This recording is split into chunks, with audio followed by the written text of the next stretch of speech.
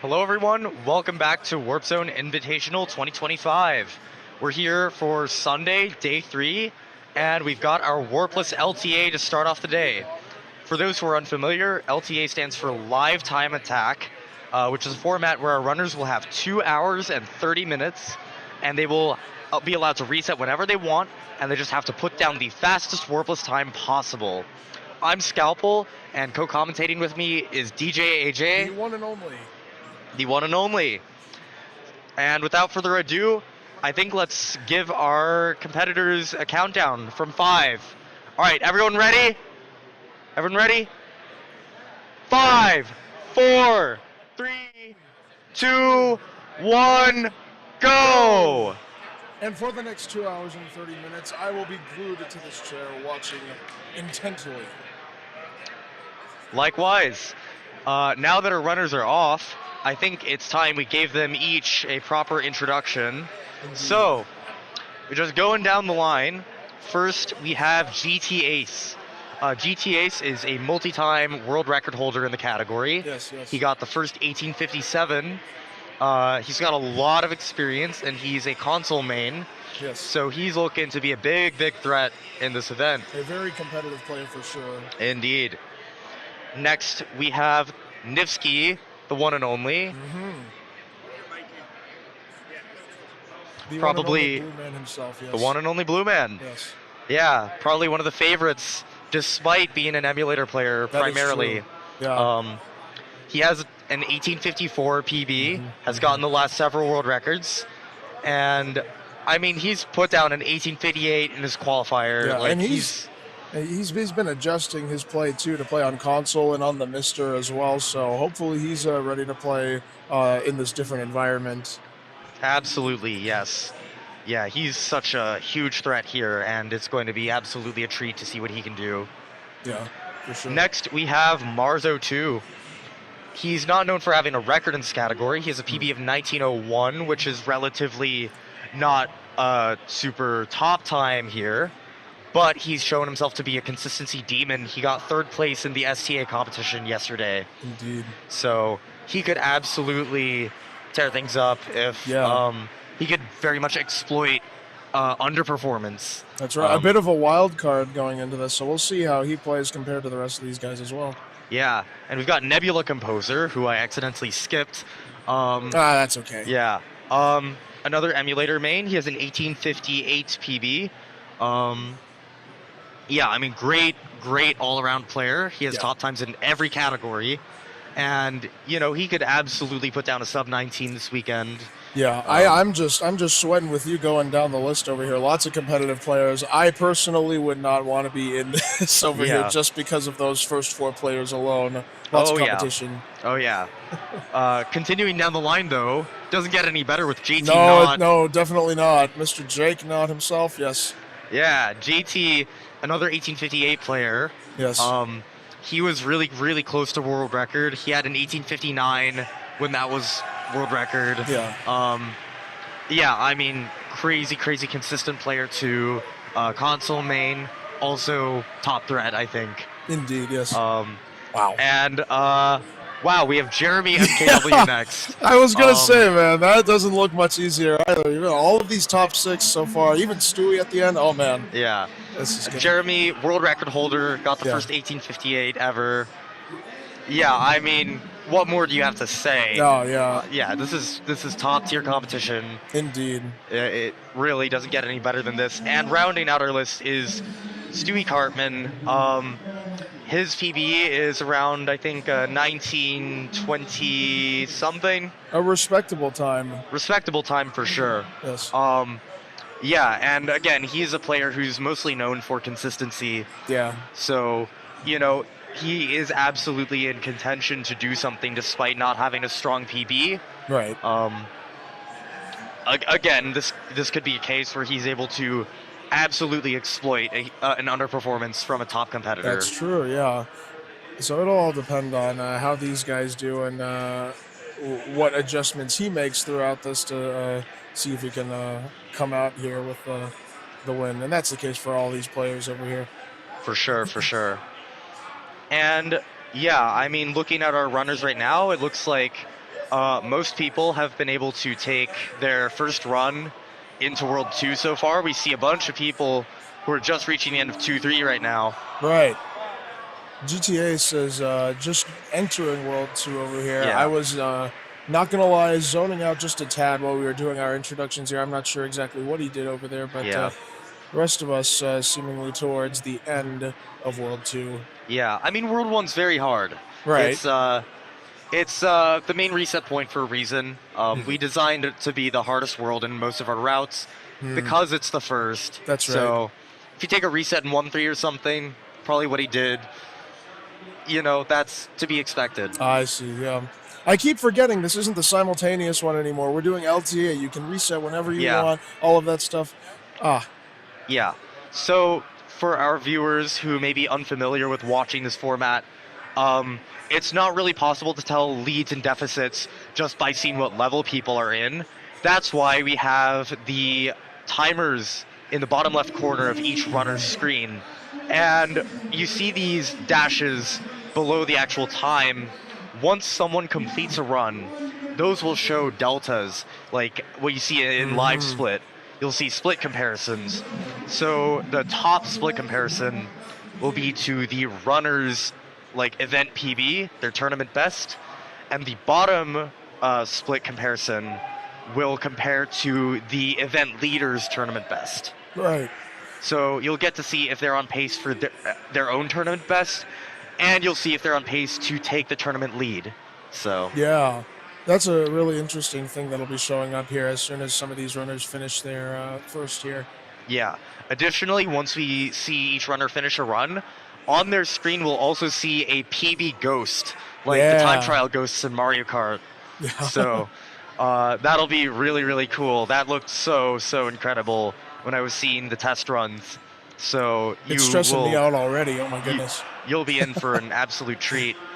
Right now, I'm not exactly sure what tricks these runners are committing to for their first runs. Right. But I think it's very likely they're going for times between 1901 and 1903. Some of the more ambitious runners, I think GTA's and Niftski, might be going for 1859 as their first run. Right. But I'm not sure. I did not ask them, and I was too busy introducing them to actually see what they went for in World 1. So But we'll just have to wait and see. yeah, that looked like the characteristic Bowser kill of the 3-4 you do before 4-4 clip. So Niftski is definitely going for 1901 or better. Right. We'll just see how much better. And I was just looking, I don't remember what world GTA's was in over there, but he missed that axe grab, and that made him reset over there. So it seems like he's going for a pretty solid time here for his first run as well. Yeah, it looked like that was in 2-4, and he is going for flagpole glitch right now. Oh, wow. Which definitely implies 1859. Yeah. For those who don't know, flagpole glitch is a very small sequence break that we do. You can do it on every flagpole, but you just skip the animation of the flag coming down the flagpole. In 1-1, you do 2 frame perfects to set up your subpixel positioning on the stairs, and then you have to do some precise but not frame perfect inputs to actually clip in the base. Yes. So it's 2 frame perfects to save 1 frame rule. It's right at the beginning of the run, so a lot of people will opt for that for really fast warpless times. Right.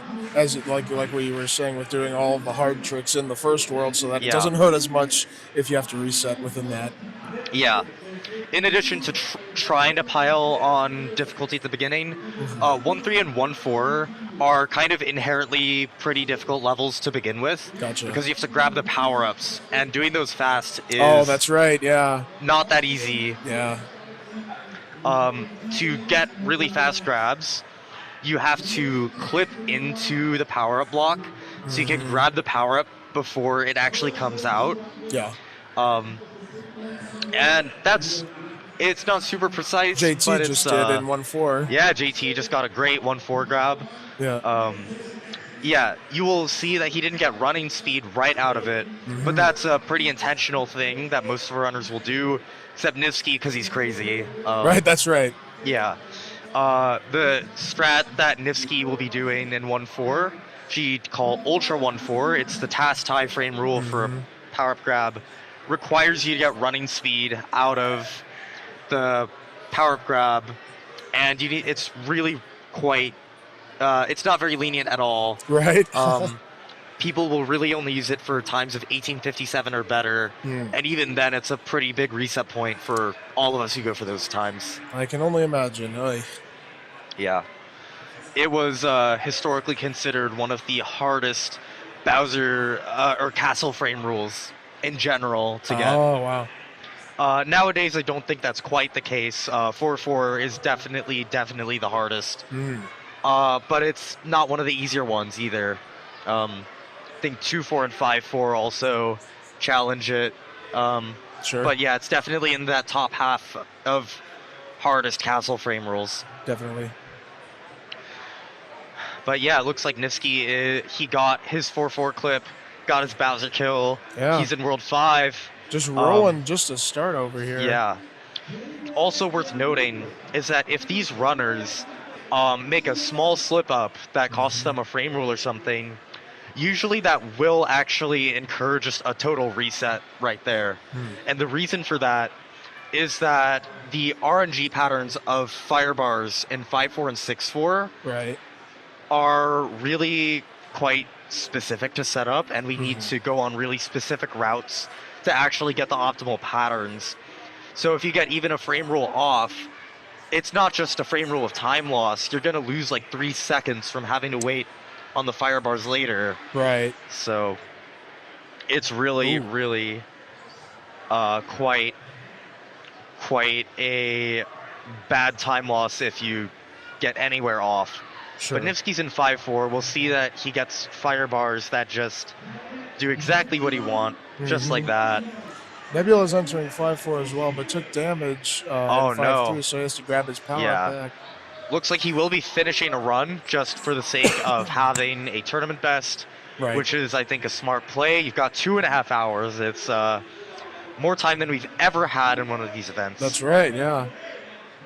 And speaking of making our events bigger and better than ever, I think we've got a donation link. Yeah, you're absolutely right, yes. Yesterday, as I was commentating the Any Percent STA Division 2, I believe, I was told, and I'm going to keep on doing this throughout the next 2 hours, 18 minutes, and 12 seconds, but the link is retrotournaments.org/support. The quote I've heard is that they are clicking the button and giving us money. So hopefully you choose to do the same so that we can keep bringing you events like this every single year. It's a lot of fun to be here, and I imagine for you at home watching us on Twitch or YouTube or any of that, it's a lot of fun for you to be seeing all these players compete at the same time over here. So please, if you want to see more of that, retrotournaments.org/support. Click the button and give us money, please. Very good. Yeah, we would absolutely love to be able to keep doing this year after year and bringing you this incredible gameplay. So donations are extremely helpful to making that happen. Absolutely. Meanwhile, looks like we got Niftski in 6-3. Man. Some of our other runners have taken resets. Nebula is once again continuing despite taking damage. Well, goes for a pipe jump right there. Yeah, I know. I saw going that. for 2 pipe jumps right there. It's quite the play. Indeed. Oh, looks like Niftski goes for a strat that I dropped on him last week. There we go. Yeah. Some words of wisdom early on here. Yeah. I've been cooking some elite ball knowledge, and I showed Niftski how to do that without making it. We kind of collaboratively figured out a way to never get a bad bill there and always slow down the exact right amount. Wow. Great. Very nice. But yeah, Niftski completing 6-4. There is quite an easy, faster frame rule that you can get there. However, this kind of messes up the 8-4 patterns. Oh, gotcha. It's not totally messed up. But you do need to do 1 frame in order to make it actually work. What I mean by that is 1 frame wall jump. You need to go for a riskier wall jump setup that saves about 18 frames, or actually no, about 21 frames. And essentially you'll just have a different set of Bowser patterns that you're anticipating, and these will have a much greater chance of allowing you to survive a jump through the hammers. Gotcha. So It's really interesting how you can figure out all of this stuff and sort of line it right up, almost completely to the frame rule, just to get all of this stuff to work out exactly right for you. absolutely, absolutely. And yeah, it's really Warpless is such an intricate network of these frame rule dependencies. Yes. Where one thing will be really, really easy, and then all the patterns after will make you not go for it. It's Right. pretty brutal in that way. Yeah. Like, I didn't even mention there's a pretty easy extra frame rule to save in 6-3. So if you go no slowdown and just finish the level, you get 256 on the timer. Uh-huh. Now that's a problem, right? Right. Because you get 6 fireworks from finishing like that. But if you tick the timer down barely to 255, top 3 frames of it, you get an extra frame rule. Oh, okay. And we totally could go for it. It's not that hard to set up, Yeah. but the frame rule says no. Oh. So, That's unfortunate. so only Niftski has it in his PB as far as top level runners go, because he went for, he completely rerouted the category Right. to his strengths, and I mean even he had to make a lot of compromises in order to make that route work. It was Wow. pretty brutal. That's why I think the plateau exists where 1856 is the best PB outside of Niftski. I would go for 1855 as someone who has an 1856, except the typical route is awful. It's garbage. Gotcha. Nebula, flagpole glitch at 7-3. Nebula Very getting good. flagpole glitch in 7-3. It's really such a great showmanship trick. The setup is the same as 1-1, same as 4-1, and it's late in the game, looks awesome. Yeah. So huge props to Nebula. Very nice indeed. But yeah, it looks like Niftski, we've got in World 8 on his route, just Yes. on the first run of the tournament. That's incredible. Did we expect anything else, though? That's a good point. Yeah, we do nickname him the Human Task for a reason Yeah. over here, and it Yeah. shows here in this first run. Yeah. Yeah. I think we got to make a new regulation for next year. Yeah, I know, that might be where- right, yeah. Where Niftski's just banned. only RTA players are allowed. there we go, Only, there we only go. humans are allowed. I like that. That's good. Yeah, yeah. Yeah. But it looks like we've got, I mean, Nebula is, of course, in World 8, finishing out his run. JT Yeah. and Jeremy are also in World 5, so they're making pretty good headway on a run Indeed, here, too. Indeed. So, yeah, I mean, it looks like very, very soon we're going to be able to see our split deltas come into play. Oh, We'll be able yeah. to talk about those a little more. That'll be exciting to see after Niftski or whoever finishes their run. Oh, yeah. Niftski getting Blanche jump there. It's a little bit of a tricky jump in 8-2 that can... It's pretty easy to lose a frame roll there or something in Warpless. Yeah. In any percent it's worse, you can just die there. But here... That's true. Here it's kind of just annoying to bonk the pipe or whatever. Yeah. 8-3 is pretty free. And in 8-4, I know he's going to go for 2-frame wall jump because that's what you have to do on this frame roll.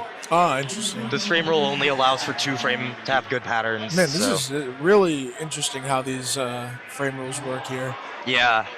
Yeah, As someone no, it's, not so knowledgeable about this category, it's very cool to see how all of this stuff works together here. So we'll see what he does. Yeah, and it's actually really, really lucky that the frame rules line up so well, so close to 0 title delay. We have a great 5-4 and 6-4 together with a no lag 6-4. It's so, so fortunate. Yeah.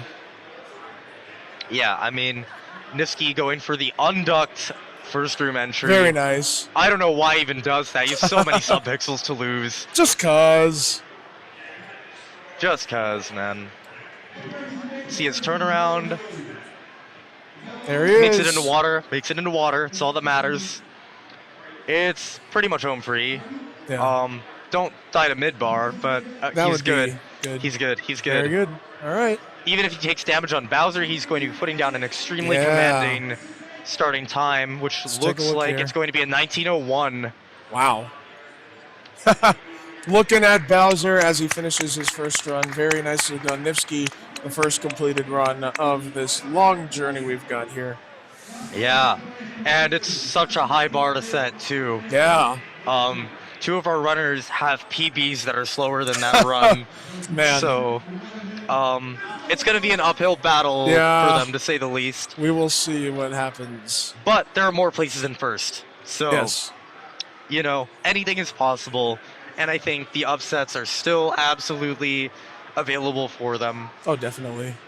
And speaking of our underdogs, Stewie is also an 8-3 right now and is Very looking good. to do a very early completion. Yes. And we'll see what he gets there. Looks like Nebula just finished his first run as well. Nebula 1940. 1940. Not That's bad. a solid mark to set. Ah, so as we see Niftski starting his second run, you see that his Ghost Runner Yes. is running right next to him on this. Oh, and he just reset. Oh, so he's back here. We'll see it again. Once he gets through his title screen delay, we will Yes. see him just coming right up. There we go. Yeah, we got the Ghost running right on top of him. It looks like we're going to continue that way, except... Hey! Yeah, there you go. So And- now just a little bit ahead of his previous run. Now going for the hard tricks here right Yeah. from the start. Yeah, he's also going to pair that with some riskier power-up grabs in 1-3 and 1-4 to save some significant time. Gotcha. But yeah, and looked like he got that with the Kriller Maru backup as well. That Oh. wasn't the standard flagpole glitch. He went a little slow and underground, so he went for a harder setup that completes the ending faster, gets the setup with fewer frames lost. Interesting. So yeah, really, really great stuff. Looks like we have JT and Jeremy still pretty much tied. Oh, yeah. And we've got the tournament best Ghost too. Yeah, on JT's at least. Yeah, looks like Jeremy, he's about 4 seconds behind, as we can see from the deltas. But JT seems to be just a frame roll behind. So, yeah, he's in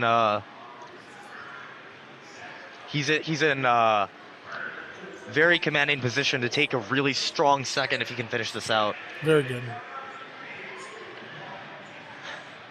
Yeah, so while our runners are continuing to finish, and Stewie did finish his run as well with 20:57. Not bad. So Yeah. getting a Sub time 21, man. Yeah, get a time on the board. It's one Yeah. most people can't do. Right, Um, that's true.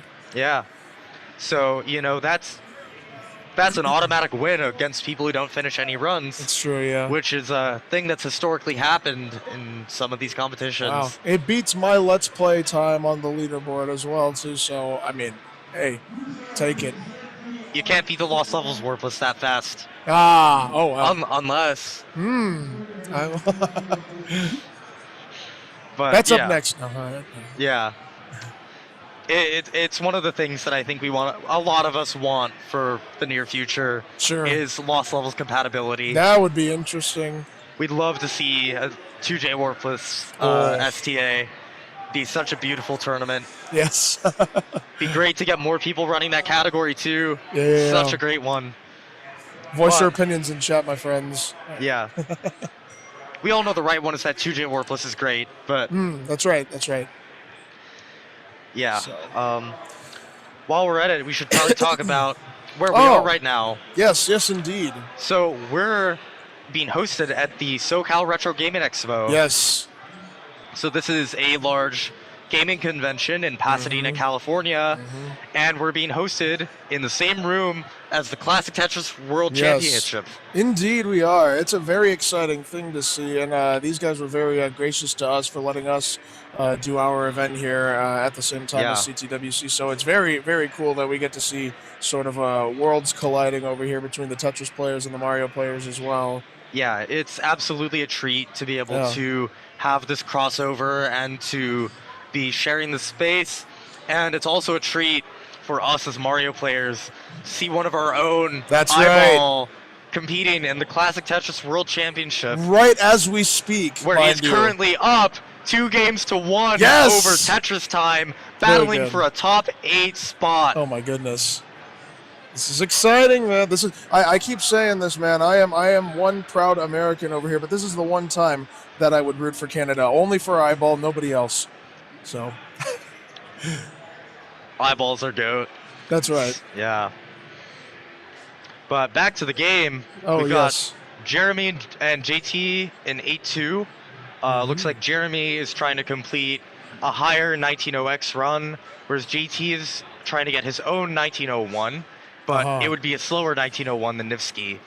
That Okay. being said, still a very competitive time. Yes. Gonna be a very anchoring type of time to put him in second. Definitely. It would take a lot to unseat that. But, you know, GTA is, of course, going for a time that fast. Nebula, Yeah. I think, is going to strive for a similar sort of time. Yes. But we can see that Niftski is still in World 1. He's succumbing to the World 1 jail That's right. that 1859 and beyond requires. Yeah. See how long it'll take him to get out of there. Hopefully, pretty soon. For We sure, shall for see. sure. Yeah. Looks like JT is missing wall jumps. That's going to put him back to a Ooh. 1902. 1903 if he hits Bowser, because now he doesn't know the patterns. Right. He just take damage on the hammers. But, you know, still a good time. It's not Like, a I don't- terrible... Did I don't Jeremy know. right warp? That's what I was thinking. Yeah. Yeah, Jeremy right warped, didn't he? Oh man. Yeah, that's going to set him back like 30 He seconds. almost does it again Oh. here. Almost gets. Oh, he does do it again. Oh my Oh, goodness. no. But looks like JT's going to complete what looks like a low 1903. Yeah. So good time on JT over here. Now on the leaderboard himself, bumping him up to second place. Yeah, for sure. And yeah, I mean, that's going to stay there for a little bit, looks like. Yeah. So he is giving himself a lot of room to play pretty aggressive from here. Yes. He could start doing 1859 attempts if he wanted, and he'd be reasonably safe because he's got a time, and it's a good time. Sure. So, but yeah, let's see where other players are doing. Yeah, I mean, Nebula is in World 3. He is, looks like trying to keep up 1903. Right. 1903 route is a pretty popular thing That's in the right. Warpless category. Yes. Requires no delay on the title screen. Very easy power-up grabs in World 1, so it's not a reset point at all. Just requires good gameplay. For those who are familiar with any percent, feels a lot like a 458.6. Gotcha. So he's just trying to maintain this route. This is popularized by Eddie Cat Gaming. Yes. Shout outs to him. Shout outs to Eddie Cat Gaming. You in the chat, Eddie? I don't know. I can't see it on here, but if you are, Yeah, shout outs to you, my friend. shout outs to you. Happy birthday. What? It's Eddie Cat Gaming's birthday. Is it really? Yeah, Aw, it's Eddie Cat wow. Gaming's birthday. Happy birthday to you. Happy birthday. Okay. All right. Anyways, that'll be finished at the end of the 2 hours we've got left here. All right. Yes. In the meantime, though, yeah, I mean, we should give a general shout out to how much game understanding was required to make Warpless the category it is today. Certainly. And yeah. runners like Blubler, also known as IOL or Yes. Saradoc, Cosmic, Eddie Cat Gaming, GTA, Niftski, Simplistic or Ryan, myself, Lane, Yeah. really were huge contributors to a lot of the Warpless meta that Sure. exists today. Yes. And really, I don't think anything at the top of... Oh, King of Johnny Boy as well. I could not forget him.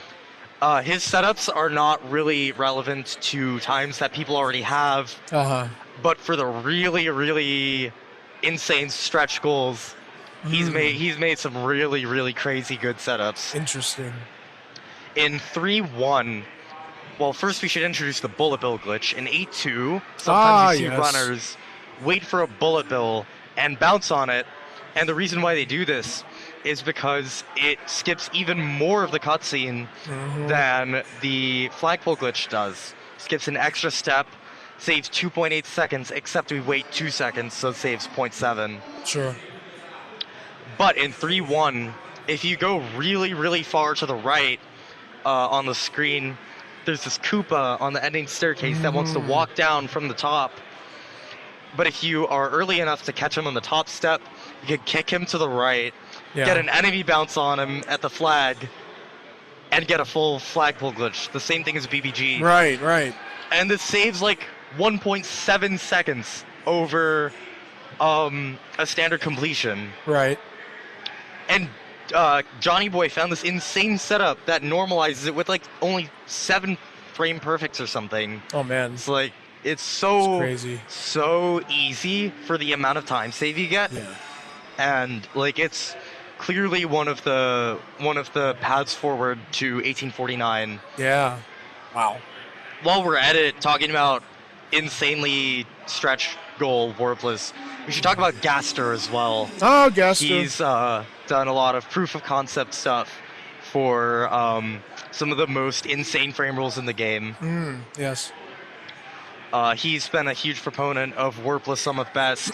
He's gotten a couple of the more insane frame rules in the game. The 5-3 task frame rule, which requires the most chaotic, insane pull inputs you could ever imagine. You need to do right, nothing, left, right, or left, nothing, right, left, nothing, right on consecutive frames. And he has this grip on keyboard where he just rakes his hands over just like this. Wow. That... I don't even want to think about how you would go about doing that. Oh my gosh. Yeah. Yeah. But it looks like while we were in the middle of this, Niftski has finally escaped World 1 jail and is now, looks like almost 1.5 seconds ahead of his best in this tournament so far. Yeah, just finishing up 2-2. 2-2 Timmy in the building. Yeah. And we've also seen Mars finish in 1915. Again, showing what a consistency demon he is, putting this up 30 minutes into the tournament. Yeah! And Jeremy finishing in 1959. Again, really trying to just put down a run. Finish a run. Yeah. Worry about the rest later. Yeah. GTA is seeming to be the black sheep here, where he just wants his... He's just going for it. He just wants his 1859. Yeah. He's not comfortable with anything less. Fair enough. I respect it. Yeah. You've got 2 hours left. Yeah. What are you going to do, right? What are you going to do? Time spent doing a 19-0X run is time wasted in the eyes of exactly. GTAs right now. Yeah, you tell him. Tell that to Niftski right here. That's right. Yeah. Oh, man. So, I know this is still a Mario thing that we're doing over here, but we're sort of watching Eyeball's Tetris thing in the background over here, and he just happened to win his match over here. I believe putting him in the top 8? Yeah. Yeah. It's our pleasure to announce that Eyeball is a top 8 player at CTWC 2025. Very nice. Impressive work by him. Well done. I see all the runners over there. As I see them, they're all looking back like, what just happened? What just happened? Yeah. So, very good and excellent work for Eyeball 1. Indeed, indeed. And for those of you who are somehow watching us with audio from SoCal Retro Gaming Expo, yes, find us in the corner on Please the do. opposite wall of CTWC. We're over here. You can come watch us. Yeah. There you go. I mean, now that that's done, that's like the only important CTWC thing going on right now. Now you can come here and watch us right now. I see 3 people, maybe 4 or 5 people watching us, man. We could do better than that. Yeah. I know you guys are watching over here. Come on by to the other side of the convention center over here and come and watch these guys play the game. Yeah, dog playing Tetris who? Yeah, come on. Never heard of them. But yeah, I mean, now that Niftski is out of World 1, wow, he's actually in the same level as GTA on what looks like to be the same pace. Oh, wow. So, yeah, I mean, we get to see 2 bids for an 1859 right on top of each other. So, Wow. If one run dies, well, got the Switch other to one to the other rush. one. Yeah. Which I think this makes it a good time to. Oh, hey, look at that. Sometimes I forget Wow. I'm actually managing this That's stream. right. Yeah. Oh, man. Well, this is neat. Yeah. Now that we've got 2 runs on 18:59 pace, Yes. perfect time to just watch them duke it out, right? Yeah. Most definitely. We do have Stewie Cartman going into 6-4. It looks like. Yes. Can I see how far behind that is? Looks like he's. Looks like 14 seconds. If I can see that right. I cannot read that from here, but sure, I'll take your word for it. I don't know. He's on some pace, and we'll definitely focus him once he gets into World 8. Yeah. But yeah, I mean, the double 59 pacer is going strong. Yes. At this point, the next bottlenecks are 4-3, which is more of a minor bottleneck, but it's a pretty precise level. And I mentioned this yesterday, but normally running through the level gives you remainder 20. In other words, 1 frame to save before you get an extra frame rule. Just barely missed that bus. Yeah. But because you can't actually hit top of flagpole, there are these really precise heights where you can grab the flagpole, where you save a frame on the castle walk and get the frame rule. Wow. And these runners are both routing for it. Interesting. We'll see how they do here. There's a 2-frame window to full jump to the flag, which gets you this, which isn't too bad for these runners, but it's really annoying if you miss it. You don't want to see that. Sure. Niftski's gonna get it, looks like. Can't actually see the pixel from there. What happens is you come to rest 1 pixel above the flagpole base. Oh, yes. And you spend like an extra frame or 2 in the air getting that aerial acceleration. Looks like GT Ace is also gonna get it. Yep. Niftski coming in for the 4-4 clip. Gets it. Very nice. It's going to get a really nice duck under that fire bar. GT Ace going for that setup that Miniland found. Some interesting colors going on here with Niftski. GT Ace also going to get 4-4 clip. Very good. Wow. And yeah, I mean... Oh, that was a scary Bowser kill, but he gets it. He gets it. He's in World 5. This is a pretty interesting race over here. Neither player has made that tiny little mistake that it takes to just reset and start over. And for Niftski, it's especially just gonna completely shatter his run. Right. Because he doesn't have, just get a PB to play for anymore. Right, yeah. He has a 1901. Yeah. If he gets off route, it is over. But that's okay because he has a 1901. That's true. Yes. So, there's a bit of a kind of a catch-22 with that. Yeah. Where, the stakes are higher, but not really because you're already a leader. And right, yeah. So, yeah. For the time being, he's chilling right now and still got plenty of time to go over here. Indeed. Yeah, and I do want to quickly mention, we were kind of alluding to the concept of reset efficiency earlier with talking about how people pile on hard tricks in World 1. But you'll know about Bullet Bill Glitch that I mentioned earlier, stable of any percent, saves 2 frame rules, not just 1. People will generally not be going for that in LTAs, and the reason why is because it's really late in the run. Yeah. Failing it sets you back 18 minutes, not like 30 seconds. Right, that's true, yeah. You got to do the entire thing over again. Yeah, you got to do the whole thing over. It's not fun. But if Niftski gets a sufficiently good time, or anyone, we could see it. Right. And I actually predicted yesterday, we're seeing a BVG finish. Okay. Place your bets on Polymarket, my friends. I'm not sure if this is on there, but if it is, you should put him in right now. I don't think we're on Polymarket. Nah. Not just yet. Not quite that big yet. Not quite. But Niftski is going to kill Lakitu in 6-1 Ah, to the utter dismay of Flippity. a mortal sin in a tournament like this. I don't know if he can come back from that. And so does GTA, so wow. So, yeah, I don't think either of them are completing their 1859. Not It's after over. that. It's Yeah. over. You might as just hit the button now, man. I don't know what you're doing. Yeah, it's right in front of you. It's a waste of time. It's right in front of you, and there's no like time frame window. You know, Yeah. might as well. That's right. But yeah, I mean, they're both going incredibly deep. Yeah. Yeah, I do want to give a shout out to that one firework in 6-1 as well.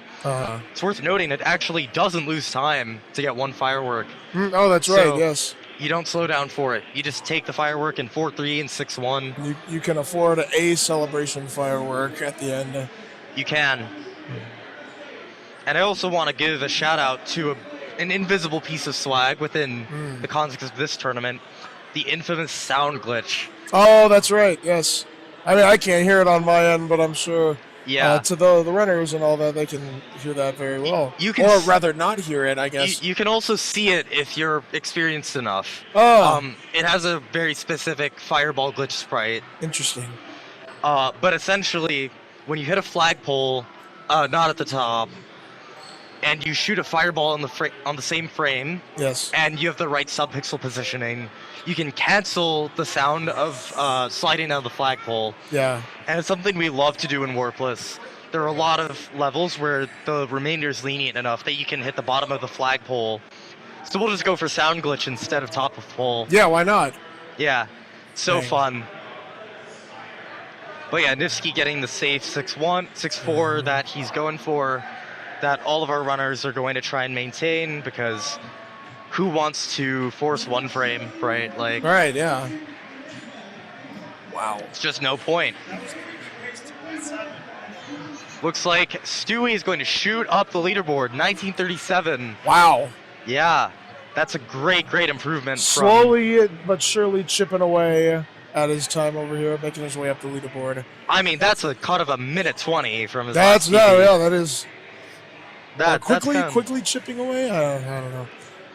I mean, if he gets another minute 20 cut here, that's a hefty world record. Indeed, That's yes. the 1817 world record from Stewie Yeah, Cartman. you just did it. What's another minute to Yeah, go from there? Yeah.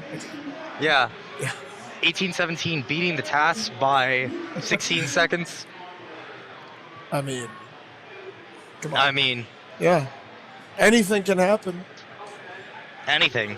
Yeah. But yeah, now that we've mentioned that late game tricks are kind of out of the question generally, and World 1 is kind of saturated, well, what are these players going to do to improve next? And the answer is that there are extra frame rules to go for in the castles in early game. 2-4 has a frame rule, 3-4 has a frame rule, and 4-4 has a couple frame rules. Man. So you've got these like early, but not super early tricks that Right. are generally easier than stuff like flagpole glitches. Yeah. And these runners will be trying to pick up those sort of incremental time saves over the course of the run. Yeah. But also, knowing these runners, they'll be adding flagpole glitches too. Oh yeah. I know Niftski is a particularly big fan of 1-2 flagpole glitch, and Oh he'll be, yeah.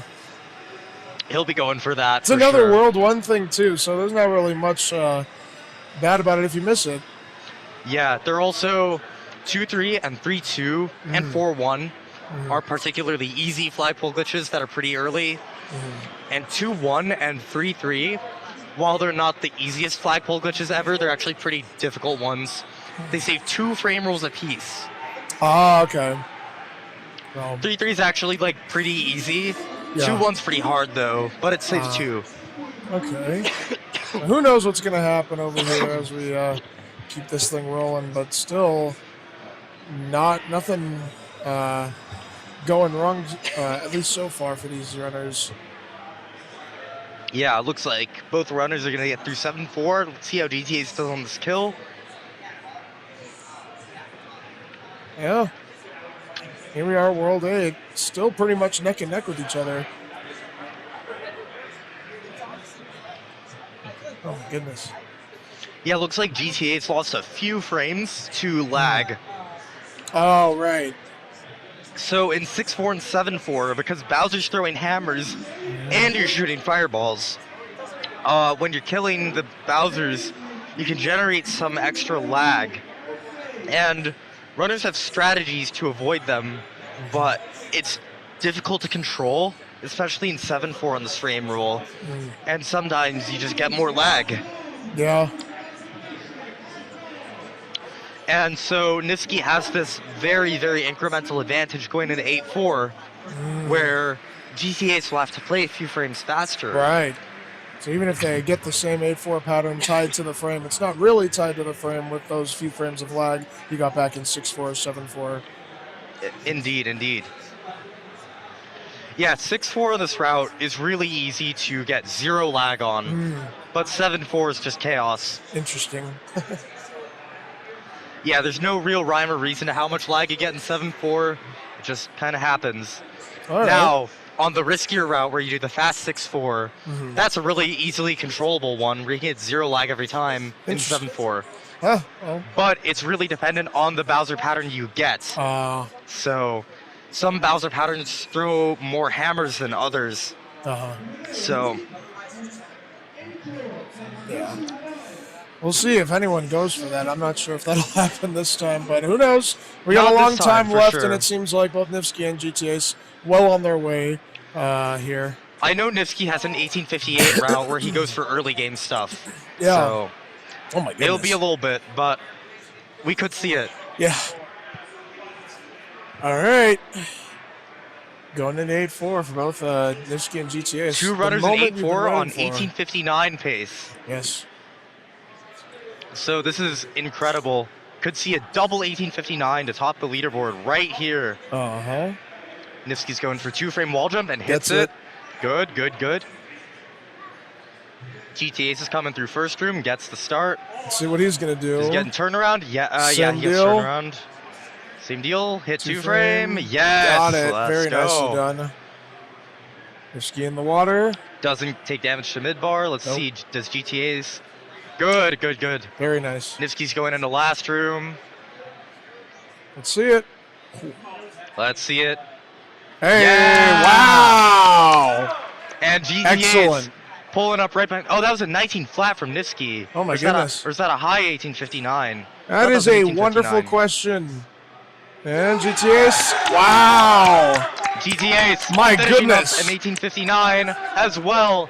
Well played. Yeah, these times are rounded. Those were both 1859s. Gotcha. Decimals, oh my goodness. So we got our first 2 sub-19s with still an hour 43 minutes left. I have no idea what's going to happen in the rest of them. Absolutely crazy stuff. What a couple of races by those 2 players over here. Very nicely done. Absolutely incredible stuff. Yeah. Meanwhile, it looks like we've got Mars in 8-2, so we're going to focus him. Hey, there he is. Yeah, so we could see a completion from him. Looks like he's on about 1903, 1904 pace. So, so this is really, really solid for him.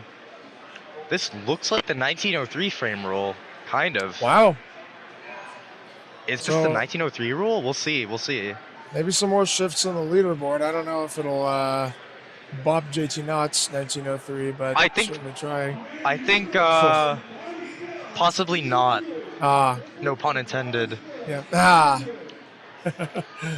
But it's going to be a really, really strong improvement. It's going to make it a lot harder for these runners, Stewie, Nebula, and Jeremy, to actually gain any ground in the standings. Definitely. Looks like we have Mars doing 2-frame. Let's see. He hits it. Incredible. See, does he get turnaround? He does. He does. It's funny, I'm so used to not knowing turnaround in these tournaments because we have the wide format. Oh, yeah, Now we have the actual cutoff. We don't even have to ask. Well, I can't see it on here. It's the screen I'm looking at over here versus the screen over here, I still can't even see it very well. Bang! Okay, that's reasonable. Bang! That looks like 1904? 1904. Could be a high 1903. We're not sure. That's right. That's right. But either way, great time. Indeed. We're already seeing a really, really competitive tournament. A pretty tight top four, it seems. Yeah. Between Niftski, GTA's, JT Knot, and Mars, respectively. For sure. So as we keep this rolling over here, I might as well do this again over here. If you were just tuning in, or if you haven't heard this in a while, or if you haven't donated, I don't know what you're doing. I've been saying this every single time over here. retrotournaments.org/support. According to Flibbity, they are clicking the button and giving us money. Please do that so that, again, we can continue these wonderful events every single year for each and every one of you watching on Twitch, on YouTube, all of that stuff.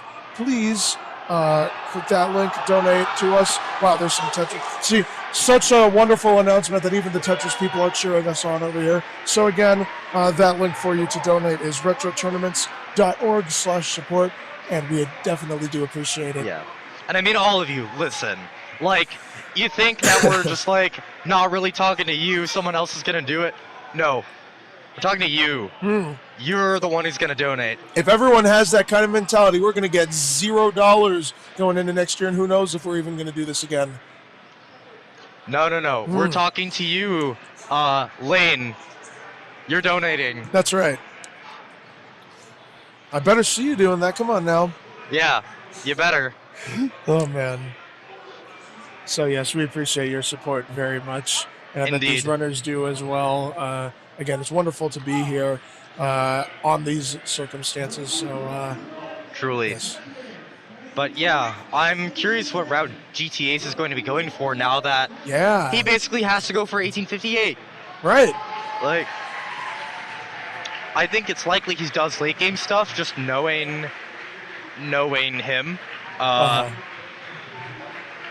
But I know Niftski, we're going to see this right here in 1-2 at the top right. Oh, yeah, let's take a look. Not quite. But we can see that he is going for 1-2 flagpole. Yeah. As part of his route here.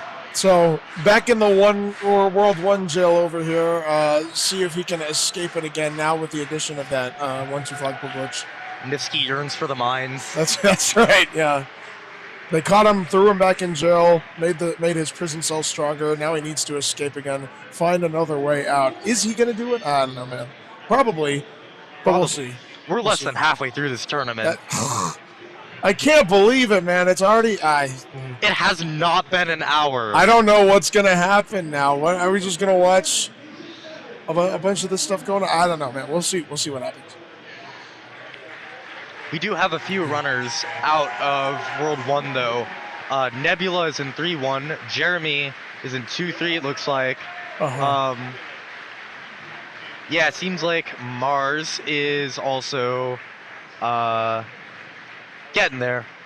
Yeah. Oh, and Stewie is in 4-4. He is looking to be on a pretty strong pace right now. Yes. Not terribly far behind. Could still get a 1x with really, really good play in the back half. But we will see. Smallfire, as he's playing, is a really sort of volatile way to play, where keeping the power up at all costs is kind of what matters. It's really, really costly to lose it, even more so than as big. And, you know, our big fire runners, it's not like they can afford to lose it either with the level they're playing at. But with Smallfire, you are so done when you lose it. Because Smallfire is inherently the least vulnerable state. You have the smallest hitbox with the ranged weapon. Yes. But when you take damage from it, you go to Big Mario hitbox with Small Mario vulnerability. Right. So it's the most vulnerable state. Yes. So you need to either not die and pick up 2 power-ups, or you need to take your death and then not have Smallfire ever again. Yeah. Duck jump everywhere until you get the power-up back. Yeah, exactly. And when Smallfire is kind of meant to be a way to not be doing duck jumps everywhere. Right, yeah. You know. You might as well, but it's okay. Yeah. Small fire is great if you just want to get a 1930 and then tap out. But if you want to go further, big fire really is kind of the way. Gotcha. The down button won't hurt you. What's that? Down button won't hurt you. Oh, yeah, that's right. It's friendly. It doesn't bite. Yeah. So I don't think it does. Doesn't. I can confirm. Oh, gotcha. I've played too much Warpless for one human lifetime.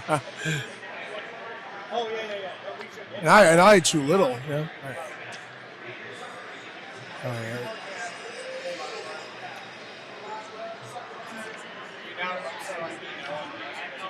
Is Jeremy behind his advanced best right now?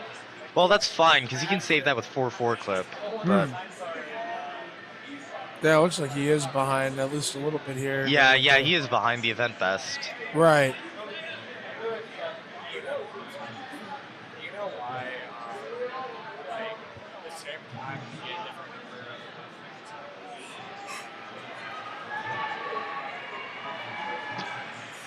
So I think this would be a good time to take a quick caster break. All right. Yeah, let's just take a quick break and regroup in 3 to 5. All right. Yeah, we'll see you all in just a minute, everyone. We shall return. Thank you very much.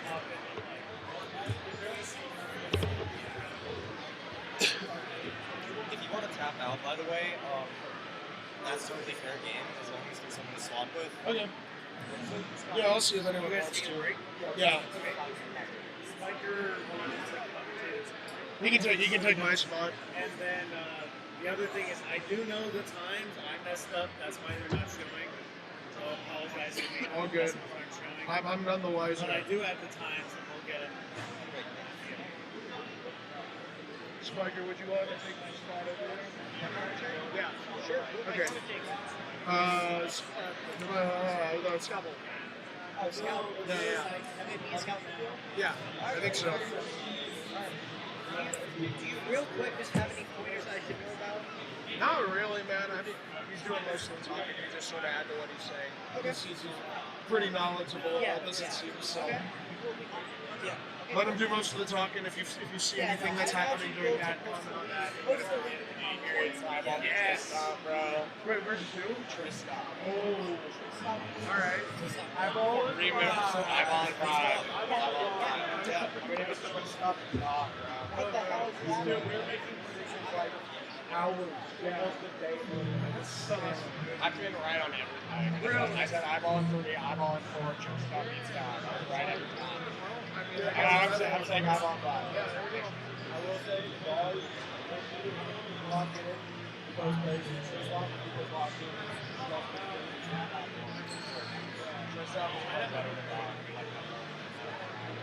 Right. Alright, I'm gonna get my stuff and start practicing ready for set.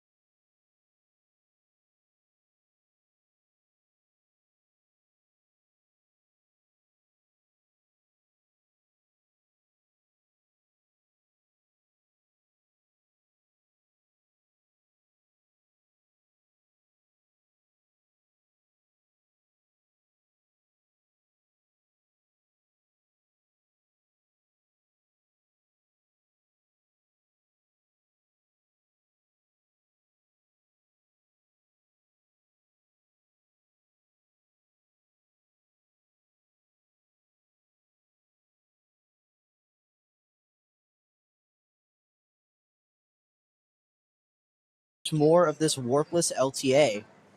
Yeah, absolutely. We've already seen some really incredible results. Niftski and GTA's both putting up 1859s. I did see that. That is incredible.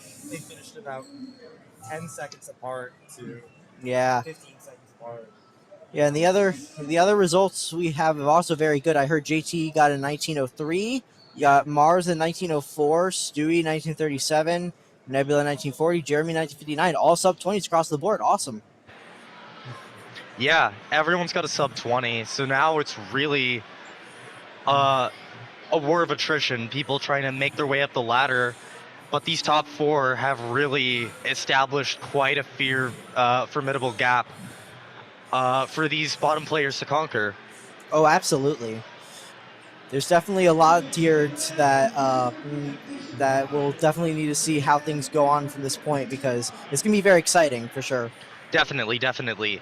And if you're Niftski or GTA's too, you're playing with the house's money at this point, Oh yeah. and you're just trying to, shock the world. Oh yeah, now it's definitely shock value. Definitely about being able to do something we might have never seen before in the live LTA setting, which is going above and beyond with your warpless time. Oh yeah, yeah. I mean, Yeah. Niftski got an 1858 in his qual, so that was an hour and a half only, not 2.5 hours. So maybe it's time. Yeah. GTA's will also be going for 1858 right now, most likely. I'm not exactly sure what route he's going to be doing, but there's a lot you can choose from. You can really thing that's nice about high-level warpless is that the time saves are numerous enough that you can really tailor your routes to suit your own personal strengths. Absolutely.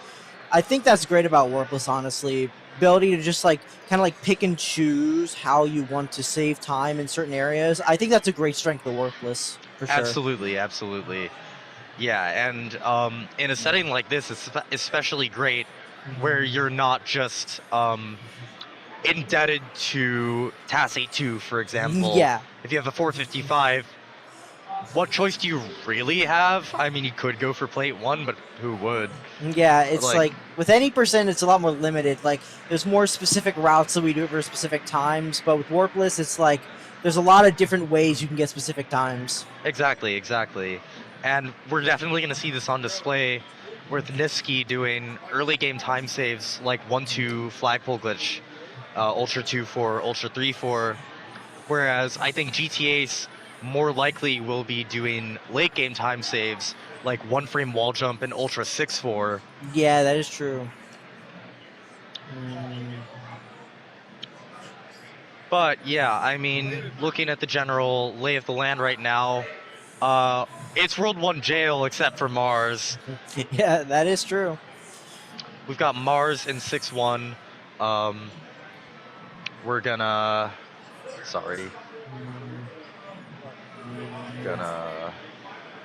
put him up on our top left, Yeah. and we're going to.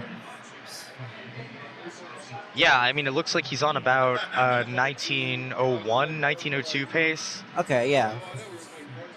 Cannot quite tell, but either way, he's on pace for an event PB and is looking to bop JT in the standings. That would definitely be big, yeah. Yeah. And if he is indeed on 1901 pace, that's especially huge. Mars's PB is a 1901.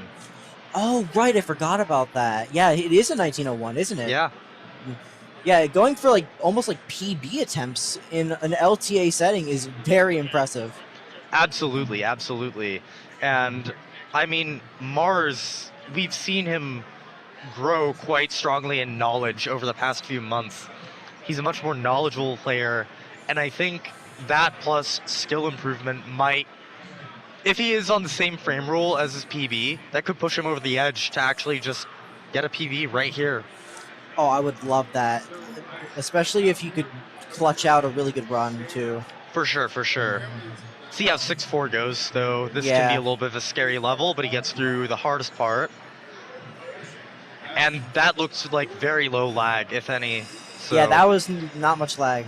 he knows his stuff there, so Yeah, lag reduction is definitely important for some of the Bowser kills. Absolutely, absolutely. It's one of the most critical things when you're trying to just save frames in Warpless. Yeah. Um, Mm. 1856 is a notorious second barrier where lag matters a ton. I can Um, imagine, yeah. 1857, typically runners will go for an extra frame rule save to get like a 0.6 or something, much like any percent. Mhm. But in 56, usually people are really, really paying really close attention to lag reduction. And then you also have to turn around and play a really fast 8-4 on top of it. Yeah. So, Yeah, that's definitely what makes 1856 tricky compared to most of the other sub 19 times. sure. And it looks like we've got our retimes on Niftski and GT Ace's run. Niftski's time is an 1859.84. GT Ace had is an 1859.92. Wow. Yeah, that is incredible. So that is 5 frames separating our top 2 runners. 5 frames. Incredible. Yeah, absolutely top-notch competition. Doesn't get better than this. Yeah, Niftski and GTAs are some of the best Warpless runners I've ever seen, so it doesn't surprise me that they're For able sure. to come out here and do this type of stuff with the game. Absolutely, absolutely. Looks like Mars is still going strong. World 7 is a bit of a tricky point, but he's managed the 2 worst levels of it quite well. Mm-hmm. It's just absolutely... Oh, that's a... I hope killing that sheep doesn't create any bad patterns. Okay, that's a funny pattern, but not a bad one. He's good, he's good. Okay. The general wisdom on this route is that you don't kill anything in 7-3. So it's just a little bit of a... Gets the heart rate up when you see an enemy die in 7-3. Ooh, yeah. But, you know, it's fine in this case. Oh, we're seeing the crouch strat from Mars. Bit of an older strat, but cannot go wrong with it. Lets those opening shots happen so easily. Oh, looks like a lot of lag and a frame rule loss there, though. Ooh, yeah, that extra was not the greatest. But it should be okay. Yeah, he'll still be able to bop JT, definitely. But I think the PB hopes are a little bit more out of reach. Yeah, absolutely. But it's still a runner in World 8, so... Yeah, we'll take any run to World 8 we can get. Absolutely, absolutely. Let's focus up a little bit. See him dishing out 8-1, you know, generally a pretty hard level in any percent races. In Warpless, it's just free. Agreed. Having the Fire Flower definitely makes a big difference. Yeah, for sure. Yeah, it's night and day. Every pipe jump, everything like N-Boy is just converted into a B press. Yep. Especially the fact that hitting the star is guaranteed good judges in Right. Warpless. Right, yeah, for those who don't know. So basically, you can make the flagpole, or the flag come down 1 frame faster by changing the Y subpixels of the flag enemy slot beforehand. The only way you can do this is to make the star come out and bounce a specific amount around the screen. Now, power-ups only can come out of blocks once every 4 frames. They're on a frame rule like that. And normally this makes it a really lenient, easy thing to do. But because in any percent you come from a warp zone, you can be offset from the normal power-up frame rule. And if you're offset by 2 frames exactly, then you have a frame-perfect star block hit to actually get that frame save, which causes a frame rule save too. So in Warpless, you don't have to deal with that because we come from 7-4 and we don't have any offset shenanigans that exist. Yep. I did like how Mars approached that first hammer bro there. It was a little scary, but he got the snipe just fine. For sure. I think that really speaks to his style as a runner where he got 3rd place in the STA competition yesterday, so he is living up to his reputation as a consistency demon.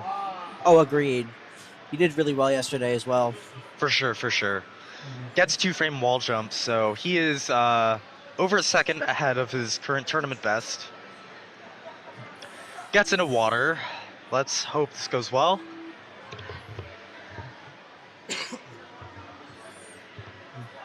Ooh, I did not like that blooper pattern, but it looks like he got through it just fine. Yeah. Was that perfect exit? I think so. I mean, it wasn't perfect water because of the crouches, but it was perfect exit. Ooh. Oh no! He's still PB though. He still gets event PB, but it's not going to move him up the standings because he got hit on Bowser. You're right. No, Podobo. Oh yeah.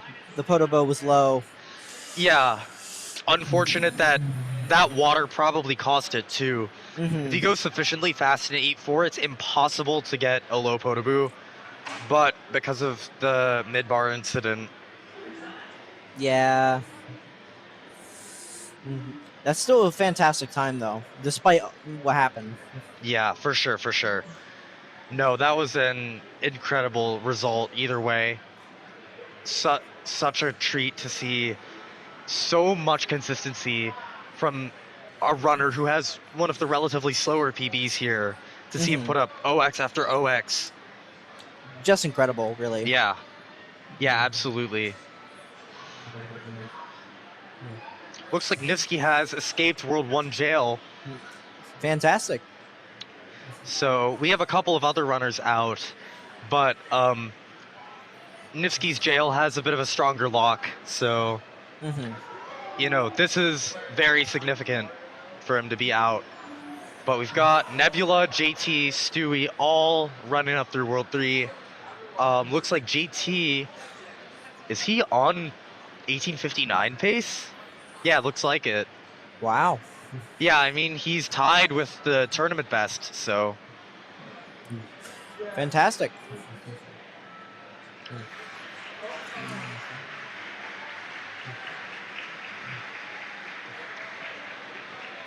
Yeah, I mean, looks like. Yeah, everyone's just killing Bowser, as they should. I mean, this is kind of the most dead part of the game, Worlds 2 and 3. Except Niftski's going to be doing the ultra kills in 2, 4, and 3, 4. Yeah, So that's got what those makes to a look difference. forward to.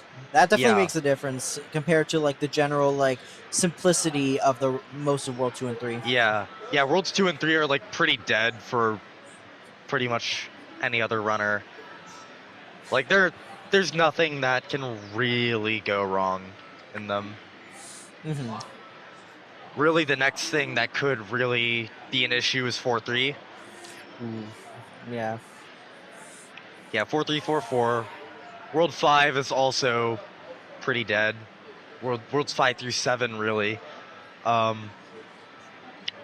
Yeah, this is one thing that's there's this sort of uncanny valley of 1859 through 1901 where there's really only 3 worlds that matter that much, 1, 4, and 8. Hmm. Because 1903, you've gotten past that hump, and like the levels, running through the levels isn't the issue anymore. It's just the tricks, and you have so few of them at that point that it's a really it's a run with a lot of bulk that doesn't have anything. But going lower through the 18s, it does get better. It becomes one of the most intense, incredible runs that you could ever complete. It becomes very grueling the farther you get down the 18 line, but Yeah, that can also make it a lot more exciting for some people. definitely, yeah. I found that the category just became much more interesting to run when I was playing for 1856 than when I was playing for like 19 flat, for example. Yeah, I can absolutely understand that. Yeah. But it looks like you've got JT in 4-3. Let's hope this goes well for him. Looks like Nebula is still trying to do a 1903. I think it's a really solid play, given an event PB of 1940. Got the forward there.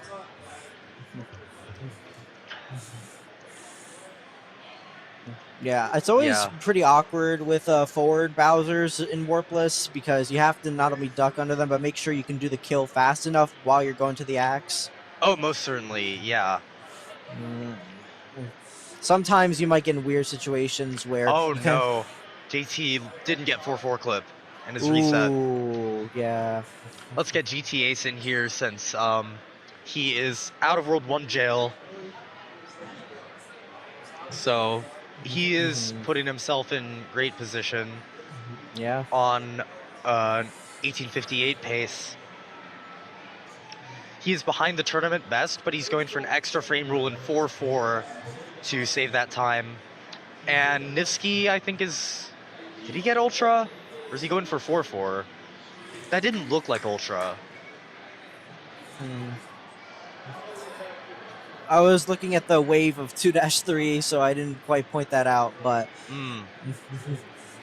but I do think that it was not Ultra. Yeah.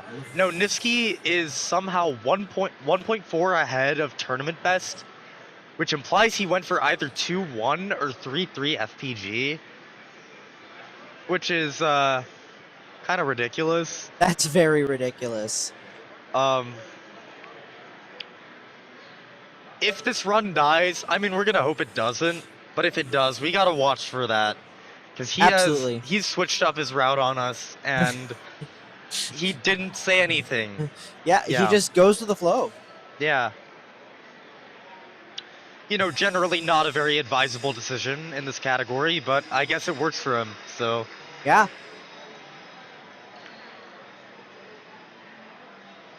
Looks like Nebula reset at some point.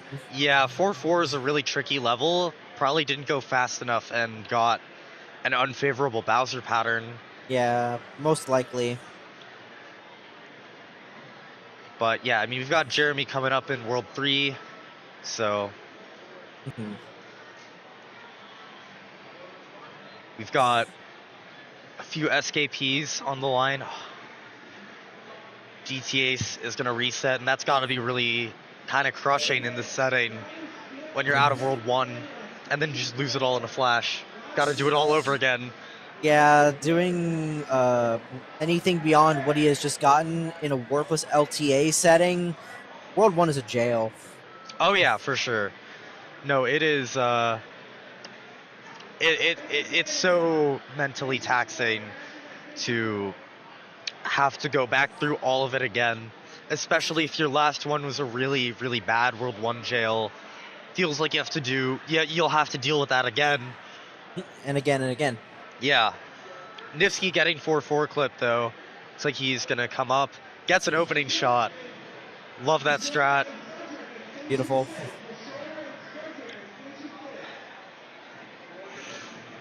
But yeah, getting him into the back half on 1858 pace without any late game hard tricks.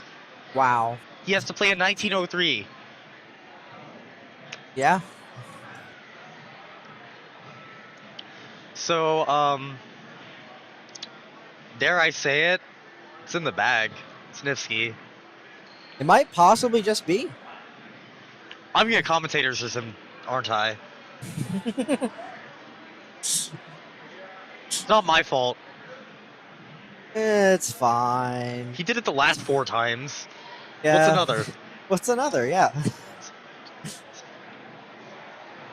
Niftski is very much known to be able to clutch up a lot of situations, so it's not like all too surprising to see him be able to perform at this level. 100%, yeah. No, he has shown himself, despite mainly playing on emulator and having to deal with the pressure of playing live and being the favorite, he's always risen to it.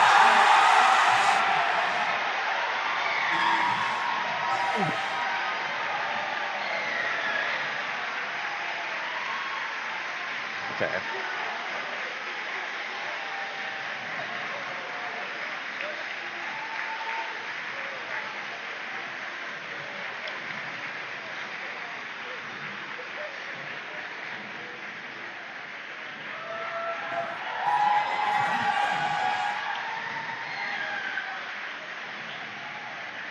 We're at a time where all of our runners are either in World 1 jail or in the dead zones of the run.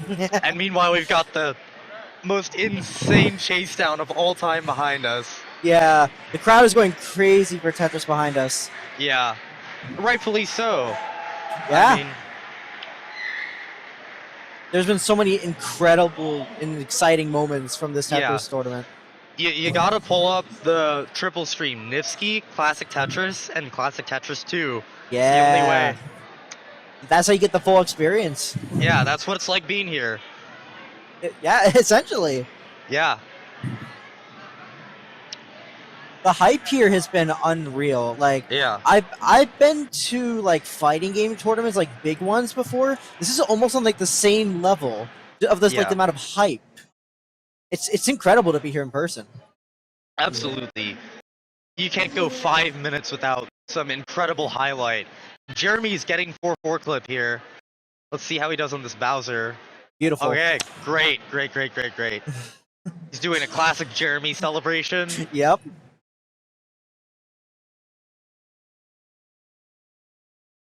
Nebula is in 2-4, which on this route is not the easiest. Yeah. You have to get an opening shot over that low fire.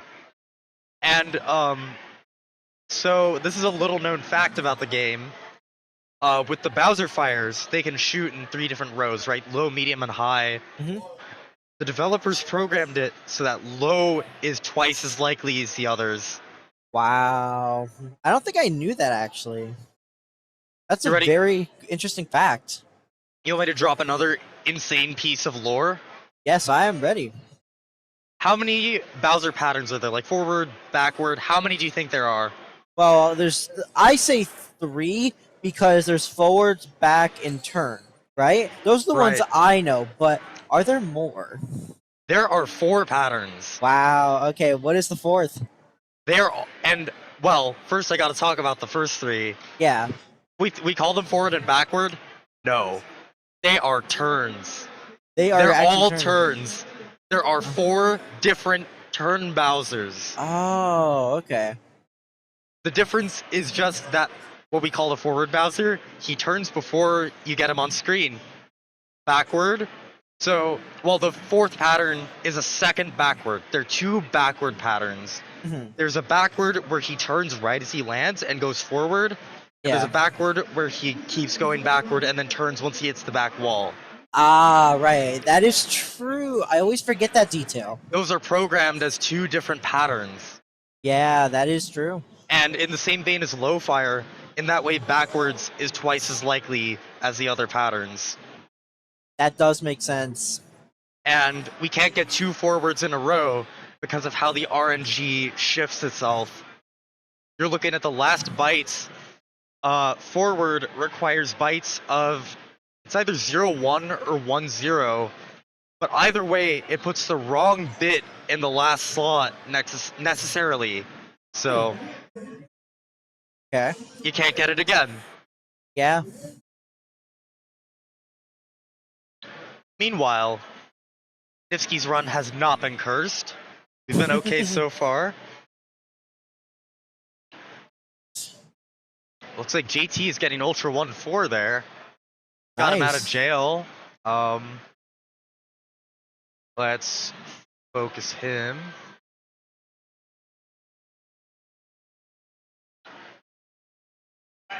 Jeremy But yeah. also in 6-2. Jeremy is in 6-2 on what looks to be 1903-ish pace. Okay. I think in his tournament, PB that has right there, the 1959, he right warped twice in 8-4. That is a big chunk of time save right there. Yeah, so you see that his PB comparison is pretty close. Mm-hmm. But it's like, he has a 1959, so it's like, what happened? And it's that. Yeah. Yeah, the moment he gets back there, it's probably going to go a lot better. For sure. Oh no, Stewie. Well, okay, that's not going to be a huge issue here.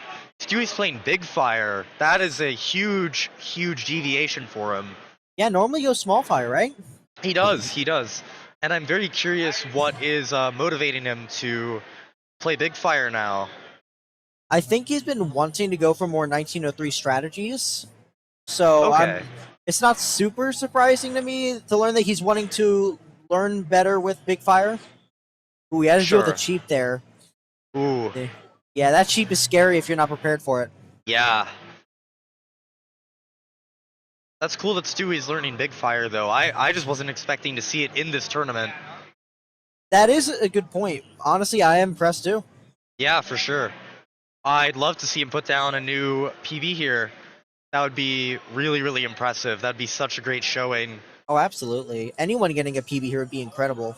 Yeah. Meanwhile, Niftski, we've got in World 8. Ooh, Nebula. Did not Oh, quite get no. did not quite get those opening shots. Oh, no. So it looks like he's gonna have to reset. But yeah, Niftski, 1.4 ahead, 1.3 ahead. Either way, 4 frame rules, plus or minus some lag. So Yeah, incredible. that's going to put him on pace for 1858.5 or .4. Yeah, I mean, what can you even do? All right. Do you by chance know what live setting for Warpless, like the best time that's ever happened? It's going to be this. Ooh. This makes things a lot more interesting. I am very excited to see how 8-4 goes. For sure. If I'm not mistaken, this might also be the fastest live Warpless, even if he gets hit on Bowser. Wow. So there's a lot riding on this. There is a lot as we're heading into 8-4.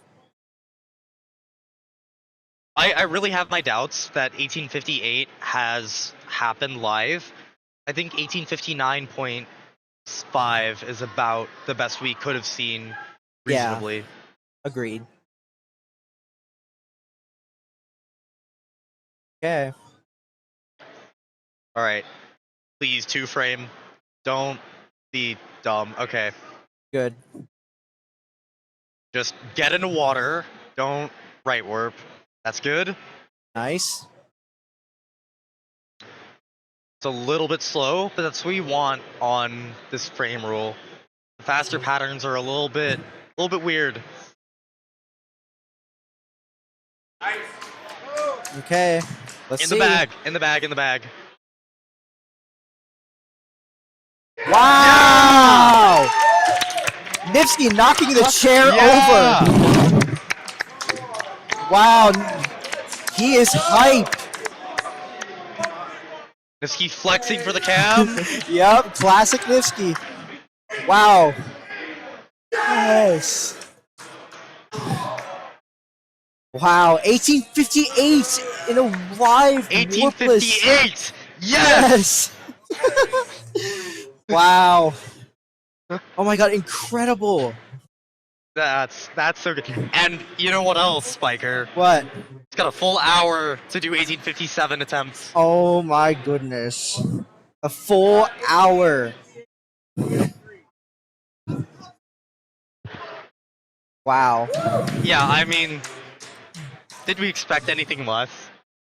Honestly, this was completely expected. Yeah, and with the retime has come in 1858.83. Incredible. Wow. Niftski got so excited there that he actually like knocked the chair over during his pop off. That was so Yeah. funny. The players are playing on an elevated stage, and the chair tumbled all the way off. Yeah. Thankfully, no one was near it, but like that was really funny and cool. Yeah, for sure, Funny. for sure. That was great. Let's, yeah, I think it's time to... Okay. There we are. So you got Jeremy in 8-3. He did take damage, Oh. but he is still on 19-0x pace. Okay. So he'll definitely be able to elevate himself out of 7th if nothing catastrophic happens. So, Okay. you know, Heading at 8-4 here for Jeremy. yeah. Let's focus Jeremy then. Got some big moves for Jeremy potentially. Yeah.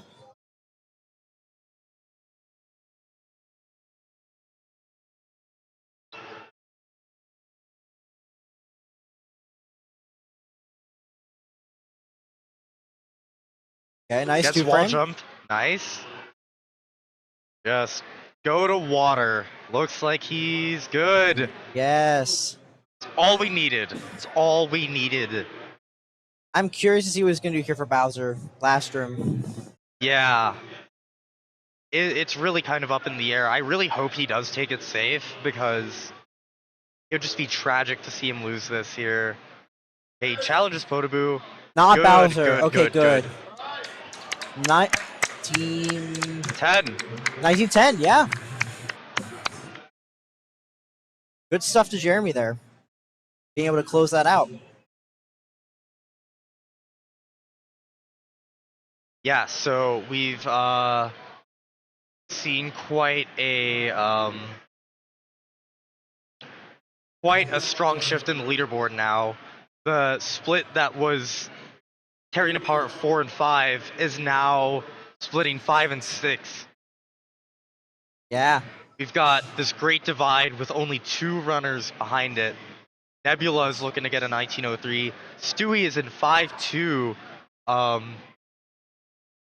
I'm not completely sure what pace he's on, but it looks like he is on a solid pace. Could get a 1x here. That was if an all goes interesting right. bullet bill. Yeah, that was a Ooh. crazy dodge. Stewie's kind of the GOAT for that one. Yeah. You know, I respect it. He keeps fire. Yeah. That's all you need to do. In 5-3, at any level, that is very important. Being able to keep your Fire Flower in 5-3, because those bullet bills, man. Yeah.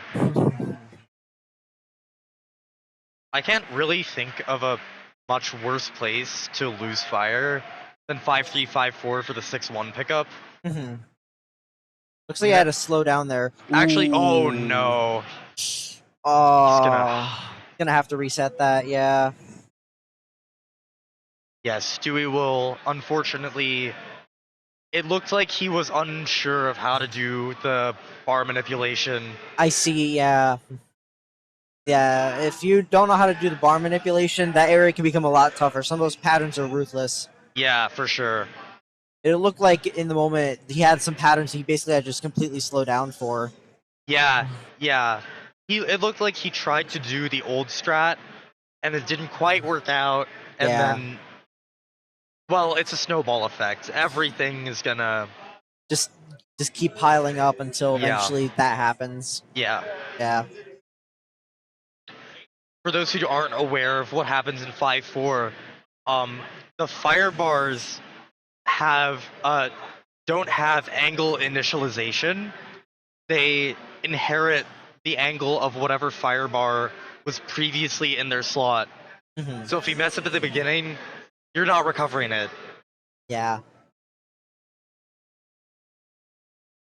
5-4 is a very important level to understand just how to do it right. Yeah, absolutely. It's one of the most crucial levels in this category at most levels. Not at the top level, it's pretty free. But Mm-hmm. at most levels, it's really, really important to have a really concrete game plan. Yes, exactly. At top level, you can usually route the frame rule you're going to be on for 5-4 to make it a lot easier. But if Yeah. you don't know what frame rule you're going to be on, you need a game plan. Yeah, absolutely. I mean, it's even still one of the tougher castles at the start. Once you start doing ultra kills, it starts to feel like nothing. Mhm. But that's pretty late in a speedrunner's journey with this category, so Agreed. for most people, 5-4 is going to be a focus level. 6-4 as well. Has a very similar issue with firebar inheritance.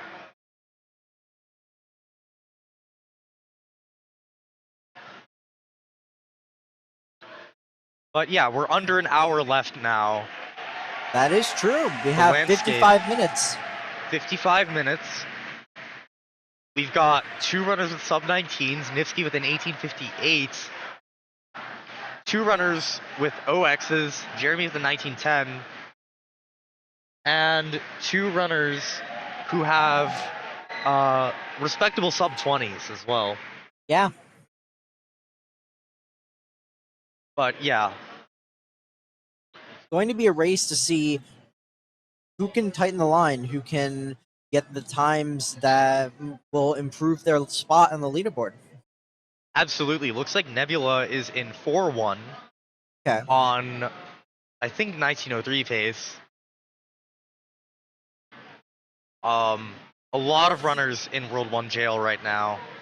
Jeremy, though, is in 2-2.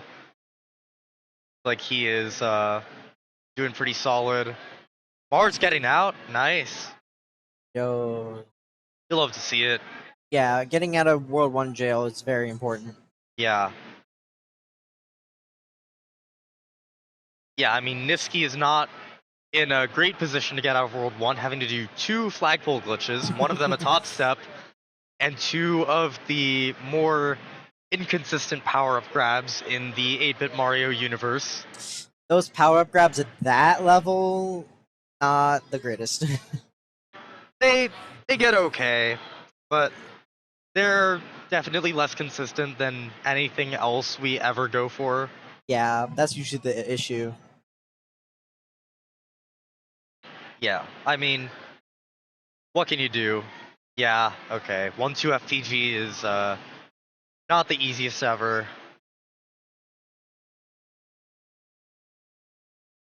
Nebula is going through 4-3. Looks like he got the good jump. And is that Sky Boots? I think it is. Okay, nice.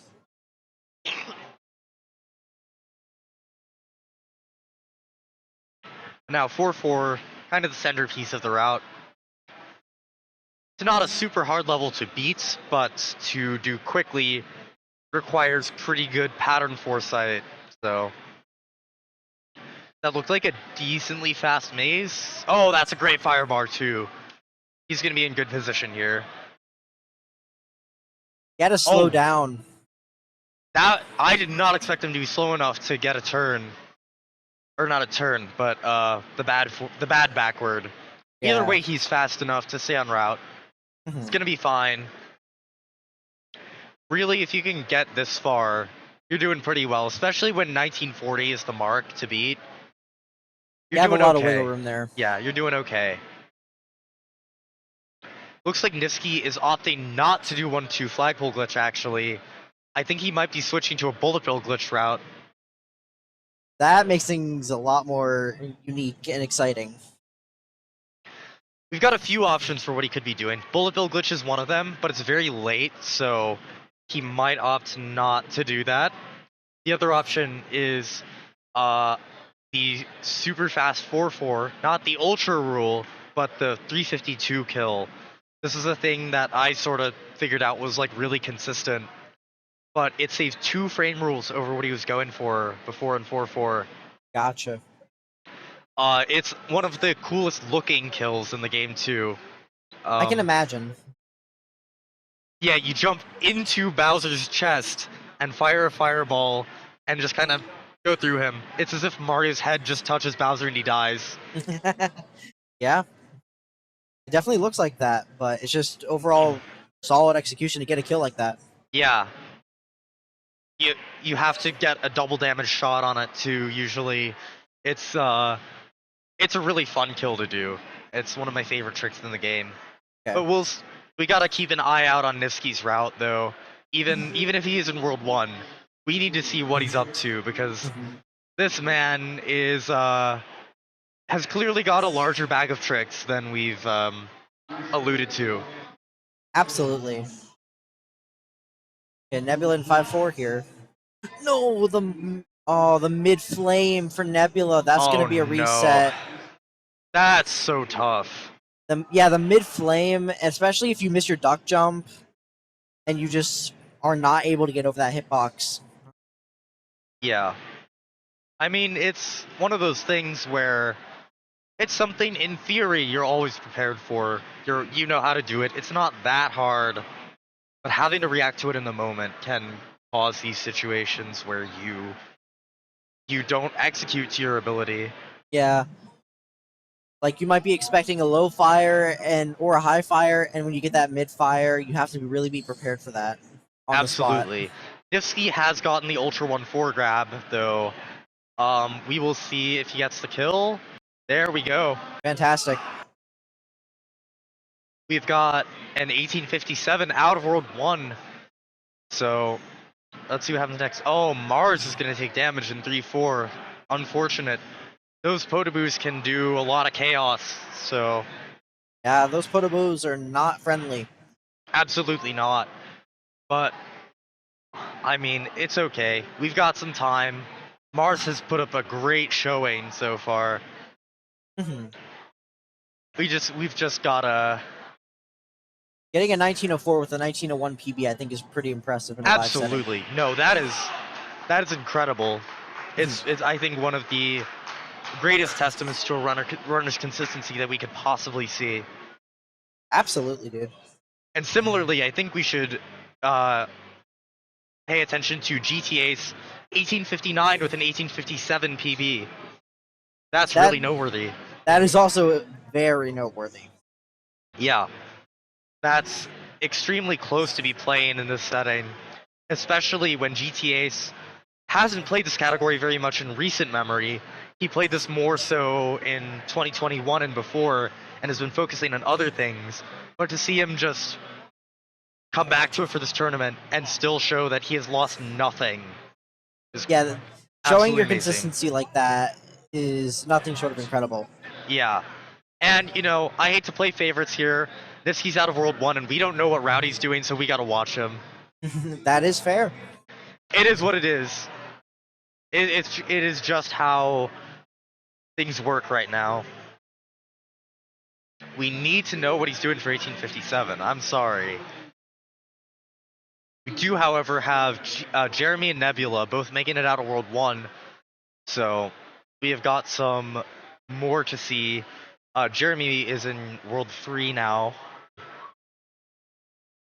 1910 is not a terribly hard mark for him to improve right now, but he's definitely going to need to focus up with the amount of time remaining.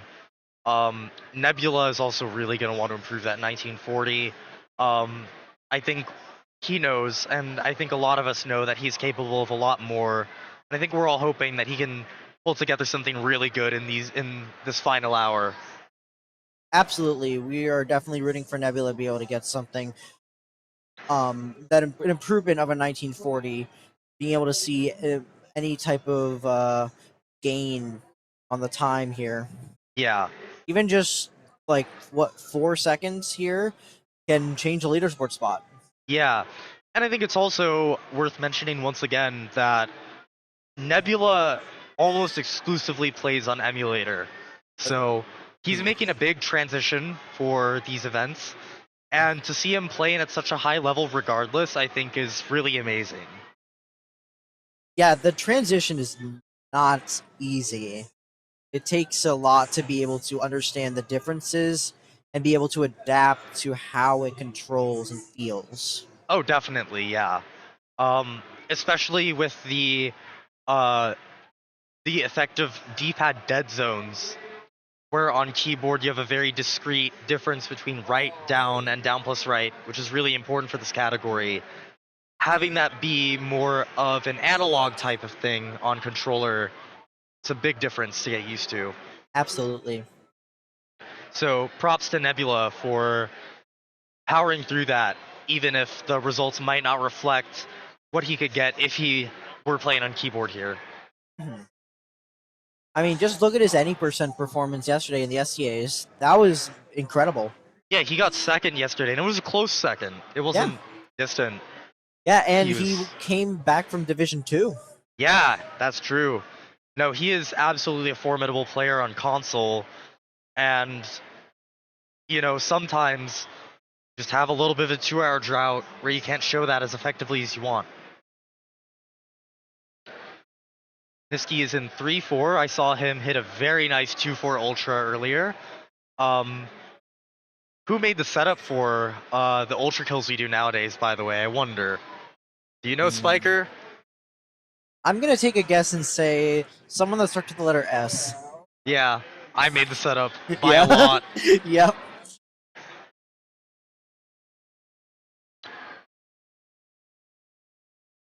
Yeah, I Looks also like have to commend the amount of work that you've done for this category for sure. Thank you, yeah. It's been my pleasure. It's been absolutely great to be able to deepen the community's understanding of this category. And also, I'd like to think I've helped some runners get into it for the first time by making it palatable with the safe strats. Yes, I think your safe strats, mainly 5-4. That safe strat is so helpful. I think anyone that wants to learn Warpless, they need to learn that strategy because it makes 5-4 so much more bearable. Yeah, yeah. I mean, 5-4 is, as we've said, the chaos level. But I developed a strategy where you just walk on a few platforms at the beginning of the level, and then everything lines up, and it's fine. Yeah, makes things far more consistent. Yeah. I will also mention with Ultra Kills, by the way, there's a really hidden piece of tech that a lot of people don't know about with the Bowser arenas. So the camera, as it's panning with Mario, has to stop at the axe, right? Well, actually, you know how when you're wall jumping, the reason you get a wall jump pixel is because you clip into the wall like a couple pixels? The camera can clip a couple pixels past the stop object. Okay.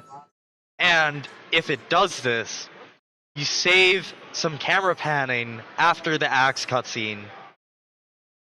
Oh, okay. This saves frames on the walk, actually.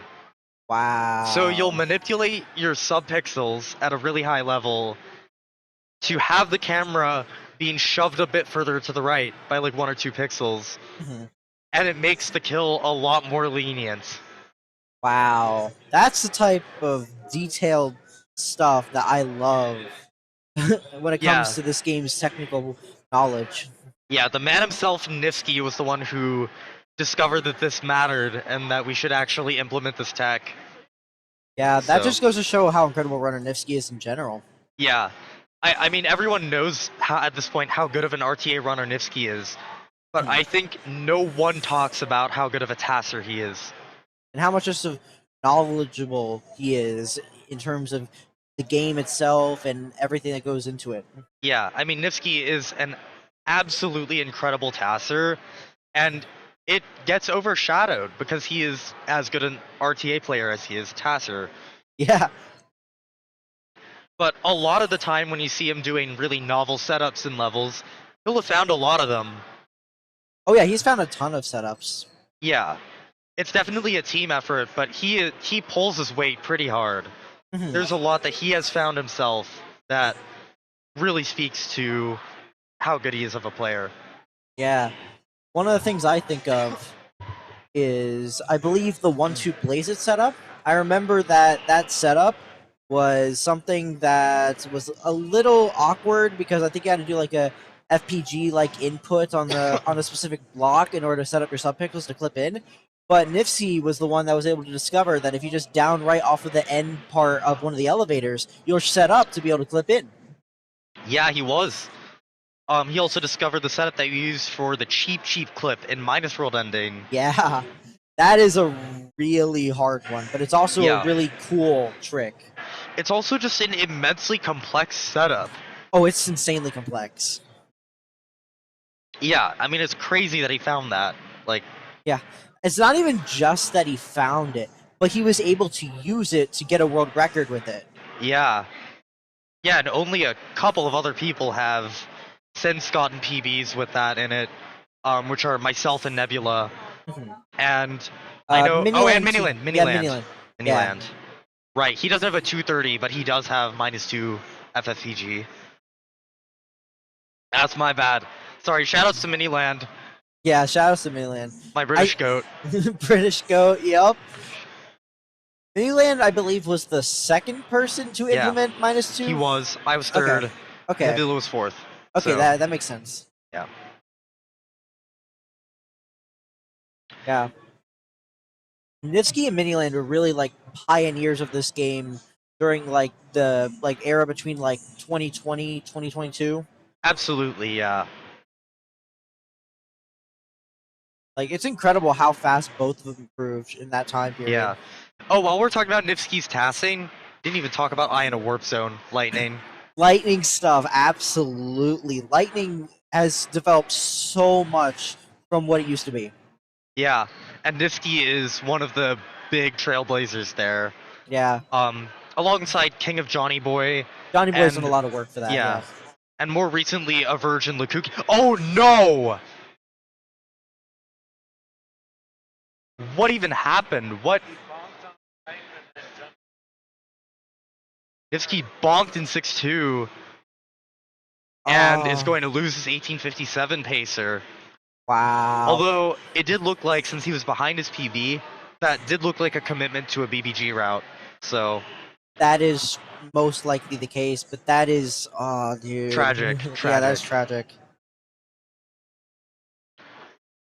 Yeah. That was a really solid run up until that point, though. for sure. Yeah, and I mean, if he did it once, I think he can do it again, especially with the frame rule of leniency in 1-2. Meanwhile, let's see what the lay of the land is. We got Mars in World 4 and a lot of World 1 jail.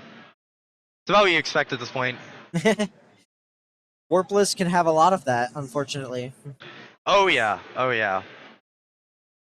It is very much par for the course, especially very late into an LTA. Mhm. Yeah. So, let's see, what do we got here? Looks like we got a Nebula in a 4-4. Oh, Nebula's in 4-4. Yeah, let's see how that goes. That was a sketchy maze. We need to. Okay. Oh, that might be. Let's hope this kill works. It did not. Unfortunate. Yeah, I thought that was too slow for the good Bowser, and The opening shots got completely blocked. that's expected. With 4-4? Yeah. Okay. What happens is you want to go a little bit faster in the maze, so that Bowser goes all the way back instead of turning when he hits the ground. Yeah. So, yeah, he just went a little bit too slow. I think the firebar duck actually was what did him in. Yeah. It's little things like that you gotta pay attention to. Absolutely.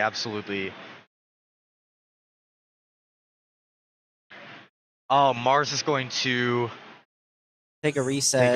in 4-4. Yeah. I think with all of our runners relatively early, although notably GT Ace is out of World 1, we're going to take a very quick caster break.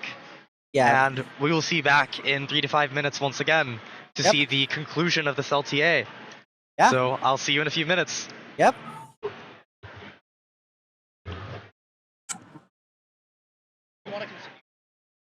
Considering that I have my anchor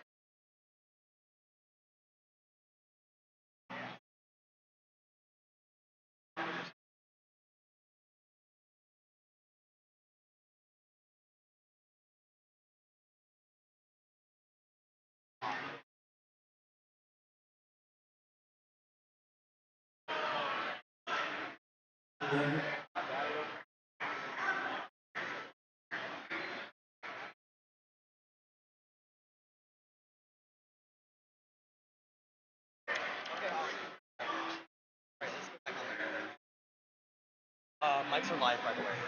Mics are already live.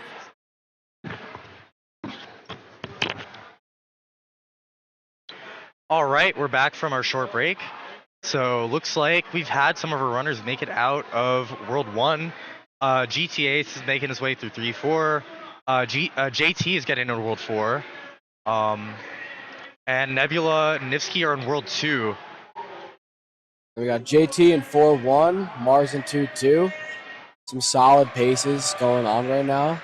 Definitely, definitely. And as we've established, a Niftski run out of World 1 is pretty crazy at this point, what he's going for. So What is he going for? 57 right now? 57. 57. That's big. That's big for this.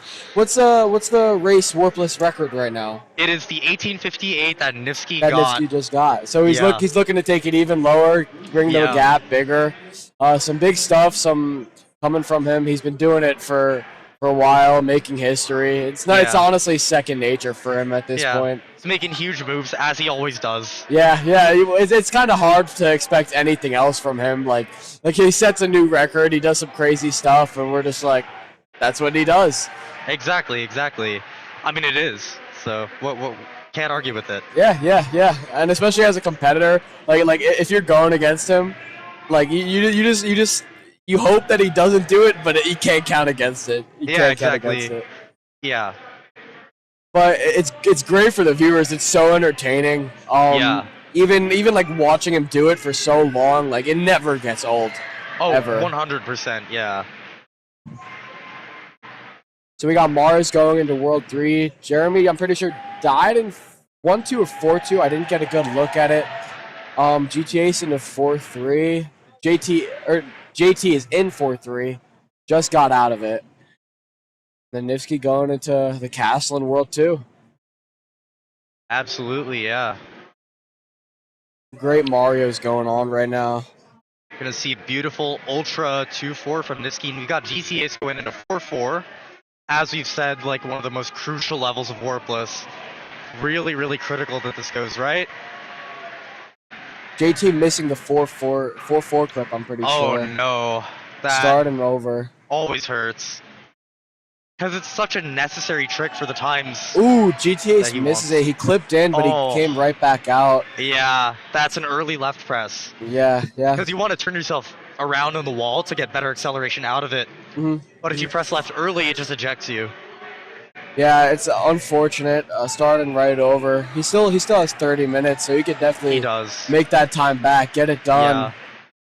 It's definitely like psychologically really annoying though, because it's a 9-minute time sink if you miss a No, 4-4 of clip. course, of course.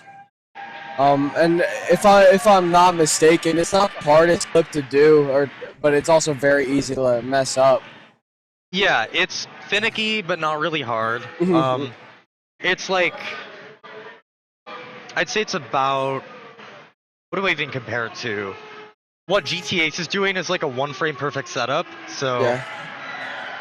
But it's a necessary trick to go for at this Yeah, level because yeah. it's like, it saves a second. Like, where are you gonna Yeah, get that? Yeah, you can't. That's like, it's like when you're going for 57 and any percent. It's like BBG. You can't. If you're going for 57, you cannot not do BBG. Exactly. Unless you're Ouija, but, you know. We don't talk about that. It's Ouija's obscure. also a different human. Like, Yeah, his 64 stuff is incredible. I'm pretty sure he's going for 70-star record right now. he is, yeah. He's gotten really close many times. As it's gonna happen, he's been grinding it for a while, and the efficiency that he has in his runs is beautiful. Just like he's- watching him. It's had like 45 pace to Tippy or something. That's crazy. That's like crazy. what? What's record right now? It's a low 46? 46-26, I think. Yeah, so that's quite a jump. Quite a jump. It's like Jeremy's gonna take a quick break to do something. Let's Could see. be, Maybe a little water break. yeah, probably a good idea. It's been 2 hours of straight gameplay. Yeah. Definitely needed. Getting his headphones. He's getting his headphones. A little distraction. Yeah, so CTWC's a little loud, hard to concentrate. He's just getting a quick lock-in. Yeah. Which is a good idea. 30 seconds left, or 30 minutes left, sorry. He's got a 19:10, so it'll help him get that 19:03, if I'm not mistaken, just a little bit easier. Definitely. We got Niftski going into 4-2. Yeah, he is currently our furthest runner and is also the one going for the fastest times, so, you know. He's got to get it done. It is what it is. Of course.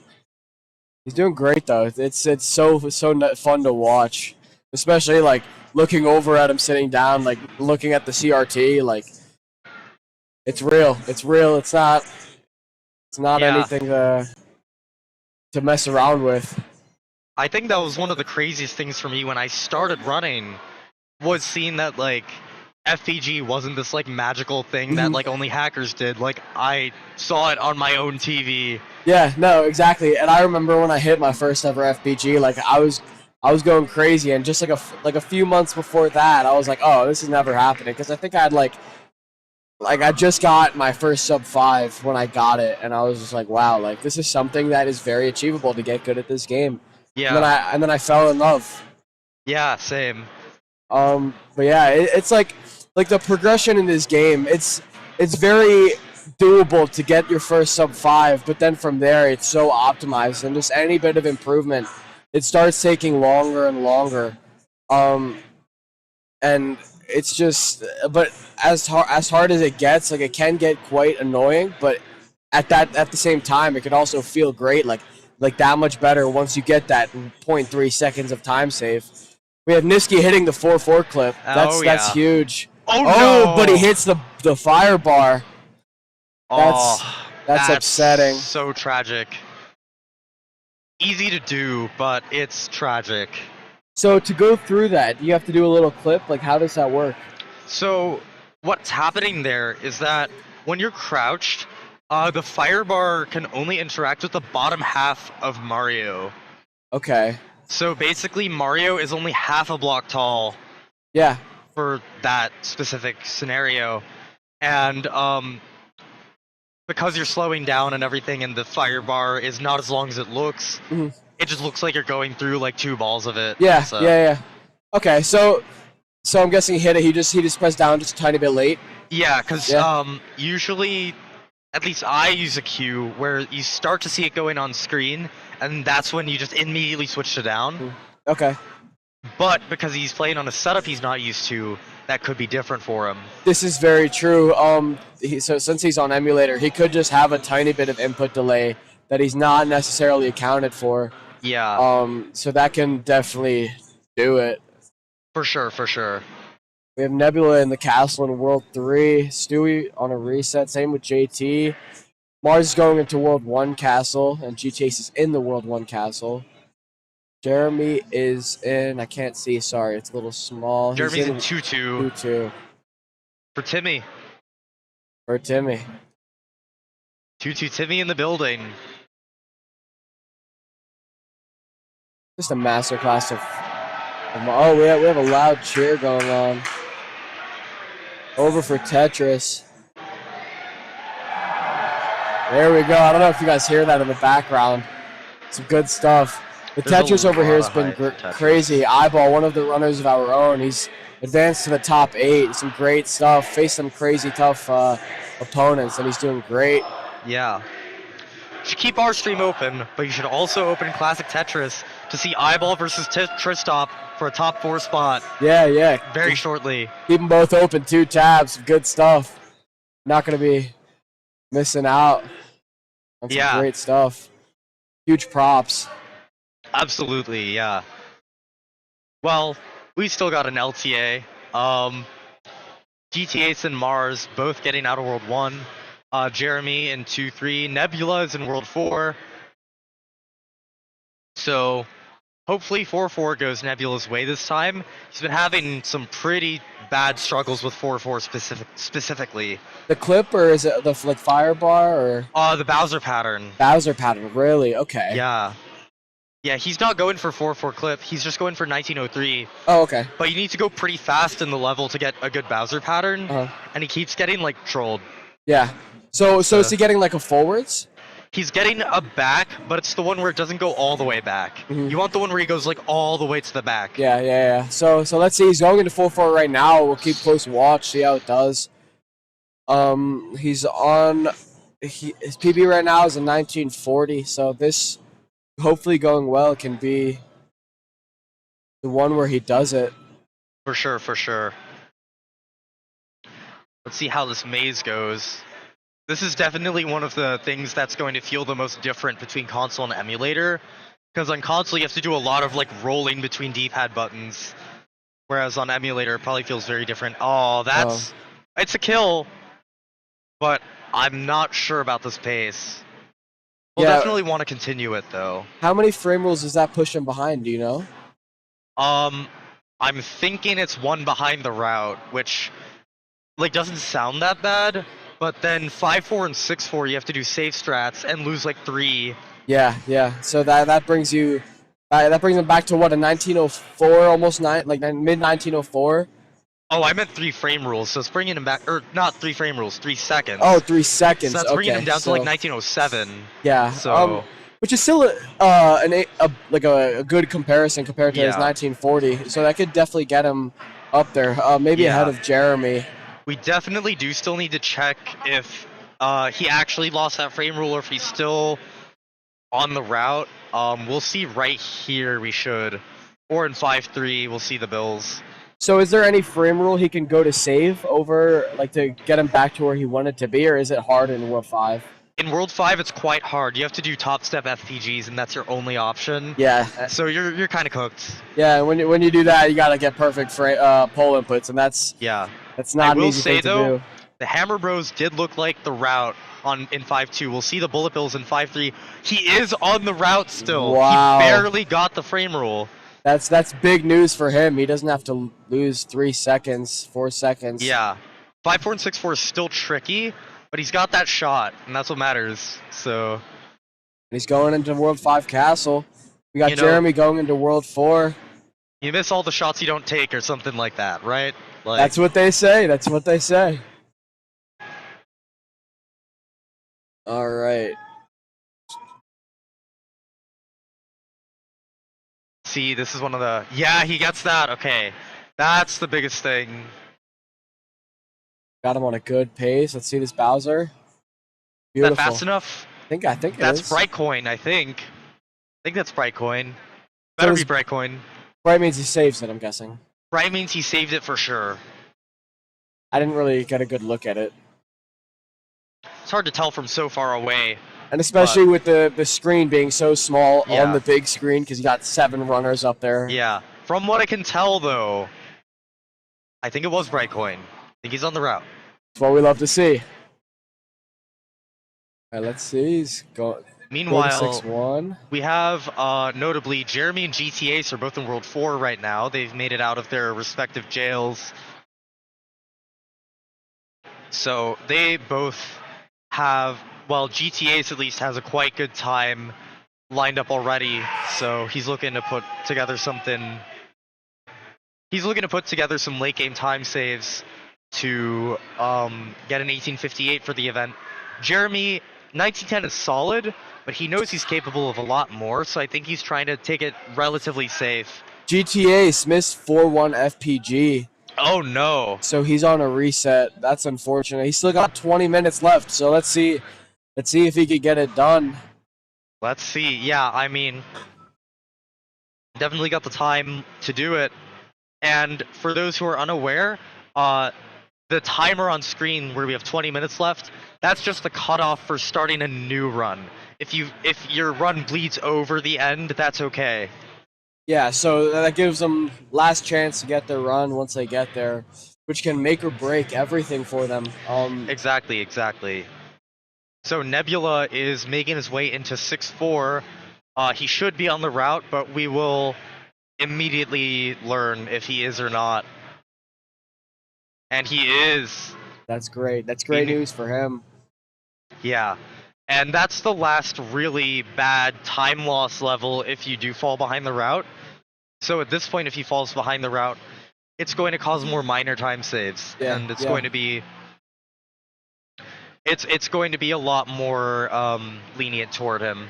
Yeah, so let's say he loses a frame rule or two. Once he gets into, let's say, World 8, how are Bowser patterns looking? So let's say he loses, like, he drops a frame rule in 7-4, right? Or something like that. 8-1, 8-2, 8-3, probably going to be completely fine. But 8-4, Bowser is completely up in the air. And because you have fire, it's not that bad, right? You still have to risk a jump through the hammers, but the penalty isn't a death. It's like a 1 second time loss. Because you could just damage boost through, get to the axe. But it's like, look at this leaderboard. That second might matter. It could definitely matter because he's going for that 1903. Right in Yeah. fourth, you have a 1904, so that can make the difference. That And also, could. we have JT in third with a 1903, so that could cost him third place on the podium. Yeah, I think JT's 1903 was like a lower 1903 though, so Yeah. the route gets like a 1903.6, so I think JT's placement is safe, but don't quote me on that though. Yeah. You never know what's gonna happen with these guys. Yeah, for sure. Jeremy is in 5-3 now. We have Niftski off of a reset. He messed up his Bowser in 1-4. Yeah. This World 1 jail is gonna be brutal. It's just how it is. Yeah. He's going for the most standard high level World 1 right now. So he's going for fast 1-4, right? He's going for Ultra 1-4. Ultra. Yes, that's what it's. Yeah, so you gotta get a running speed clip grab for the Fire Flower and a no slowdown Bowser kill. Yeah. So that'll definitely set you back quite a bit. But also he can do this. Like we were in the hotel room and he was just doing some warpless practice. He hit it first try. Yeah. Ultra 1-4. So it's something that it's very trivial whether he could just get it done or not. Yeah. And again, with Niftski, you can never count against him. He can surprise you right when you don't expect it. Yeah. I mean, Ultra 1-4 is a really inherently inconsistent trick. And, like, Niftski is, don't get me wrong, he's absolutely nasty at Ultra 1-4. But that means he's getting it, like, 60% of the time, which is not what we expect from Niftski usually, right? Yeah, Like, yeah. Like, it's just plain hard. It's not a super consistent thing, so he's just got to be glad it's in World 1. Yeah, he's just got a good 1-3 grab. He's on his way to 1-4, and then we have Nebula going into World 8. Oh yeah, which is very big. It can give him the break that he's needed this whole time. Definitely. And it looks like he is still on 1903 pace. Possibly go ahead. Sorry, do we have Jeremy going into 6-3? Yes. Which is good. He's getting farther and farther. Yeah, and he's on a great pace too. What is he going for? Looks like 1901. 1901. Got it. Pretty sure that's what he got in his qualifier. It is, yeah. Like a mid 1901, which is very solid. Yeah. And even though they only had about 90 minutes for that qualifier, it's completely different than these 2.5 hours because we're in person. Yeah. We have the stakes. Yeah. For this whole thing. The bright lights, the in-person dynamic, and you're not playing on your home setup. Like, no, exactly. I was doing the STA qualifiers, and I was in Division 3. It's way different than I thought it would be. Just like the pressure that you feel. I was finding myself getting nervous in like 1-2, and it was like something that I don't feel. And also, like I was on quite a long break coming back, and I was like, oh, I'll be able to get a few sub 5s. I finished 1 out of my 9 runs, which I wasn't expecting. But it just comes to show the level of difference that you feel once you're actually on that stage. Yeah, it really does take a lot of like adjustment and It's very difficult if you're not used to playing this game under like a ton of pressure. Yeah, of course, of course. And it's my first time at one of these events, so that definitely adds on to it. Yeah, But yeah, we have Nebula in 8-3. He's about to get us into the last level. definitely. I felt a similar thing as you when I did my like for fun races here, but also I played AGDQ this year, and Yeah. that was my first live event since 2022. Yeah. So And that's where you got your sub 5, right?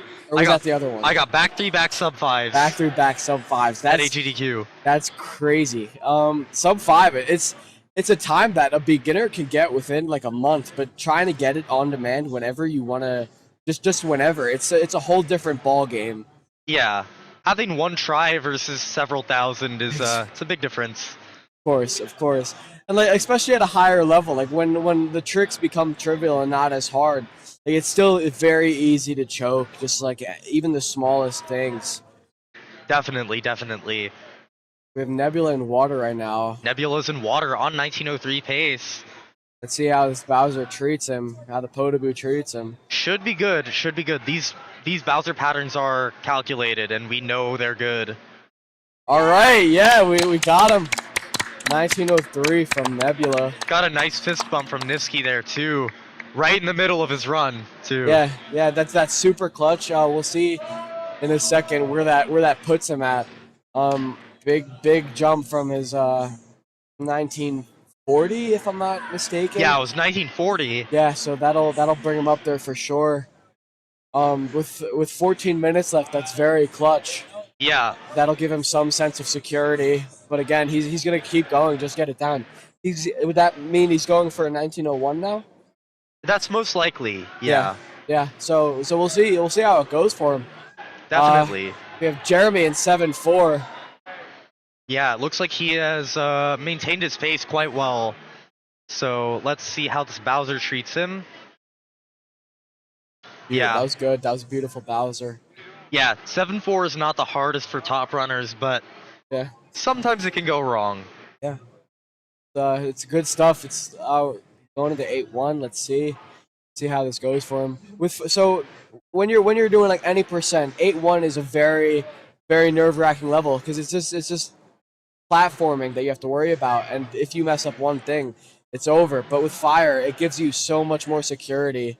Because you don't have to worry about any of the piranha plants or anything. You can just go right through them. Yeah, this level is regarded as like genuinely free in Warpless, which you just cannot say for any percent. Yeah. 3 pipe jumps required plus the ending. and guy and boy. Yeah. I had a run die to him during my qualifier, and I was like, come on, like it's something. So, end boy, it's like it's easy to get, but it's also again very easy. Like with a lot of the things in this game, you could find that it's easy to get done, but it's also very easy to mess up if Yeah. you're not on your A game, ready for it. Yeah. Which you always got to be ready. Yeah. For those who don't know what we're talking about by End Boy, by the way, it's this. So Mario at the end of 8-1 lands after the set of 3 Koopas, and has to jump just past this plant. Yeah. And to an observer, it doesn't really look at all hard. Like, it doesn't even look like it would be anything we worry about. But with it, you have to land right after the 3 Koopas without worrying about bopping them. Because Yeah. if you bop them, you're in a bad spot. You Yeah. can't be optimal. And then if you're just late, you hit the plant and you die to it. Yeah. So you have a couple frames to just barely make it. Yeah. It's 4 frames with optimal tech. Yeah. So, Yeah. or is it 3? Either way, it's like, It depends on your judges and if you get coin toss or not, which you can only interact with an enemy any other frame. So you can on Yeah. some frames you'll hit it, and some frames you won't. Which you can usually tell by if you have good or bad judges in the beginning of the level, which right. loses Yeah. or gains a frame roll Yeah. depending. And if Which, you hit, by the way, is not an issue in Warpless. You always not. get good judges because you come from 7-4 instead of a warp zone. oh, that's how it works. Okay, Yeah. my mistake. Yeah, I'm not very well versed in Warpless. Maybe next time I'll learn the route, get good. But, yeah, but- we have. It's a really nice thing in Warpless. You never worry about star block. Yeah, no. So in any percent, you have a 1 in 4 chance, which honestly for me it feels a lot higher because I have pretty bad judges luck. But we have Jeremy and Bowser. Last Let's see room. how it treats him. And he got it. Wow, good run. Wow. Shooting right up from 6th to 3rd Yeah. with that one run. And then also again that brings Nebula back up to 6th. Yeah, with a 1904, with a 1903. yeah. Like, Yeah, we have a very, very good Warpless tournament going on right now. I'm pretty sure this is the best we've seen. Yeah. With everything, any percent too. It's been crazy. yeah, and we still got 10 minutes of resets left. Which I can think- make or break everything. It could do a lot. I think with a lot of our runners, we're going to start seeing some very aggressive resetting decisions. Yeah, because we're at a point where you can't make like you just gotta get it done. Yeah, what can you even do? Like, people have established some really good baseline results for themselves. Yeah, everyone actually. Like we have some really, really good Mario going on, and it's something to see it online, but just being in person and watching it happen just right in front of me, like 10 feet away, it's unreal. It's unreal to see. Oh, definitely. Most certainly, yeah. Like, and with the sheer level of gameplay that we've seen put up, Mhm. this is honestly unprecedented. Even Yeah. knowing how good these runners were going Yeah. in. I can only imagine how our next one's gonna go because we've seen every year just more and more improvement. So it just makes you wonder how it's gonna go as the tournaments progress and as we keep getting more and more. Yeah. Definitely, yeah. I'm really hoping I can compete at the next one. I've been out of town and not able to play the game for weeks. Yeah. Really hope the schedule works out next year. Yeah. Especially like with the cubing stuff, you're doing great things, and Thank it's you, hard yeah. to manage and split your time between so much things that you're at such a top level at. So it's just you got to pick and choose your battles and what you want to do, and like either way, it's just amazing stuff. Definitely, yeah. I mean, I'm happy enough to be here showcasing all of these great players. Yeah. But Yeah, of course. Even though I didn't do great in my qualifiers, I'm not doing any more runs. I'm not mad because I'm having a Yeah. very, very good time, and Yeah. even just watching it, not being up on the stage, it makes no difference to me. It's Yeah. still like crazy to be here, and I'm having an actual insane time, especially Yeah. for my first one. Like I was on the flight, and I was excited then, and somehow even yeah. now, it's like the last day of the event, and I keep getting more and more hype for what's to come. definitely. Soon we have the any percent, and I'm really excited for that because that could be very, very crazy. I'm pretty sure. Most certainly. I'm pretty sure we're gonna have Niftski trying to set 455 for his first time. And Yes. I'm pretty I've sure. heard that. Yeah, I'm from pretty him. sure it hasn't been done for like your first time. Like usually he'll go for like a 456 just to set it, calm down, like be calm. But he has a lot of time, and he's very confident that he can quickly get that 455, which is crazy because just a few years ago, I remember Leon Toast, he got the fourth ever 455, and as him being one of my friends, I was just like, wow, like this is unreal. Like 455 is such a high prestigious time. Like takes forever. It's so difficult, and now we have people just doing Yeah. it like that. I remember he was doing his practice for this specific event, and he got, I'm pretty sure, 2 455s back to back. He did. And then later he got 2 low 455s, like very close in between each other, which is something that is crazy. It's unprecedented. Yeah. The things that he can do, it's just Yeah. something else. Stewie Cartman, unfortunately, losing a run to a pretty tricky jump in 6-3, falling in the pit. But 6 minutes left. Still has time. He still has Another time shot. to get some resets. Hopefully not resetting. Hopefully he can just make it through the full thing. But you can't have everything go perfectly for you. You can only hope. For sure. And yeah, I mean, speaking of Niftski, I mean, we had that legendary run from, I think it was last year, where he starts his LTA, gets a 456 attempt 1, and then he's like, I'll go for 455 and gets that attempt 1. Yeah. It's it's something that like we're like, wow, there's no way he's doing it, and then he just does it, and it's just like, well, okay, he's just built different. Yeah. Um, So I think with that said, and now that we have more time here, 2.5 hours, it just makes sense. yeah, of course, and it's also something like even though he's so different with how he does things, like it's something that with enough practice anyone can do. Like he started in, I'm pretty sure, 2019, and the reason that like in 2025 he's doing all these things, he's a very big over practicer. He doesn't just go straight into runs. He doesn't just try to get a time. He spends hours a day like dedicated to like, let's say, 1 or 2 tricks, just trying to get as consistent as he possibly can, which helps him massively in situations, especially like this.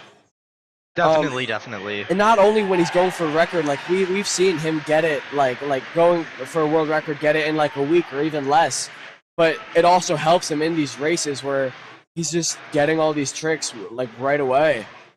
Yeah, I mean the thing with speedrunning in general is like the formula to get good is really, really simple. You practice. You practice. But to actually execute on that is so difficult, requires so much drive and motivation.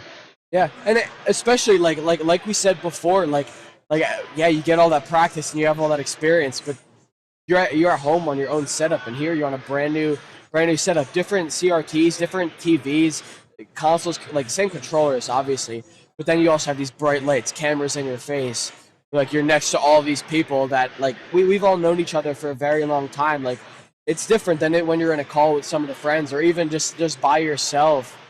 Like the environment is just so different.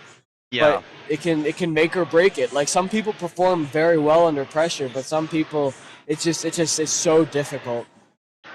Definitely. Which you can't bash on for that because like once you're in that chair, you understand like what they're going through. Oh, definitely. If JT in 3-4 getting hit by the fire on a reset, he's got 3 minutes left to make it back up. He's in 4th right now.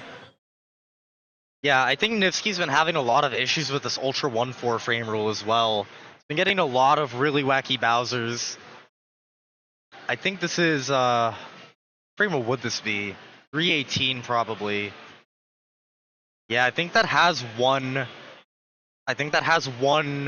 Bowser RNG frame rule of forward. Yeah. And then basically in Warpless, and if forward's Bowser, it's just an instant reset. In most cases, In most cases, yeah. Yeah. Because it's hard. It's just harder to get those fireball shots off to get it optimal without doing any massive slowdown or even hitting him. Yeah. The one exception is where you can duck under him without, run under him without ducking. You need to be on like pretty specific subpixels to do that. But if you have a setup where you can actually do that, with Ultra 1-4, since we do the grab, we can't really normalize that very well. Yeah. But if you can do that, then forwards can actually be really good.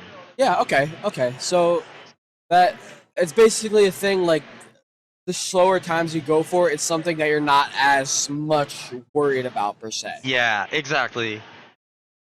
Yeah, and in 2J, for example, we take forwards Bowsers all the time for a couple of reasons, both the run and under thing, but also because sometimes you gain some X-Pause in the level. Okay. And if you gain like any X-Pause, get pushed anywhere to the right at all. Just get right under smoothly. Go right under.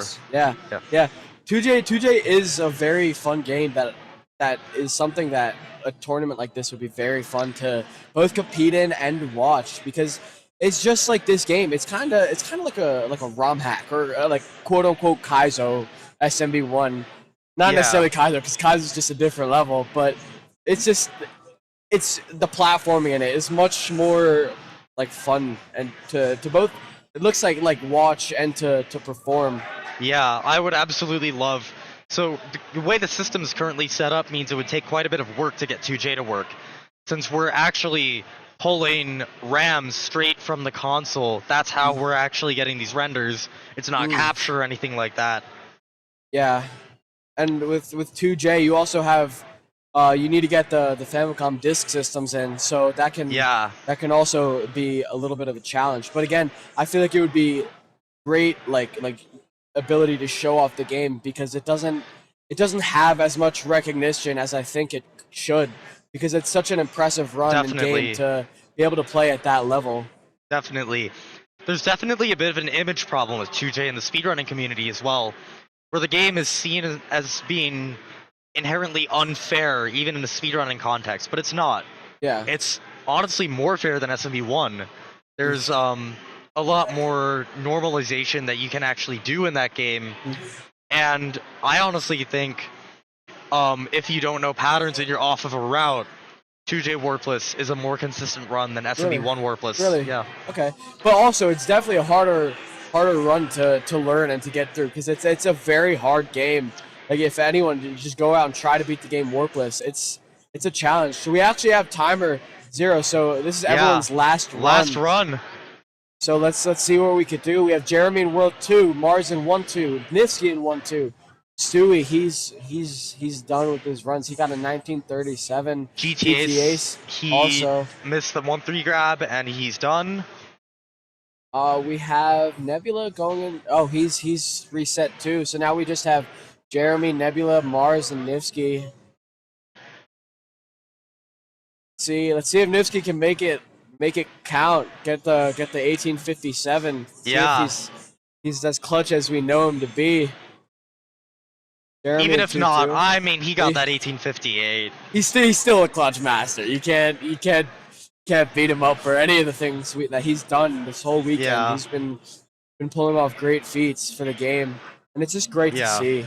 And unless something absolutely magical happens right now, he will have won 3 straight events within our tournament. And then we also have a 4th coming up, which if he can get that 455, that might almost secure it. I don't know if anyone else is going to be able to go for straight 55. We might be able to see it. Who would be going for it? We could have maybe Nebula get it. GT8 might. GT8, maybe Nebula. I don't know. Unfortunately, Sully Rocks was not able to be here today due to an emergency. Yeah. So he would have been a contender, though. He would have. Yeah. His PB is a low 56, but I think that's something he could potentially match. Yeah, of course. It's a 457 with 4 time saves, 4 frame rolls. It is. If I'm not. Yes, 4 Yeah. hard tricks. So typically for low, you do 1-1 flagpole glitch, 4-1, and then blaze it, and then 8-3. Yeah, that's the most typical route. Typical route. We've also seen a lot less people going for 8-3 because it's so far in the run. So we might even see some people going for 1-2G. Yeah, I mean 1-2G is also really, really well understood now. Like and it wasn't previously historically. Yeah. So I think 1-2G is a much more palatable option to a lot of people. Yeah, especially nowadays. Back in the day, it was one of the tricks that made it seem like 455 was going to be like the biggest obstacle, but nowadays it's way less of an obstacle for people. Definitely. Especially because we have such good knowledge on the game. We all know it inside and out.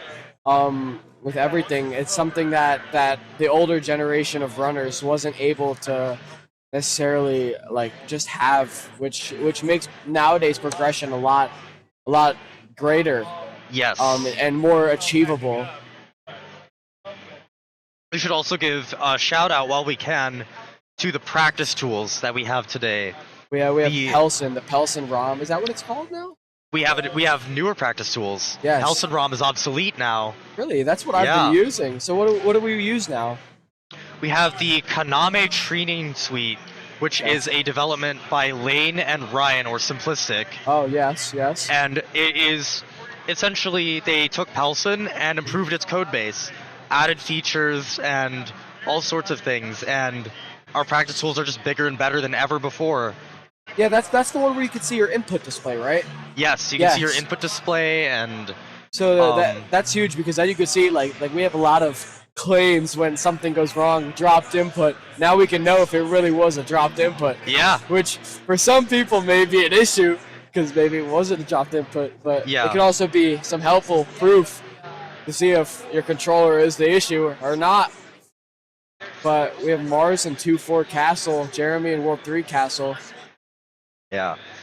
The new ROM also has some like more minor things. Like there's an option where you can entirely hide all of the HUD so that you can do like runs from 4-2 or whatever without the extra info. Yeah, yeah. So that's good. Like, if let's say you're doing 1-2G, to the jump before you go through the pipe, you got to jump on frame 35.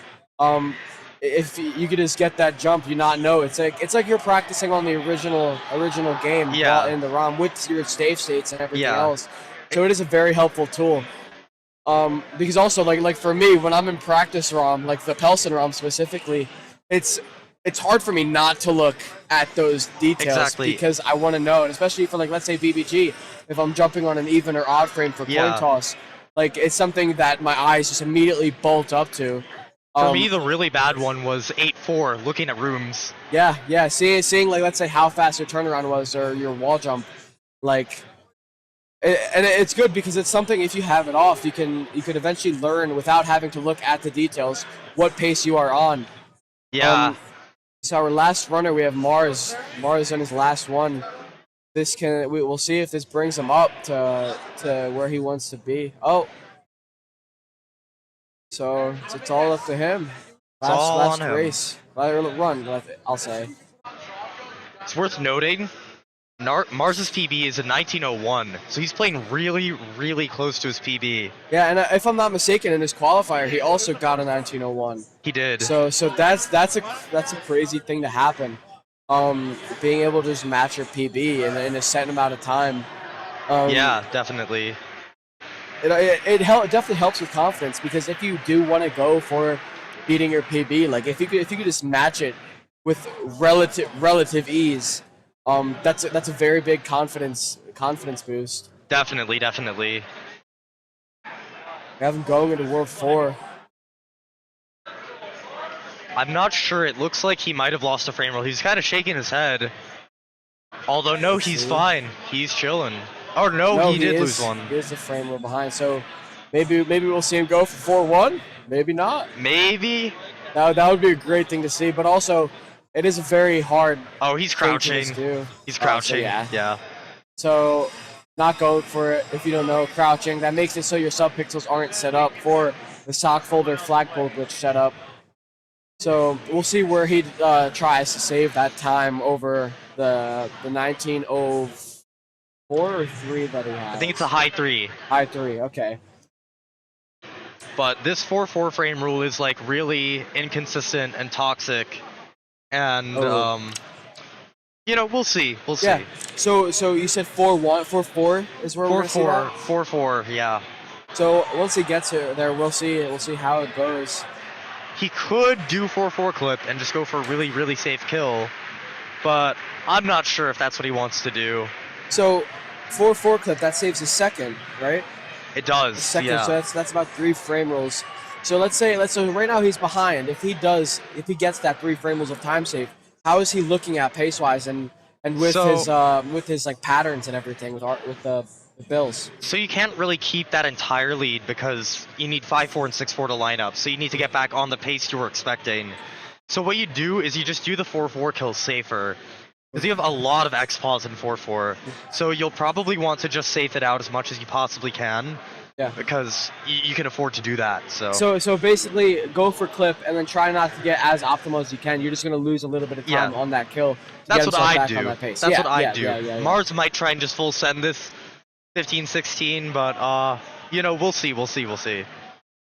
See how it goes. He's not doing mini land setup for clip.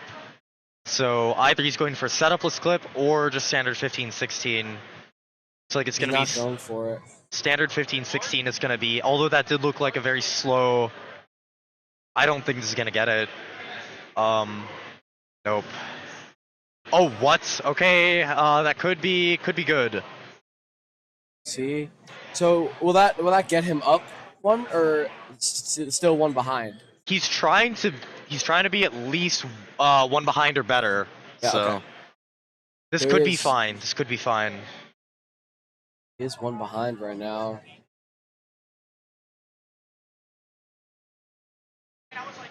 World 5 has always been a thing. When I was playing this game casually, I would try to beat it warpless. World 5 was always my my point where I couldn't get past. Oh yeah.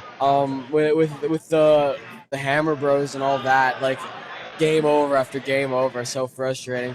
And Yeah. looking like once, but it's like it's crazy because once you actually learn your route and it's something you do a lot, it's so trivial. Like back when I was a kid, I was like 7 years old when I got my NES for the first time, and I was trying to beat the game, and Super Mario Bros. Is a very hard game as a casual player to just go ahead and beat. Definitely. Because it's so easy to get a game over, and then it's so easy to just keep having that happen, the game overs, and like the game is so unforgiving. Yeah, definitely. And then once you learn the game, like it definitely gets easier. Not all the way, because game overs, you could take it from me, my word, it's still going to happen. It's gonna happen. I mean, that's how they made more content in these games back in the day, right? Like, can't make the levels, so you just make them hard enough that you're gonna play them for hours each. Yeah, and it makes the replayability very hard, because once you beat it once, you're like, wow, that took a while. Let's see if I can do it again. Maybe a little bit easier, maybe a little bit faster. Exactly. And that's where the essence of speedrunning comes from. It's just you want to. Oh, Mars Goes. losing his fire. Let's see if he's gonna reset here. He probably, yeah. I mean, PB is done, so he's gonna pause. Seems like he is done. But I mean, now let's finish. Huge congratulations to all of our runners. Yeah. But to our podium, third place, we've got Jeremy with a 1901. Second place, we've got GTAs with an 1859. Wow. And first place, Wow. I mean, Niftski. what do we expect at this point? Some great stuff. It's awesome. Yeah, it's awesome. that was a great tournament, and I'm so glad that we used all 2.5 hours to their fullest. This was an absolutely great tournament, and we're absolutely looking forward to any percent starting very soon. And also, thank you. One more thing. Thank you to Flibbity. This whole thing has been amazing. Thank you very much to Flibbity. The software that he's developed and all this is actually incredible. Huge shout outs to him. And it's crazy to see it like in person too, and like the screen of all of it working, how it works. It's so interesting to see. And it's just an honor to be here and be able to use all of the stuff that he's made just for us. And it just amplifies this whole thing by miles and miles. Definitely. Or kilometers for all the non-Americans. Eyeball. Yeah. Great stuff. Yeah. It's been Scalpel and Dylan Linder signing off. Thank you, guys. Thank you. Thank you, everyone.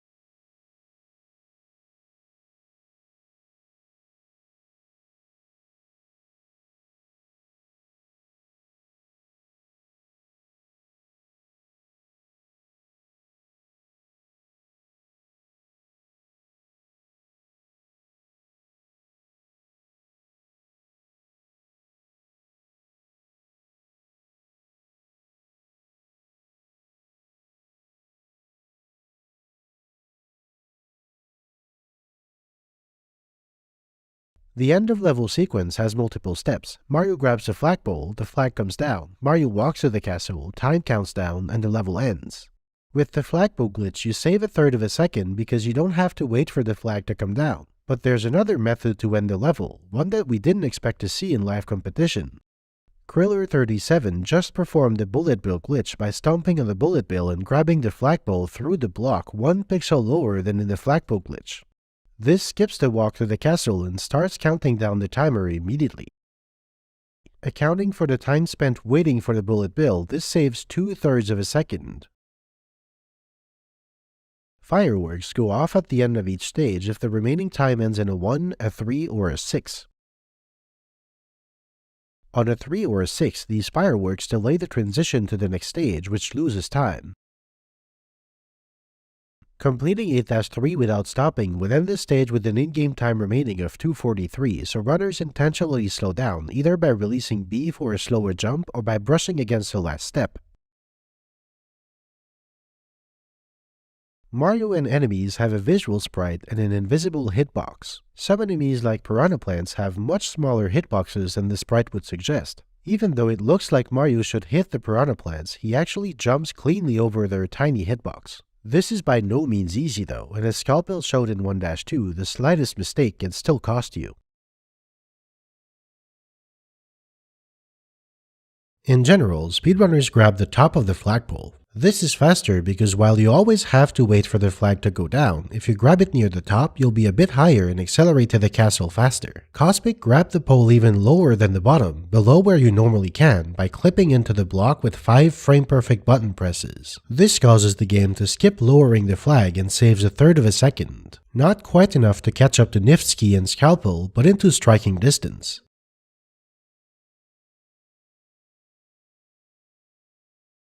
On each pipe or vine transition, the game uses the position of the screen to determine where to send Mario. By bumping into blocks, Mario can end up further to the right than is normally possible, which means he can enter the pipe and still be taken to the warp zone.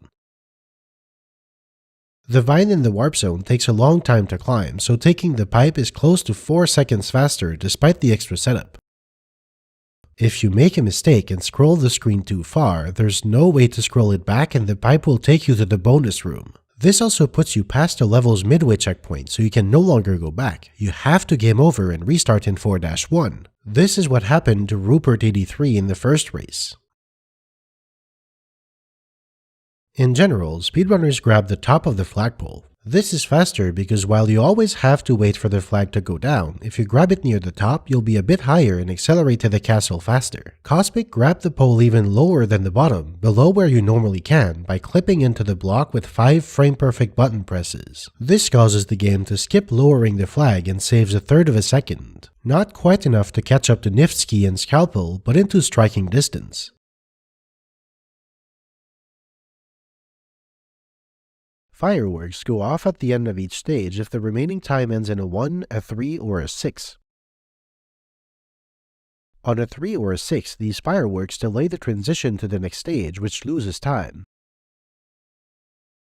Completing 8-3 without stopping would end the stage with an in-game time remaining of 2:43, so runners intentionally slow down, either by releasing B for a slower jump or by brushing against the last step.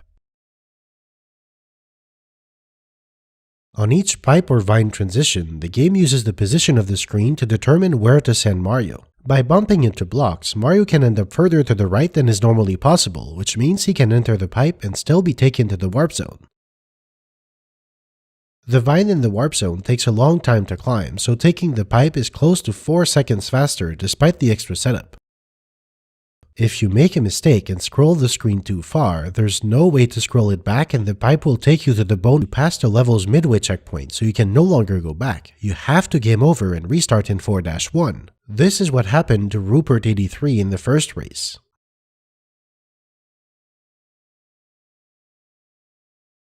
The end of level sequence has multiple steps. Mario grabs the flagpole, the flag comes down, Mario walks to the castle, time counts down, and the level ends. With the flagpole glitch, you save a third of a second because you don't have to wait for the flag to come down. But there's another method to end the level, one that we didn't expect to see in live competition. Kriller37 just performed the bullet bill glitch by stomping on the bullet bill and grabbing the flagpole through the block 1 pixel lower than in the flagpole glitch. This skips the walk to the castle and starts counting down the timer immediately. Accounting for the time spent waiting for the bullet bill, this saves 2/3 of a second. Mario and enemies have a visual sprite and an invisible hitbox. Some enemies like piranha plants have much smaller hitboxes than the sprite would suggest. Even though it looks like Mario should hit the piranha plants, he actually jumps cleanly over their tiny hitbox. This is by no means easy though, and as Scalpel showed in 1-2, the slightest mistake can still cost you.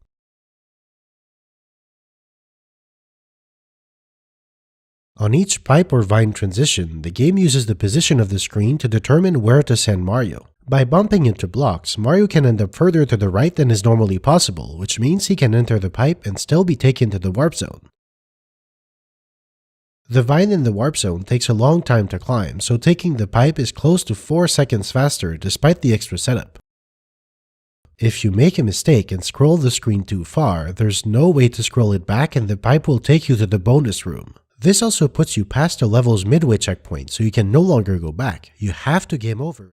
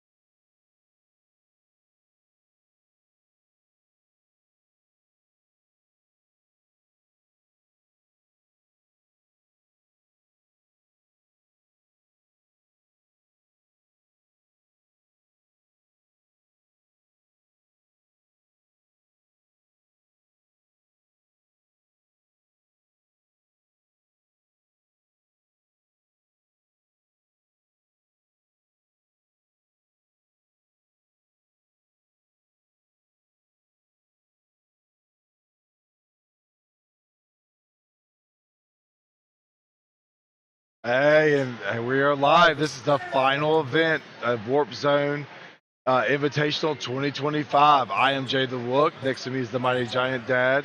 And today we're doing the 80% LTA. So we're really excited. What do you think of this event?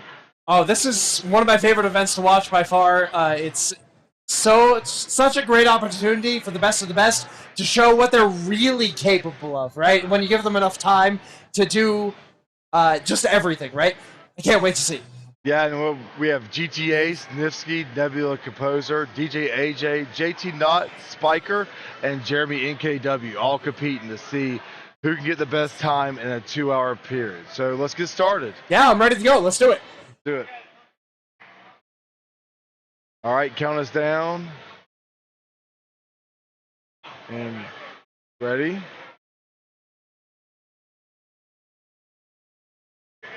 And ready? All right, 5, 4, 3, 2, 1. Let's go! All right, here we go. So what we're going to expect here is everybody's going to go for sub 5s, probably around 57s, 56s to start out. Maybe we'll see Niftski go for a high 55. Just from talking to the players, it definitely sounds like around 57 is the strat for the first run. Yeah. And then once we can get that on the board, then maybe we'll start to see some crazy stuff like 56, maybe even a 55 in this 2-hour time period. Yeah, and dare we say a 454? Could Niftski go for that? I mean, there are a couple of players who've had 454s now on the stage. That's true. And GTA also has a low 455. So we could see those really great numbers show up. But you're right. I think we're going to get they want to get a full run in early. They get their confidence up. You see Peach, you beat Bowser, you get all that, and then you can go from there, right? Mm-hmm. And I think we see it right off the bat right here. Like, Niftski's, I believe, is going to go for FPG here. Let's see if he gets it. Not quite. No, missed it. So he's going to reset. Yeah, and that's okay. Got a few guys here in 4-1. GTA's DJ, AJ, Spiker, and Nebula. Yep. They got good early runs. No issues with their 1-1s and 1-2s, so they want to keep going. But yeah, with Niftski trying for that FPG, you definitely want to see a reset when he doesn't get it. Sure. This might be really cool here. 4 FPGs. Oh, no, it looks like they all went to the top. Okay. Oh, not GTA's? No, not quite. He's going to reset. It's no big deal. Yep. So here we go. We're going to do a swap.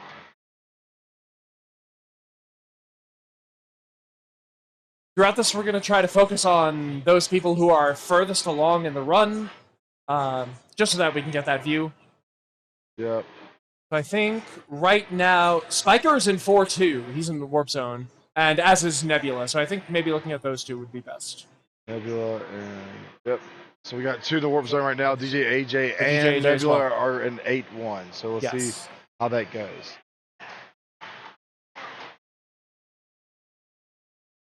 All right, so looking at these pipe jumps here. Yeah. If you were with us yesterday and you watched the STA, you probably saw people doing like safe strats like Fire Mario and just like not really challenging these piranha plants a lot.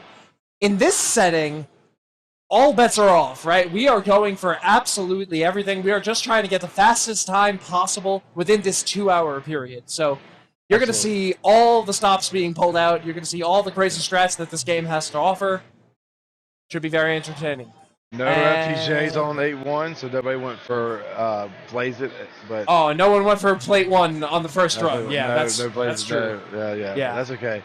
All right, 8-2. We might see some BBGs here. I actually think that's pretty necessary for 457. So let's see those bullet bill shots. Yeah. Ideally. And they're allowed to hit start whenever they want to, so they can set the frame rules up so they can have their setups here. Absolutely true. Oh no, it looks like okay. So Nebula and DJ AJ actually just trying to get on the board with a 458 at the beginning. Actually, looks like okay. It's not a bad strat. Not a bad strat at all. Yeah. And this is get the closest to the way they play at home. You know, when they do their streams or doing their runs, they play this. This is you get to see them in their element. Yeah. Then there's no these bro patterns, so 8-3 should be no problem for either one of them. Absolutely. We were talking about knowing the bro patterns yesterday. Yep. Especially in this setting, they're going to know it every single time because they're not making mistakes. Because if they're making mistakes, they're reset. You also got Spiker on 8-3. So Yeah. And So, JT Spiker Knott. also entering. And JT Knott. So Ooh, nice. we got 3 players heading into 8-4 here, or 4 players. 3 going to 8-4 and 1 not far behind. For sure. Right. All right. But, So because of what they've done, I expect this to be 2-frame wall jump. yeah. I'm wrong in Nebula's case, I think. Nice. Hitting that, both of them. Okay, turn around. Spiker ring. also hit the wall jump. All right, they're all in water. And JT's also an 8-4. So we got 4 players at 8-4 right now. Wow. Yeah. Not even Back- 5 minutes in. And so, 3 of them are going to Bowser right this second. So Bowser, go. please, all 3. Bowser, please. Nebula gets through. SCTJJ And Spiker. and Spiker. And JT Knott is in water. Focus on JT Knott here. Really, Spiker had to do a reset. So Oh Spiker no, did die yeah, to no, Bowser. I think Spiker did die to Bowser actually. Yeah, Spiker did about Bowser. But we got 2 times, so we got a 58.62 and a 59 flat. Well, might have to do a retime on that. And JT Knott put up a 502.66. What it looks like. So good start, everybody. Got 3 finished runs. Spiker did die to Bowser, but that's okay. Now, what's really cool about this display that we have, and shout outs to Flippity for this, is now you are able to see on everybody's screens 2 things. One, that competitor's own personal best for this event, and also the tournament best, right? Like the Yep. best run that's been done Yep. in this event. So right now, DJ AJ's 458.62 has a little ghost running next to every single person, which I think is amazing to see. Yeah. Oh, we got Niftski over here and 8-3. So switch Niftski. For sure. So we got Jeremy going into 8-1, and we got Niftski here in 8-3 on the top row. So we got a good look view of both. Look like Niftski is ahead of the tournament best by 0.69. So he's about 2 frame rules ahead of the tournament best right now. DJ AJ missing flagpole glitch in 4-1 there. Unfortunate. It says all right. So Niftski's 2 frames rules ahead in 8-4. Now 8-4 we don't finish on rules because we finish on frames, Yes. but we still can judge by how many frame rules ahead. 1 frame wall jump. Oh, misses it, the backwards jump. Tough. It's So much tough. pressure. The 1 frame wall jump having actually 2 frame perfect inputs in one of the last rooms of the game. So much pressure. Hurts to miss it though. Gotta restart. Yeah. So now we got JT Knott in 4-1, and we got Jeremy still at 8-2. So we got now we do not see the tournament best go, so we figured Jeremy is behind the tournament best, but he's just trying to get his first complete run here. So I think we're gonna be good on this. JT Knott. Oh my gosh.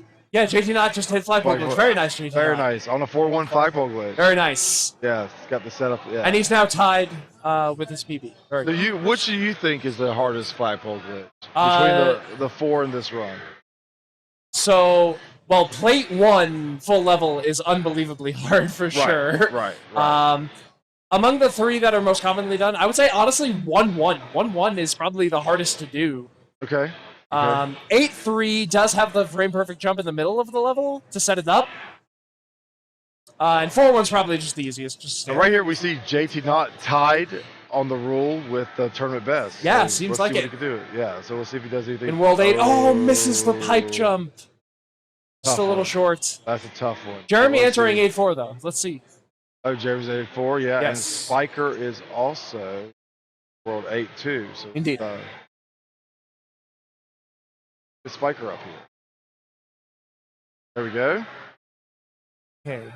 And look like Spiker's 1 rule behind the tournament best right. Yes. Okay. Jeremy about 4 frame rules behind the tournament best, entering 8-4. Just Yeah. playing it safe. I think just trying to get a time on the board makes sense. Yeah. Yeah, you get an early time. Again, it's that confidence we like to see, right? sure. You want to see that confidence complete run. Seeing Peach helps always. Mm-hmm. Yeah, she really boosts the confidence. Yeah. Yes, boosts the confidence. All right, let's see if Jeremy can get past Bowser. Nice! And that's a sub 5. Very good. 459.7. Solid right, first yeah. run from Jeremy. Yeah, take us to third on the leaderboard. So it's a good place to be right now. Yes. All right, so let's switch to Niftski and 8-1. Looks like Niftski's in 8-1, yeah. Yeah, so let's switch Jeremy to Niftski. Yeah. And we got Spiker at 8-4. Yeah, only one frame roll behind the tournament Yeah. best entering. Yeah. So it's good. Spiker's going to try to get his first time up. Yeah, yeah. He did die to Bowser not too long ago, so That's to get back true. to 8-4 this quickly is a really good sign. Yeah, that means he's playing very, very consistently on these mid 458 strats. And really is better shape now than the last time he was in this 8-4. So That's true. Better bouncer patterns on this frame roll for sure. yeah, And he knows absolutely. that. Yep. No problem with the Hammer Brother, no Lodaboo. Forward Bowser, great. Bowser. Very nice. Who doesn't love a forward Very, Bowser? very nice. We all want a forward Bowser, right? I mean, that's the goal. So it looks like Spiker actually beat out Nebula by maybe 1 frame there. So he moves up into second place for now. Okay, let's put JT Knox back up. Oh, He's we have Niftski with a bull bill. Oh! He gets it. Very nice. And now you'll see the tournament best looks like it's the lead, but once we get to 8-3, Niftski should be ahead of the tournament best. Absolutely, yes. Yep, there you go. Where it saves time is after you grab the flagpole, right? Yep. Because it starts when you do bullet bill glitch. The timer starts counting down immediately, as opposed to Mario having to walk all the way to that castle, right? We actually had Nebula Composer over here going to 8. Well, we got JT not going to 4-2 as well, so let's see how he does on the wrong one. See if he does anything. Oh, with the wrong warp, yeah, for sure. See if he does anything. Looking just standard 3 bump. Yep. Looks clean to me. Didn't know if we were. And we're in there. Very nice. Yep, very good. All right, let's see what Niftski's going for here. If he does 1 or 2 frame setup. I would imagine 1 frame if I was Niftski. There it is, 1 frame. Yep. And this is frame perfect. Got it. Very nice with the backwards jump. No issues whatsoever. No issues whatsoever. Looks good to me. Nebula is an 8-1. He's going to 8-2 right now. But Gotcha. See this water. Now, if he did BBG, so he's... Wait a minute, is this 456 pace from Niftski? just 2 seconds. This is ahead. mid 456 pace from Niftski, I think. Forward Bowser. Wow! Oh! 456.5. Oh What a my God. run! So Niftski within the first 15 minutes dropping a really solid time. Mid 456. We got It's crazy. Nebula. Yeah. What a great show. Now we got Nebula going into 8-3 and JT not going to 8-2. So these runners are getting lots of chances in 8. So I'm impressed. I'm very impressed by how much has happened in just the first 15 minutes here. Wow. Yeah, very few resets actually. I mean, Doesn't really seem like anyone's stuck in the early few levels, except maybe GTA's. It hasn't not quite yet. GTA finished the is run also yet. at 8-1 right now. Oh, wow. So JT just jumping a little bit early for the bullet bill. let's bring it. This hurts. Let's bring up GTA's going to 8-2. Oh, yeah, for sure. While We want to see his first completed And run. Nebula's an 8-4. I mean, this is just consistency. We got constantly 2 players in 8 at all times right now. Nebula, I think, on a high 457 pace here. See the wall jump? Nice. Every time. Still behind Niftski's tournament best, but ahead of his PBs. For sure. His place to be, right in the middle.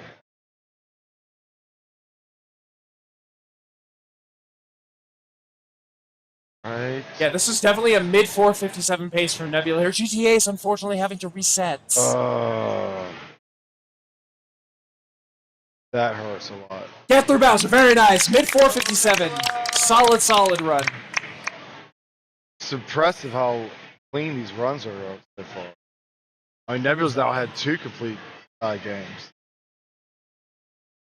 You know, I was watching a lot of the qualifiers for this event, and Niftski uncharacteristically had a lot of trouble in the qualifier. He really just wasn't able to get any runs going for a really long time, and then within the last 10 minutes was able to put up a mid 456 and qualify easily. But for him to get that same time within the first 15 minutes here shows that he's ready to play today. Yeah, definitely. But then his qualifier for Warpless was unreal. So, Oh yeah. You know, we all have bad days. Niftski's bad days better than my best day. But that's the other difference there. That's for sure. That's for sure.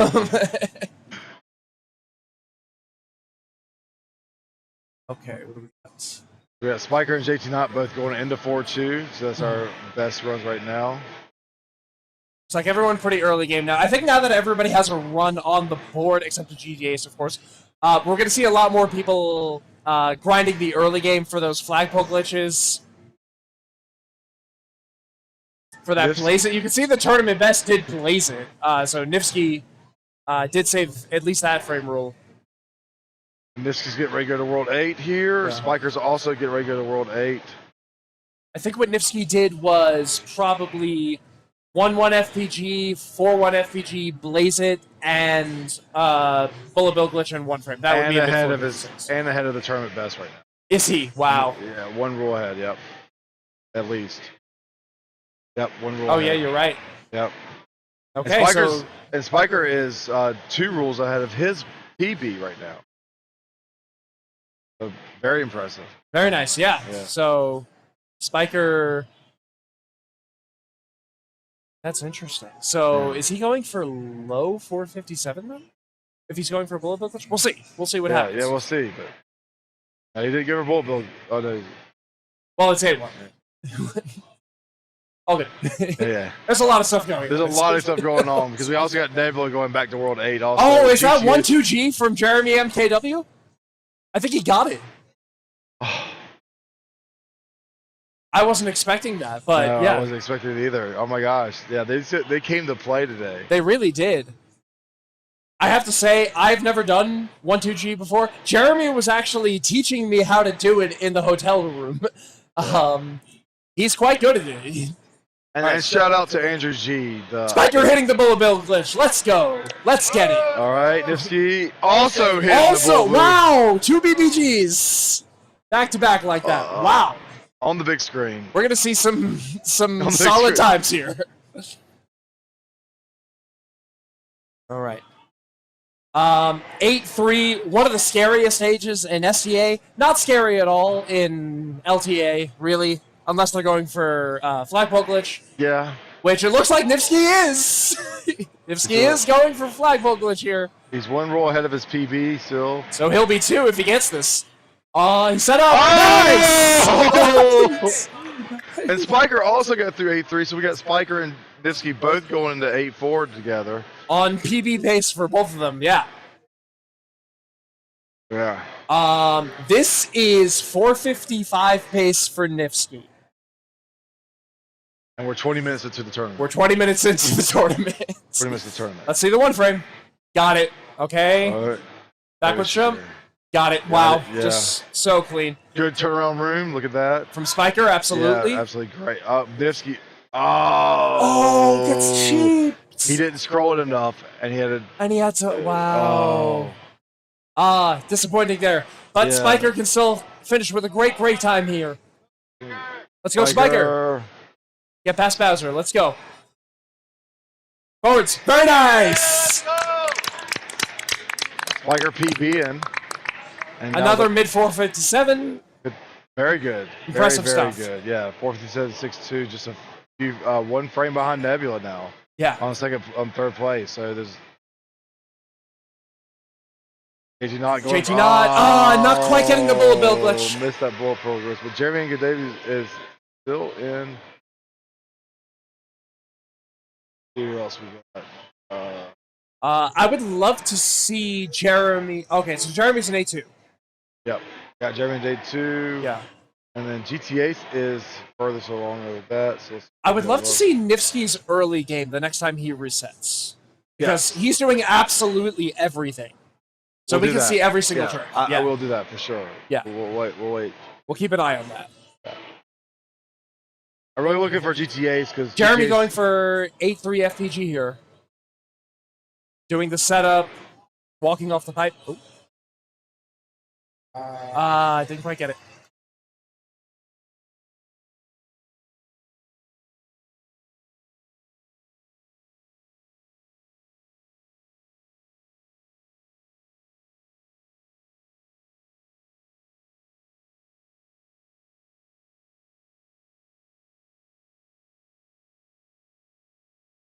Just got you.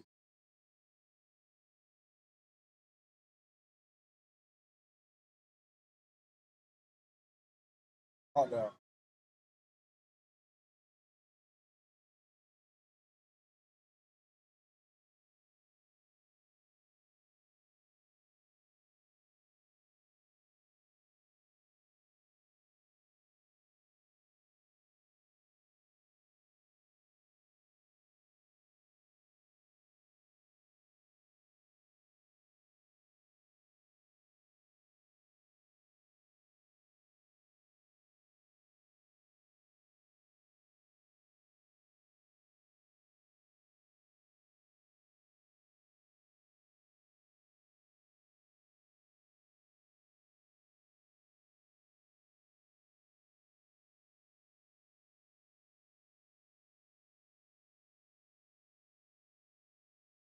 Do you hear me?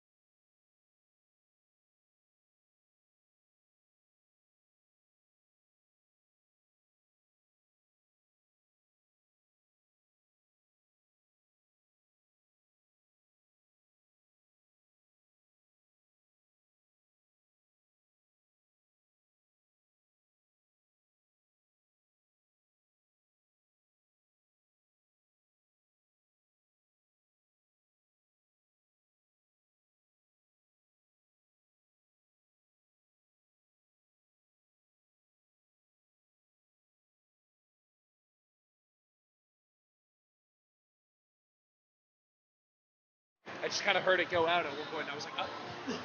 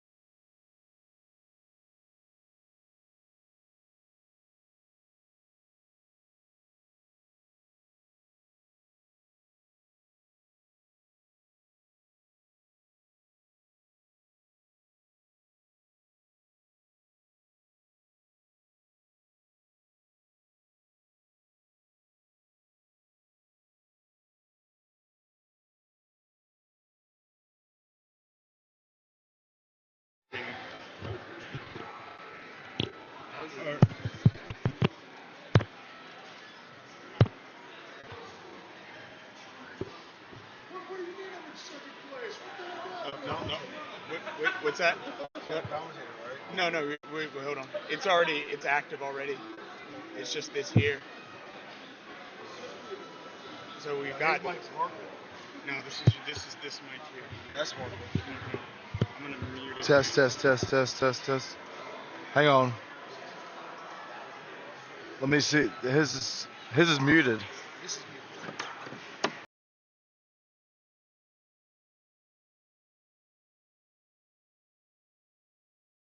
Can you hear me? Test.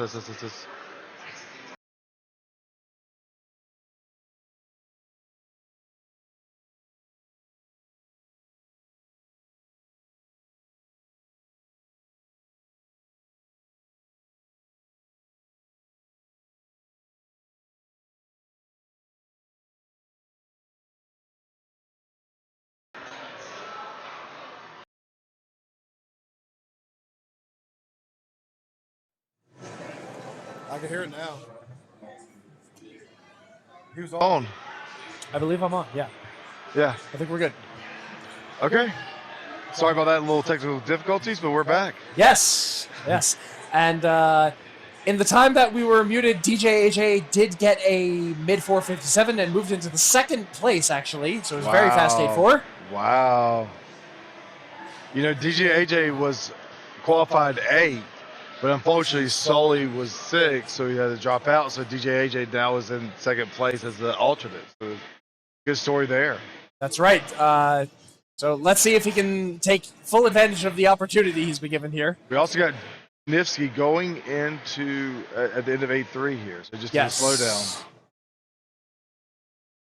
See if he can nail this flagpole glitch. And he Looks gets good. it. Wow. Oh, what a good. Niftski once again on 4:55 pace, entering 8-4. Makes it too easy. Sometimes. He really Makes does. Yeah. Doing this twice in 30 minutes is kind of insane. You got that right.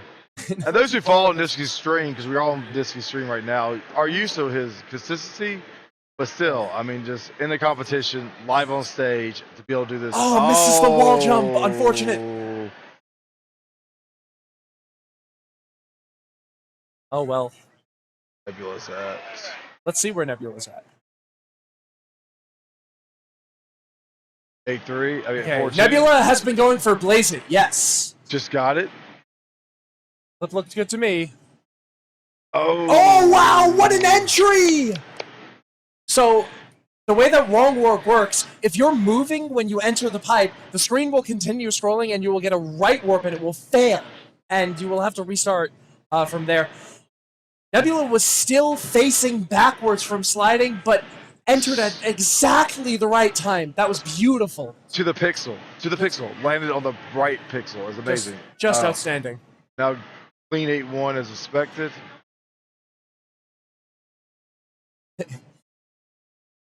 Like many things in this game, it's expected, not trivial, right? Yeah. No. 8-1.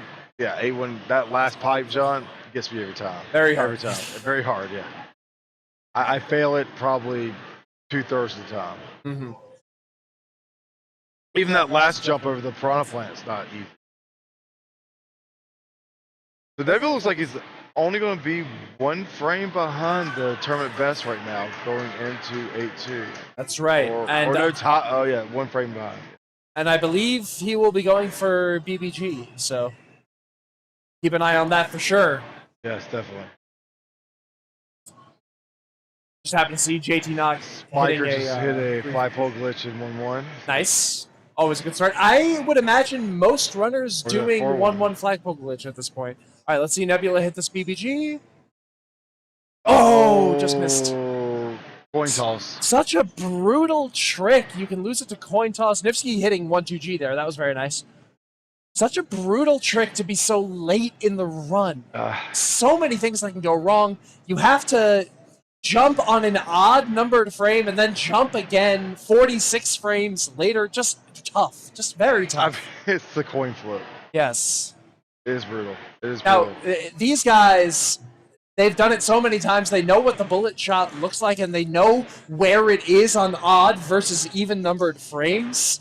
So it removes the RNG element, but still. really hard. All right, let's see if Niftski will clip through the wall here in 4-2. I imagine. Well, He is so consistent at Blazer. Unless he goes for lightning.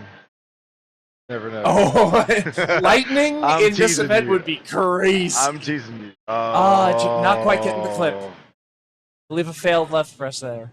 Jason Dotson.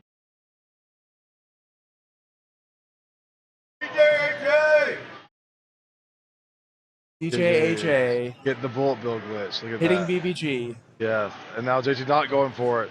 Got it! Nice! Swapped at the right time. Wow. Oh, That's crazy. that's Okay. crazy. So DJ AJ only one frame roll off the tournament best here. So definitely on high. Not going for a 3 FPG. Okay. So definitely on high 456 pace here. That would be pretty sick to see. Yeah. Put him in second place. Going DJ for the easy strat. Yeah. DJ AJ has a little bit of a different slowdown strat there. It's more old school to kind of bonk on that top step. You'll see more of the younger players go for the kooky stairs, which is like the full jump slow. Yeah. Or myself, I do it before the last set of Hammer Brothers. That's just where I do it. Mm-hmm. And I think that's also where Niftski likes to do it. Is on right before the sets of Hammer Brothers. That's interesting. Go watch that. DJ AJ getting the first one frame. Can he hit the wall jump? Yes, he can. Very nice. And backwards, too. Very Jason fast. Knox going to wall jump right now.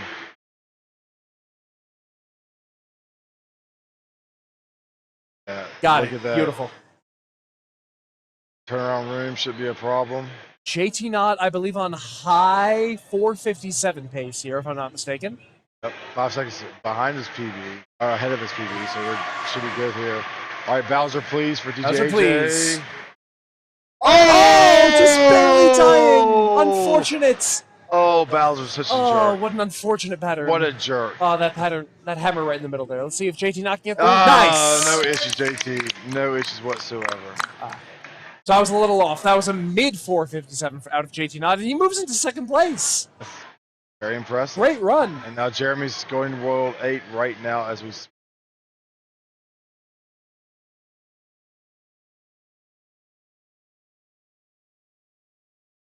Everybody else is still in World 1. So I know we've been focusing mostly on runs that are a little bit deeper into the game. There's a lot happening in the early game here. Sure. These runners, at this point, every single time they reset, they are hitting flagpole glitch in 1-1.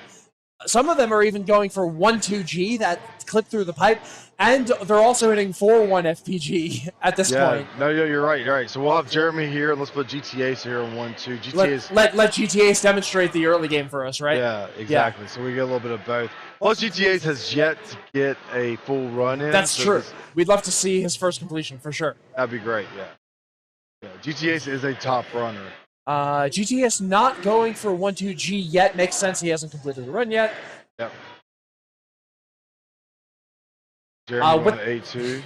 With the tournament best run on screen, it's a nice little visual demonstration of how certain things save time. Like, you saw it do 1-2G on GTA's stream there. Correct, yeah. Yeah, the tournament best and personal best ghost is a great added to this. Fantastic addition. Yeah, love it. It helps us a lot as well as the runners themselves. Jeremy MKW not quite getting bullet bill glitch, unfortunately. Niftski's heading into Jeremy for Niftski. There's so many ways you can mess that trick up. You can jump Niftski's early, headed, you can jump late, you can lose the coin toss. So many things that can go wrong. We got GTA's in 4-2, going for the standard 3 bump. No issues there. We got Niftski also in 4-2, going for the Blaze It. Yep, for the Blaze It. And he gets in cleanly. Yeah, that should be fast enough. Very good. Very good. Right on that switch to 375 on the timer. Yep. Should be good. I believe that's fine. And shout out to these runners that these tricks are named after, because they really pioneered the game. So you Absolutely. got Blaze at 420, you got Andrew G. Niftski missing the pipe jump at the start of 8-1. GTA's though in World 8. Yep. Not yet a completed run, so this is big for him potentially. And we also got Nebula in World 8 as well. So oh wow. yeah. And Nebula's only 1 frame rule behind the tournament best. And currently tied with his event PB. Yep. This is potentially huge for him. It's going to come down to, is he going to do a 5-pole glitch or a bullet bill glitch here to gain that frame rule? And then how is 8-4? Absolutely.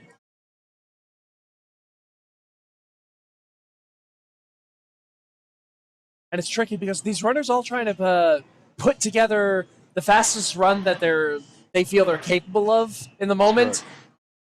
First place right now is a mid 456. It's hard to feel confident about that at any level, I think, right? I think any level of player is going to struggle just putting up a mid 456. Oh, GTA's lost the ball because coin flip. That dang coin toss again. Oh my gosh. Let's put Every Niftski time. over here in the focus. See some of Niftski's 4 early world, and we got Nebula going.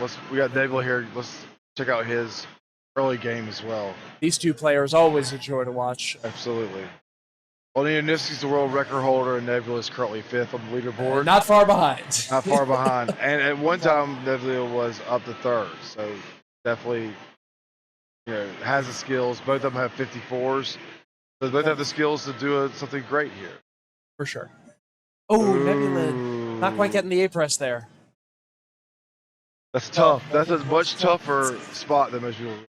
It's I'm glad I brought my controller up here. When you do that jump, you generally flick the A button, and it's so easy because you want such a slow jump. It's so easy to flick it, like lightly enough that it doesn't actually register the A press. And I think that's what happened to Nebula there. Absolutely. But see how quickly he's already back to 1-2. So got the 5-pole glitch. I mean, Yeah, just immediately nailing the flagpole I know. glitch. Immediately. As someone who is personally terrible at flagpole glitch, it's so impressive to see these guys just hit it like every time, it feels like, right? Oh, I know. It's a really tough trick. They make it look so easy. My personal best in this game is a 457.31. Something I'm interested in is to see how many of these runners are going to be able to beat that in just a 2-hour period, and I imagine a lot of them. Niftski already has. Well, my personal best is a 504, and 6 of the 7 have already wiped that off the board. So, and once GTA gets a full run, he'll also wipe that off. So, I believe in the Jay the Wook sub 5, personally. One day. But that's not here now. I'm not competing. I'm just lucky to be a part of all this. Always Niftski is at 8-2 ahead of the tournament best right now. 1 rule ahead, going at 8-2. So getting a bullet bill glitch here would, 2 frame rules? Is that what it is? It's 2 frame rules, but the personal best also did BBG, it would remain 1 frame rule ahead. Gotcha. Thanks for... Oh, not quite. Even the king, vulnerable to the coin toss, I have to say. Yeah. We are all at the mercy of BBG. Every it one of does us. feel like we're seeing a lot of bad coin tosses right now. It does. Nebula again. Sorry, I'm just saying. Nebula again, just barely getting into the pipe without scrolling the screen, but he did have to reset there. I think it was just a little bit slow. Bring Jeremy up here in 8-1. Keep Niftski here at the early game, so we can see some of this. We got GTA actually. Put GTA in the... Sure. Again. Oh, again in World 8, yeah. World 8, 1 frame rule behind. Yeah. So going a little bit all out now to get that first run in. For sure. We're having to shift his strats because it's so late in the run here. We saw a few people just kind of try to get a run on the board at the beginning, right? Just put up a sub 5 nice and quick. GTA does not appear to be going for that strategy. He wants the good run right off the bat. Well, you're 40 minutes into the tournament, so you want to make sure at this point you're not wasting time just getting those high 58s, 59s. It does make sense, especially when that would be, 6th place at this point? GTA didn't come here to get 6th place. All right, I know him. Oh! Not quite. And this is where in GTA it starts becoming a mind game. Because you have the skills, you're at the point, and you keep messing up in little things like that, or getting screwed by the coin toss. So we're definitely going to see how that's going to impact his game as we go further along. Everybody else has at least that one completed board. Jeremy's here at 8-3. So I really want to focus on how GTA's mental game is going to be impacted. The mental toughness required for something like this to come in with a game plan and stick with it for 2 hours, even if it seems like it isn't working, hard to do. Very, very hard to do.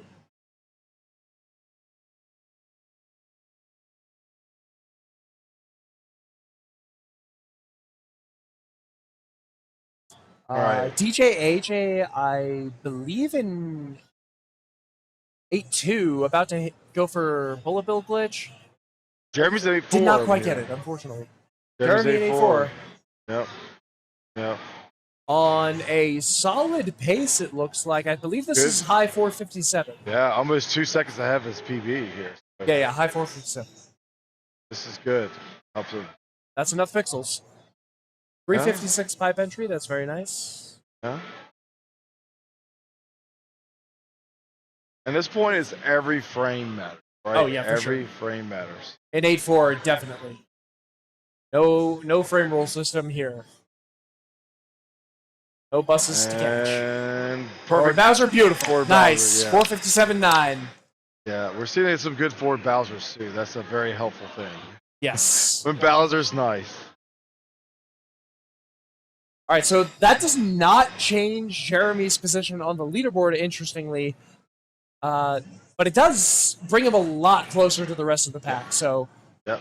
let's see, now that he has that on the board, if he can begin to believe. Yep. And I'll bring... we'll start seeing those low 457s, even some more 456s. I would really like, I'm going to be only on for about another 10 minutes or so. Sure. And I really like for GTAs to get a run. So everybody has a run before I step aside. So that'd be really nice. But Would be nice. I mean, I'm really pulling because, GTA's had a really good SCA tournament. Really was giving Niftski a run for his money yesterday. Traded a little bit at the end, but I know what he's capable of. So I really want to see him get a really good solid run right here.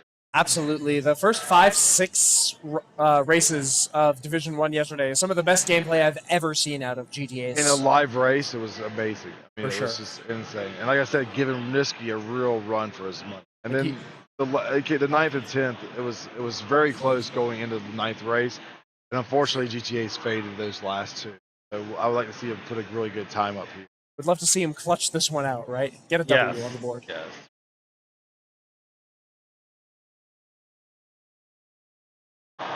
Throughout these tournaments, the narrative has been as something amazing happens in Tetris behind me. Yes. Yes. Yeah, and that's what's great about this event. I mean, we got world-class Mario. Oh! The Piranha Plant. Yes, not quite. That last Piranha Plant in 8-1.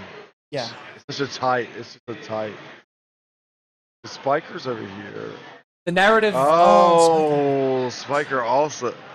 The narrative of so many of these events has been that it's the Niftski show, right? Like, it's just, what's Niftski going to do? What crazy thing is he going to do? It's so easy to forget. We have so many runners that are capable of winning, that are capable of beating even him. Let's go to this layout here while we're right now. For sure.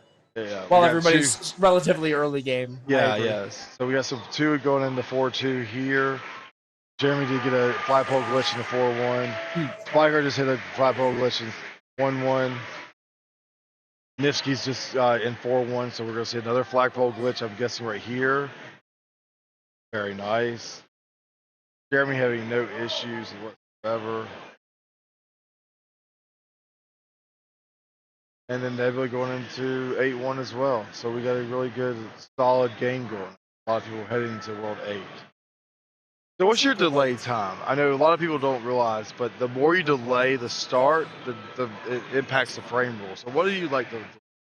So when I'm going for 456, which is what I'm doing right now in my 80% attempts, my delay is 7.82 seconds. Okay. Which is 13 frame rules. Right. And that lands me on the very popular 539 BBG frame rule. And then good Bowser patterns from there, assuming I do 1 frame setup. I think these guys, I was talking about this with some guys. They have opted for slightly less optimal BBG setups to have lower delay. Niftski just died in 8-1. Because a legitimate consideration when you're doing this many resets is you don't want to just be waiting on the title screen for all this time, right? If you're waiting on the title screen for 7-8 seconds in between every single run, that adds up. That's a lot of time. And it's a real consideration to say, hey, do I take a slightly less optimal BBG setup, maybe something that's just a tiny bit harder and maybe doesn't quite give the same bouncer patterns, if it means I can... Just that pipe in 8-2. Absolutely. If it means I can start my runs 3 seconds earlier, right? Right. No, yeah, I get it. And that adds up. That really, really adds up. If you get, 10, 20 more attempts in because of that, that matters, for sure. Absolutely, absolutely. That's what's good, because they have until 1 second left in the clock. Right now we're at 1:14 and some change to do the last reset. Now, in a 5-minute run, that gives you a lot of chances for reset, but like you said, every second is going to matter.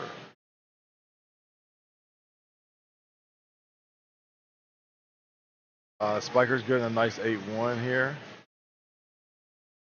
Still about 2 frame rules behind the tournament best, so not that far off. Yeah, 2. Looks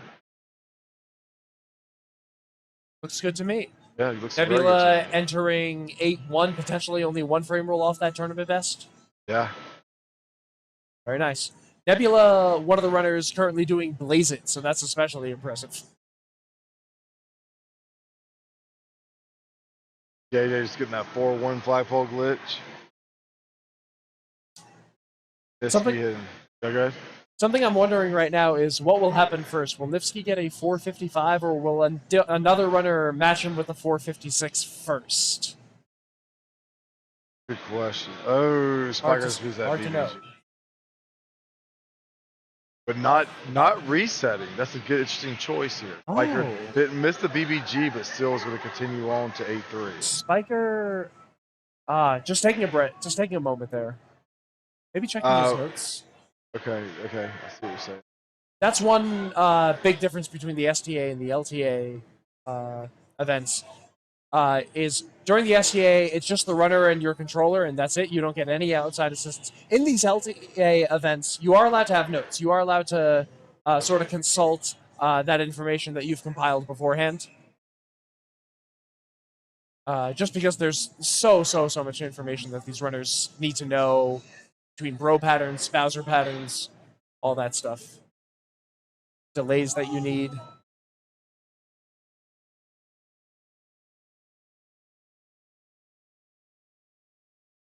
All right, you say it's going for the flagpole? Oh, missed that. Okay.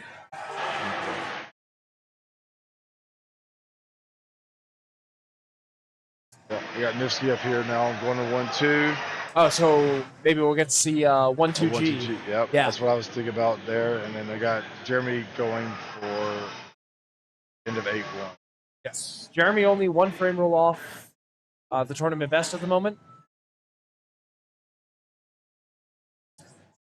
That's probably 456 base then. Yeah, a high 456 base from Jeremy right now. He's got good judges there. Here's that 1-2G pipe clip.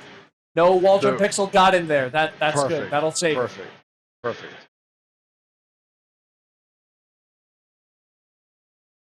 One thing I want to mention here on Jeremy's screen, you'll see the tournament best doing something different than he is. You see the tournament ran off there and bopped to Koopa. It's because it's a different frame rule, so it's a different bullet bill glitch setup. But you'll see both of them will get the shot. Yep. Jeremy nails it. Very nice. And this has got a 4-1. Jeremy popping off. We had a bullet bill glitch and a 4-1 flagpole glitch simultaneously happen on the screen. That was quite amazing. Very cool. I mean, we're seeing these tricks like they're nothing. Two of the harder tricks this game has to offer. Unbelievable, yeah. It really makes me humble myself as a player, when I'm watching this in live, and we're not even an hour in. And Tetris is blowing up. Oh. And a lot of our runners will be vacating the stage to go congratulate our good friend Eyeball on his victory in Tetris. Yes. Eyeball competed in both tournaments. That's pretty impressive to begin with, and now looks like he's going to the quarterfinals in Tetris. So, shout out to Eyeball. I believe he's going to the semifinals. Oh, yes, you're right. He was scoring. Yeah. So Sorry. now he is qualified for top 4. Shout out to Eyeball. We love him. That Great is guy. amazing. That is amazing. That is. Meanwhile, Jeremy on 4:56 pace here. Entering water. This could be huge. Yeah. So right now we are down Spiker, DJ AJ, and JT Knott have all left the stage. Yeah, they have all gone to congratulate Eyeball, and good for them. Yeah, and good for Eyeball. Forward Bowser, very nice! Oh. Jeremy with a high 4:56, moving into second place. Jeremy! Wow. What a run! What is Jeremy's PB? If you don't mind, I'm going to check my notes here and look and see if I can figure out what Jeremy's PB is, because this actually getting pretty close to his PB now. Yeah, that's not far off from Jeremy's PB. Let me, I apologize, I should have had this ready to go. I believe it's a mid 4:56 is Jeremy's PB. As Niftski hitting 1-2G. So congratulations to Jeremy. Of course, we're going to go ahead and put somebody else. Yeah, thank you. Sorry, I'm just checking on that. Well, I mean, who's even here? I'll put Nebula. So Jeremy's PB is a 456.628. Wow. So, yeah. So that's I mean, not even a frame rule slower than his personal best. No, that's very on impressive. stage here. Very impressive. Very, very, very impressive. Hey, Jeremy. Jeremy, is that it for you? You're only one frame rule off your PB. You could PB if you keep playing like you are now. I mean, I'm serious. You're cooking, man. You're cooking. You're in second place right now, but that was very impressive. No, Nebula's not. This is that 5-hole glitch. But we got GTA in World 8, so let's bring him up on the thing. And then we got... I believe Niftski just hit Blaze It, so we can put him up as well. Yeah, definitely. There we go. We got GTA in 8-1, trying to get his first race in. Missed it. GTA is really struggling with like minor mistakes, and it's really killing his run right now. And I know it's really in his head, and I hope it's not. I hope it's not bothering him. I'm going to do this a favor here. Jeremy, you want to talk for 5 seconds to my executive? You want to talk about your runs right now real quick? Yeah, sure. Sure, here. You want to talk? Absolutely, yeah. All right, here you go. There he is! In the commentator booth, Jeremy MKW. So true. Mr. 456, congratulations. Thank well you. Done. Dude. That's way better than I thought I could do. You know, I went into this kind of confused. So, for the record, I have a flight here very soon. So I need to bolt out of here. I wasn't going to be able to play the whole LTA. But I started, and I was like, we'll just do what we can. And that's pretty good. That's pretty good. I'll take that. I gotta agree. It's better than my PB. So. That's almost better than my PB. I don't know how I did that. Well, I mean, you had a flight to catch. You know, you had to get it done quick. You know? And I did, and I'm not gonna be late. So, no complaints. No complaints. Congratulations on not being late. Congratulations on being second at the moment. Yeah, we'll see how that stands. But I'm happy with that for now. So, absolutely. Yeah. Well, great job, man. Absolutely. Thank you. All right. Go catch that flight. I will. Pleasure hanging out with you this week. Yeah, absolutely. And good luck to the rest of the runners. Good luck to the rest of the runners. Jeremy MKW, everybody. All right. I'm going to stay for 4. What?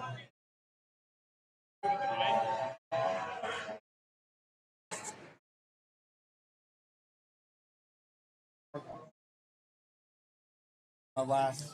I don't have. I may have.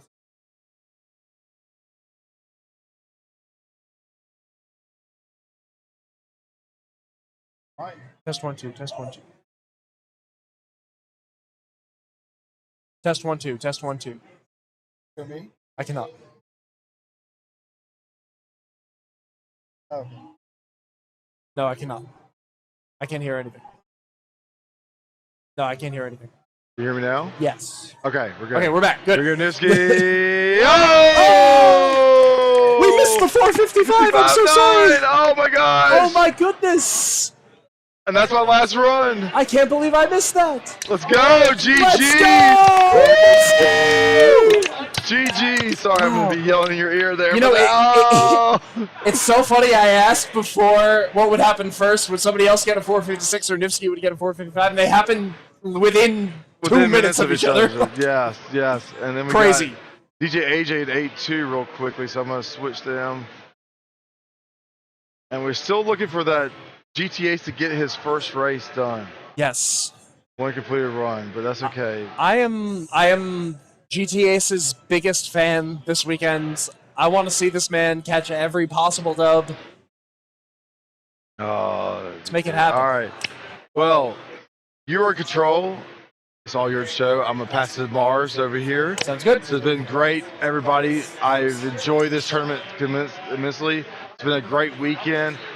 I just want to thank everybody. Thank all the runners. Thanks Flippity. Thanks Anthony for such a great production. And just being a part of it's been great. So it's up to you. Good job. And I'm going to pass to Mars. And a huge shout out to Jay the Wook for all the work that he did setting this up. Wrote down all the rules, wrote down all like the policy documents, really nailed everything down for us. And so thank you so much for that. I appreciate it. I appreciate it. It's just a privilege to be a part of this. And I really look forward to the next event and next year being back here at SoCal. That's the goal, I think. All right. Very good. Thank you. Thank you, Jay the Wook.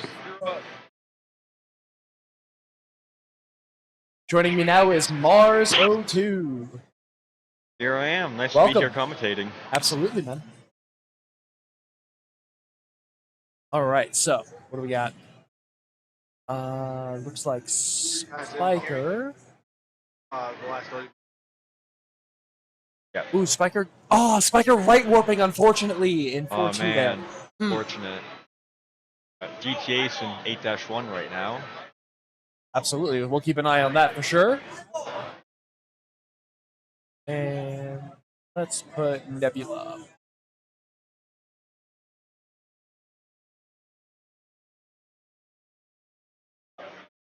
Mars, how are you doing today?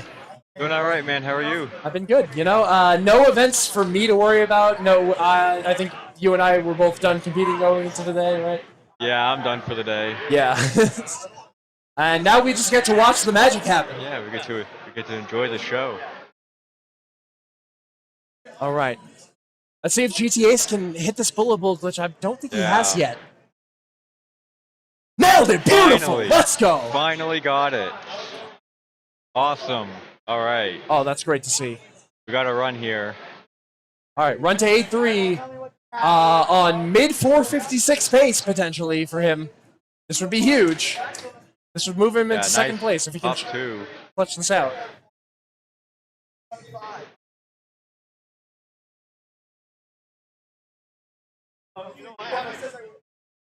You know what? It's going to be high 456 because he's not going to do the FBG here. Oh, all right. Yeah. But still, I mean, potentially second place run here. Huge. Wonder if he's going to go for the 1-frame wall jump setup or if he's going to go for 2-frame. Oh, he came to play. He's going for 1-frame, I believe. Well, let's see.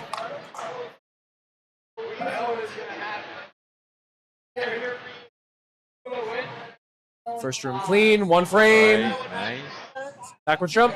Oh, didn't missed get the the pixel. Ah, disaster. Well, But it's GG okay. regardless. Great run. GG, great run. Any 456 pace into 8-4 is very impressive. I mean, Yeah. Most still not even people- an hour in, right? I mean, Yeah. imagine Most that. most people, it takes a really big grind to get a 456, and we have people doing it just right up on stage here. And as we approach the halfway point here, we have Niftski, of course, putting up that 455. That's unbelievable.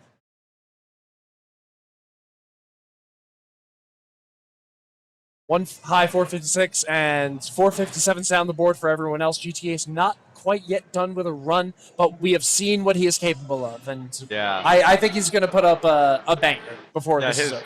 his qualifying session for the LTA, he got like 2 456s in like 15 minutes. Yeah. Like he was killing it. That's how it So, goes, right? Sometimes you're just in the zone.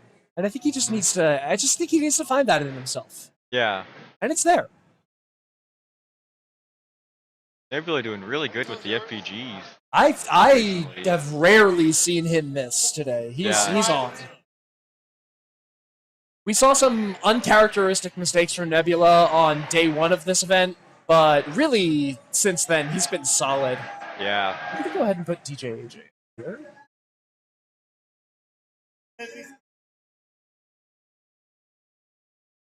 Yeah, so we're all just kind of in World 1 jail right now. Yeah, that does happen sometimes. You know, when you're doing Yeah. 2 FPGs, 1 2G in some cases, right? Yeah. You know, you get stuck sometimes. It's just natural.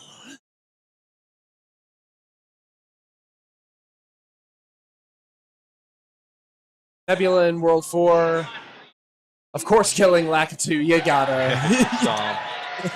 DJ AJ also entering 4-1. He Well, we spares Lakitu. The duality of man. Alright, will we see the double FPG here? Nebula gets it? Nice. Very good. Oh, come on, DJ AJ.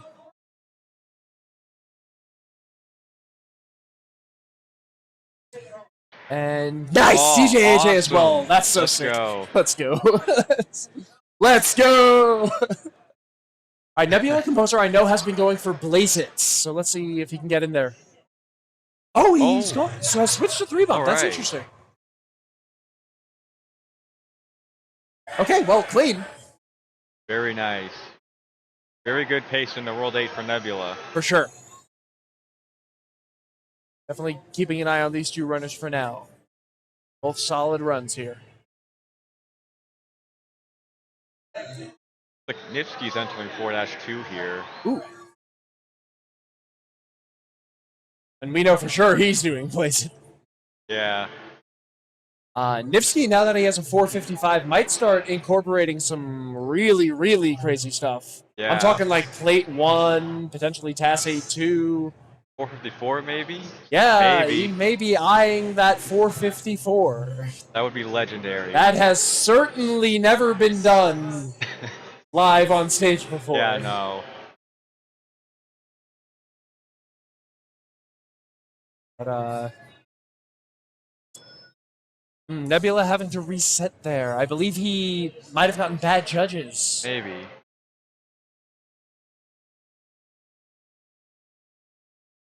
Right, DJ AJ entering 8-2. He can get Did the he get bullet good book judges? glitch. He did get good judges. Okay. Good judges.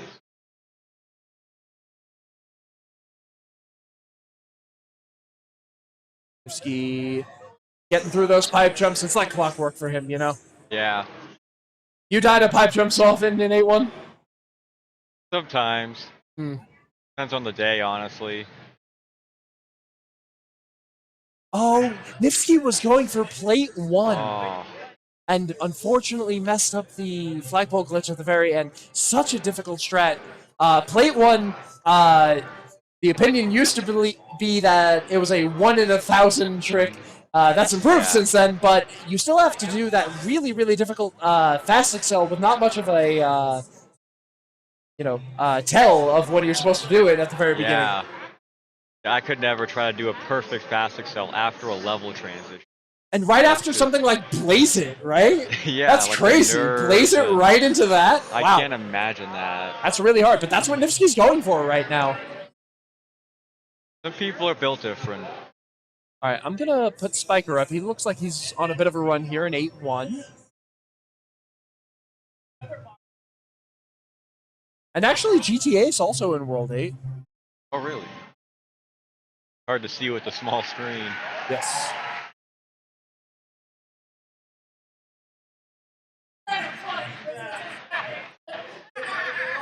So GTA's big story here, GTA's has had, I think, an incredible weekend. Oh, yeah. Just did so well in that Division 1, especially in the first half. kind of fell off at the end, but I do think we've seen some of his best gameplays at this event. I would love to see him clutch this out. Spiker just missing the BBG there. Yeah. So close. GTA, he's been getting like in the STA finals. He's been getting like second place in everything. I think. Yeah. Definitely taking part of the prize pool home with him. Nice BBG for GTAs. Wow. 2 in a row, I think. That is 2 in a row, I believe. Yeah, that's crazy. All right. JT Nod, I've switched to him because he just hit 1-2G. I saw. All right. Let's see this 8-3. Is he going for the flagpole glitch? Looks like he is. Oh no, missed the pipe. Missed the setup. That is okay. You can still just finish the level and just go a frame a little slower. Either that or he wasn't going for it originally, but I don't know. It's hard to tell.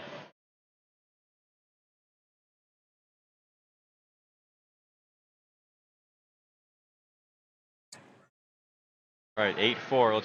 Let's hope he gets the wall jump this time. For sure. This is potentially huge for GTA's. Put his first run up on the board.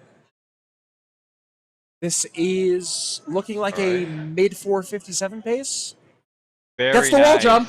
Very nice. Doing Excel. It was a little bit slow, but you know, it's fine. That was a pixel perfect turnaround. Wow. Almost shortened it.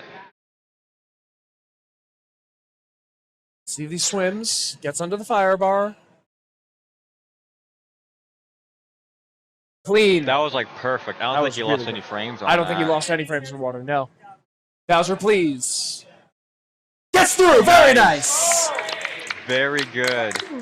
Very, very good. GTA's. Wait, my math was so wrong. My math was so wrong. That was a high 456 from GTA's. Wow! Moves into second place. Right up into, yeah, top 2 for his first run. Very, Wow. very good. My math was terrible. Wow. That's all right. GG's to GTA's. Moving That into second 8-4, place. so fast. That was a crazy 8-4. Absolutely. Yeah. What is that? I'll think about it. You know what? Must have been like 8-5, I think. Maybe. What an incredible like LTA this has been. Like everyone has under 458 right now. Yeah. Just so incredible. And still with 50 minutes to go, lots of things can still happen.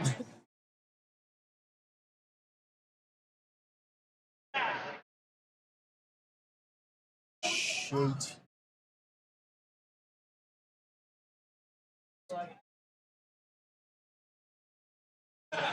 I think we're all relatively early game right now, so let's just get a better overview of where everyone's at.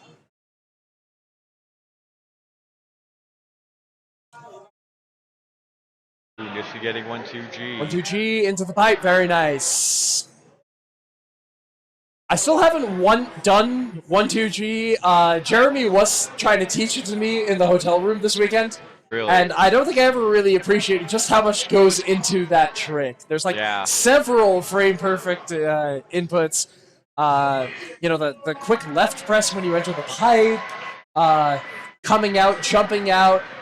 And the tricky part really is in the warp zone, bouncing off the pipe and jumping back in fast enough to save the frame roll. Wow, there's so much that goes into that trick. And it's just one thing that these runners are doing out of so many throughout the run. Yeah, I could just tolerate 456, like a high 456, and I don't even care about any other tricks after that. Speaking of the devil, we just saw GTA's go for 1-2G and jump just one frame too early coming out of the wall, and then dying to the plane. Just so many things can go wrong that we just don't even realize, I feel like, sometimes, right? Okay, I'm actually gonna... Maybe I had to run the Blazer, but unfortunately missed it, so back in 1-1 for him. Jeremy MKW has left to go catch his flight, so he's just going to be in that bottom right corner there on the victory screen. Well deserved. And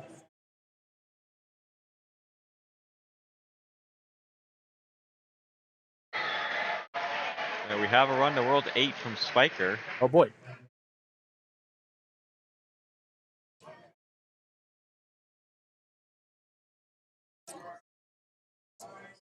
So it's just looking like mid to high 458 strats from JT Knot, DJ AJ, Nebula, Spiker right now.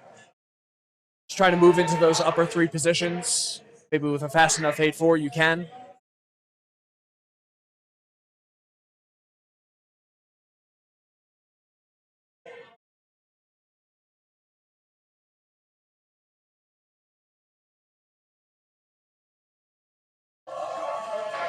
Yeah, Niftski and Nebula both in 4-1 right now. We'll see if they can both get to 4-2. Simultaneous flagpole glitch would be pretty sick. We've maybe. seen quite a few of those. Niftski nails it, of Niftski course. gets it.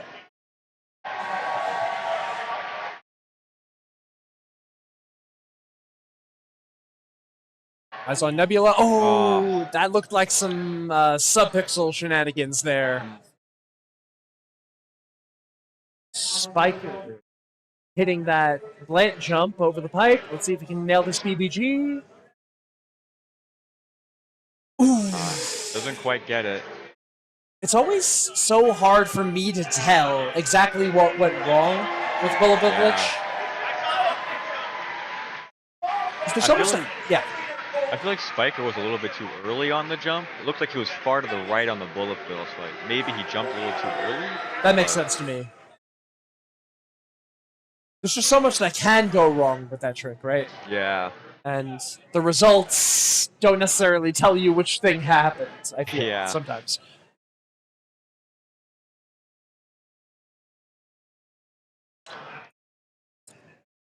Another nuance of that 1-2G we saw from GTA right there. When you clip into the pipe, that has to be a 1-frame jump. You can only press A for 1 frame, so you gotta really just flick that button. Yeah. If you hold it for even 2 frames, you will jump too high, you will not clip. Wow, yeah.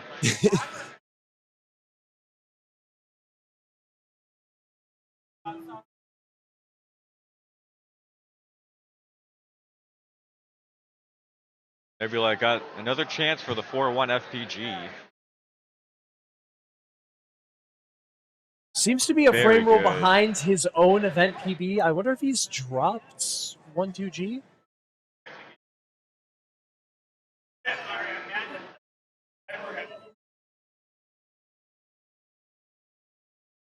See if he goes for Blaze It here. Perhaps to make up that difference, yeah. Gets it. Ooh, Gets nice. the clip. Very nice clip. Fine. Get in there. Awesome. This looks pretty good to me.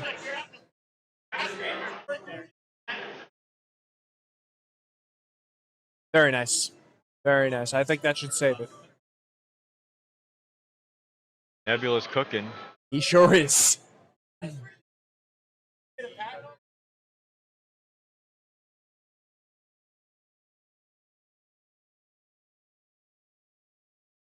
Nebula on a pacer, potentially mid 456 pace here into World 8.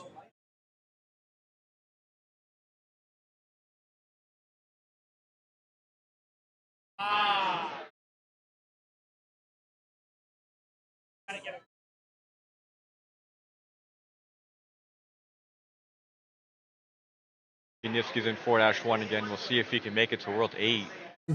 Have 2 World 8 runs at the same time. Now, Mars, you did a qualifier for this event, yes? I did, yeah. Yes. Talk me through that. How did that go for you? It went alright. I just wanted a 457, and I don't remember how quick I got mine, but I think I got it at least like no later than halfway through. Yeah, I was pretty happy with my results, but didn't qualify, which is not the end of the world for me, because I didn't want to like spend the whole event competing. Sure. But still had fun though. Nebula jumping just a little bit early for that BBG there. Got a weird kind of double shot. Had to kill the top bullet there. But yeah, so I noticed on the qualifying leaderboard, there seemed to be a lot of times sort of bunched around that 457.6.7 range. And some people, did qualify in that range, and some people did not, who were just a few frames slower. Yeah, that's all it takes. even in competition where, we had 90 minutes for these qualifiers, a difference of just a few frames, a difference of going just a little bit faster in 8-4 even, can be the difference between qualifying for this event and just watching it, right?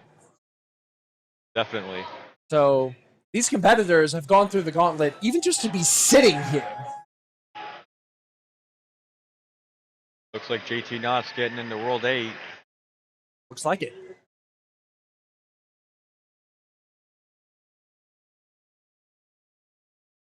Currently, missing the 401 FPG there.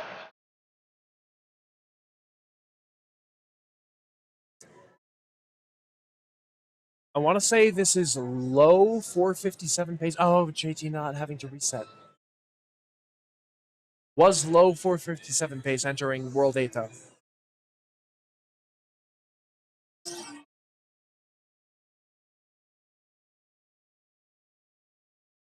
Just under the 45-minute mark here. Yeah, back in World 1 again for everyone. Yeah. World 1 jail. World 1 jail. It's a real place. Can hurt you. We know that. We're going to see World 4 pretty quickly here, I'd imagine. Actually, Niftski doing that just Niftski now. nailing that 1-2G as he does.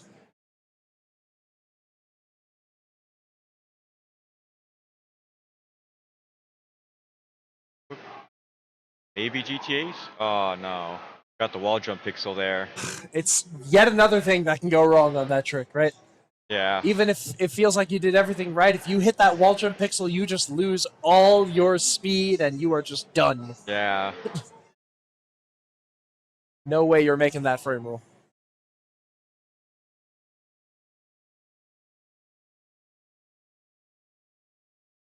Right, we got Niftski back in 4-2 again. We'll see if he can get into 8-1.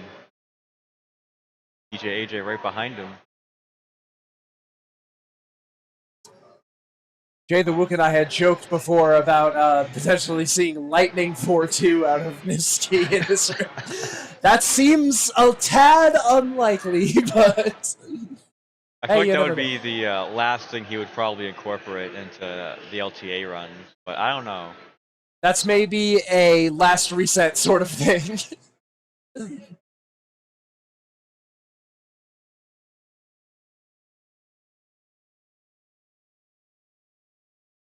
Niftski not quite fast enough on that Blaze and having to reset.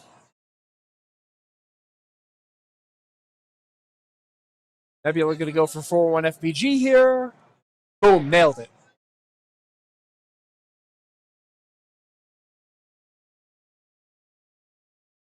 A lot of 1-1 on the screen right now. That's how it goes. I mean, you got to do FPG every single time you reset. Yeah. And you have to do underground within like 2 or 3 frames of perfection, which doesn't help. Yeah. Something people may not know is 1-1 flagpole glitch doesn't actually save time on its own. You have to do the rest of the level fast enough as well. Yeah, I think FPG only saves like 19 frames or something. With sock folder setup, which is how we normally do it, it actually only saves 15. 15? 15. Well, I might be thinking of the plate 1 flagpole glitch. That is what you're thinking down. of. That one's 19 frames. Yes.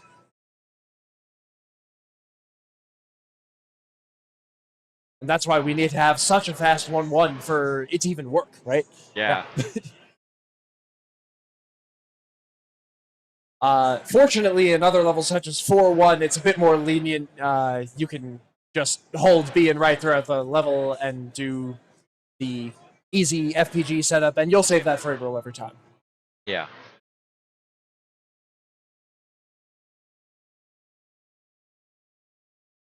Two runners back in 4-2 again. See if GTAs can be the third runner.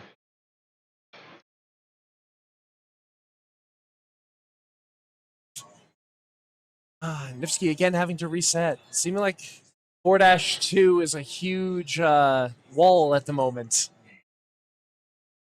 GTAs also having to reset. Didn't quite get the 4-1 flagpole glitch.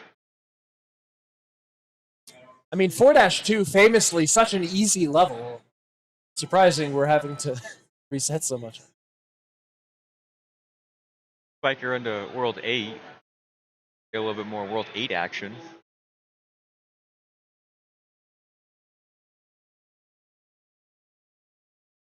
Spiker currently with a mid 457 sitting in 7th place. Brutal, I gotta say. Yeah. Just frames separating 4th through 7th place at the moment, though. Only 6 frames, actually, between 4th and 7th. That's crazy. Yeah.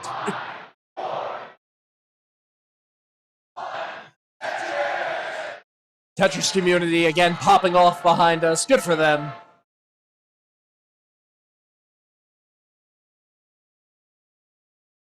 Oh, GTA's hitting the wall jump pixel in 1-2G.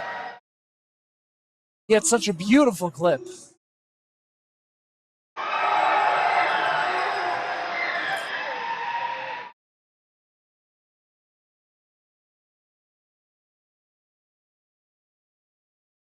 All right, Niftski back in 4-2 again. See if he can make Blaze It happen. Blaze It, my personal favorite frame rule save in the entire game. GTA's also entering 4-2. 2 runners in that level now. Good Blaze It. Good clip. That vine block. Nice. Very good. GTA's also hitting Blaze It. With the 6 pipe. Wow, that was super clean. If you can get in that pipe before the timer switches to 375, that means you went quite fast. Yeah. Yeah. I think Niftski got the fast excel because he's continuing on with 8-1. I agree. Will we see plate 1 for the first time of this event?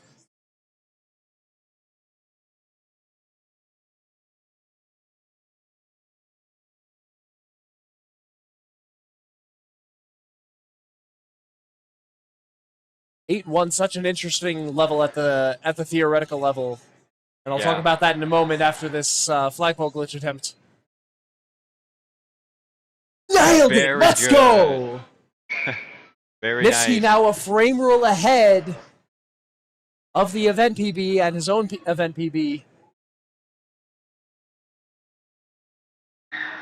The JT Not got the 4-1 flagpole glitch, so he'll be entering 4-2, and Spiker entering World 8 now, so we're getting a lot of action from these runners. What I'm interested in here is Niftski going for TAS 8-2, or is he going for a standard BBG? Looks like he was going for TAS 8-2. Just not quite getting that pipe jump. It's so precise. So even beyond Bullet Bill glitch, there is another frame rule save in that level, like just by going fast enough, taking that one pipe jump really, really quick. And it was thought to be humanly inviolable for so many years until, I think it was, what, 2021? When we... I think it was around early 2021. Right when it around was there, first right? Being done. When people kind of took a closer look at it and said, no, we can do this. We can do this. Like, people are quite good at this game, you know? Yeah. They're pretty good at the game. Yeah.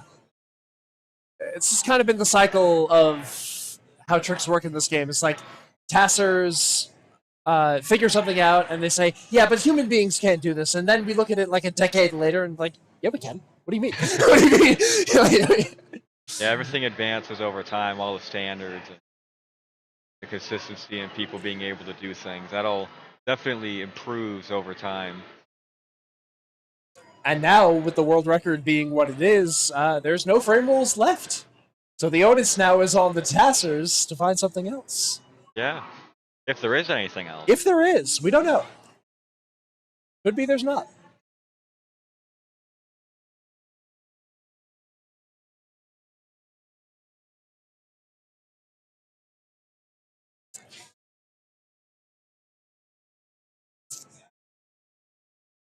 And once again, everybody in World 1. Interesting how, so much earlier in the event, it seemed like everybody was in World 8 at all times, right? Just trying to get that first run in. And now that everybody's at least a mid 457, the bar is so high. And, So if you mess anything up, if you lose even a single frame rule, most of these runners are just going to immediately smash that reset button, right? Yeah. And that's why we see everybody just in World 1 at this point. Perfection is demanded now.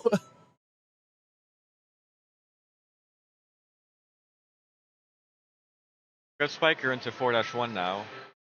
Everyone else trying to get out of World 1. JT not quite clipping into the pipe there, going for 1-2G. Niftski getting in, though. Looked good to me. See if he likes it. He does. Killing Lakitu, as he should. I respectfully disagree, but You okay. respectfully disagree. All right. Save the animals. Save the animals. There it is.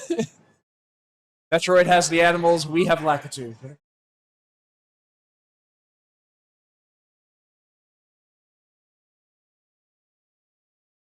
Alright, so we got Niftski getting the flagpole glitch 4-1. DJ AJ entering 4-2. DJ AJ still on the standard 3-bump method.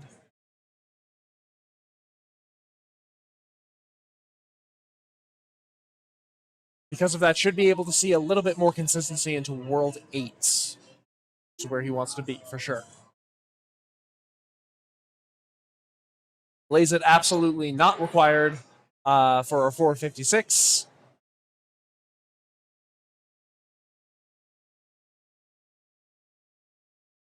Oh, missing the pipe jump.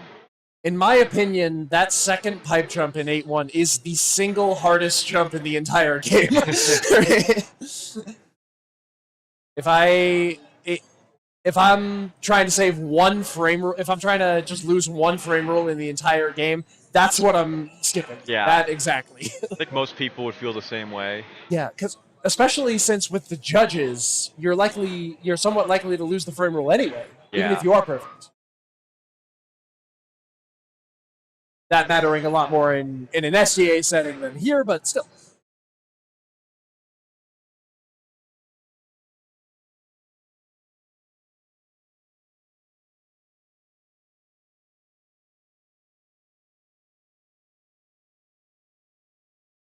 Oh, Spiker in 8-2 dying on the back end of the Blant jump. Just not quite able to get his speed back in midair.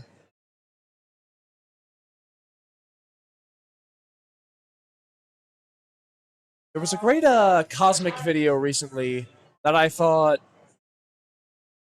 sort of illuminated how that works, how the speed control in midair works.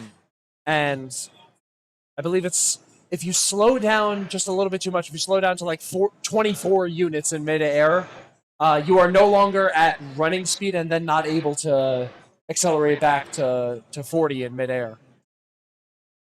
But if you slow down perfectly to like 25, you are able to.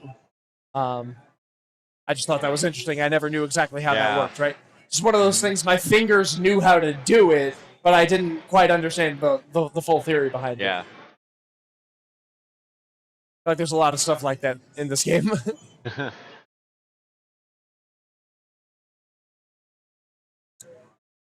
BT Not about to close out 8-1 here, hopefully. Also, hopefully I'm not spreading misinformation there. There's always that possibility. Listen, don't just assume I know what I'm talking about. That's a terrible idea. But what I'm saying is go watch the Cosmic video. Shoutouts to Cosmic. Breakdown. Got JT Not in 8-2 and DJ AJ in 8-1. So JT Not can, I think he's going to go for Bullet Glitch again. Oh, for sure. Yeah, at this stage, you almost have to. JT Not, I believe, on mid 456 pace here. If he can nail this BBG. Oh.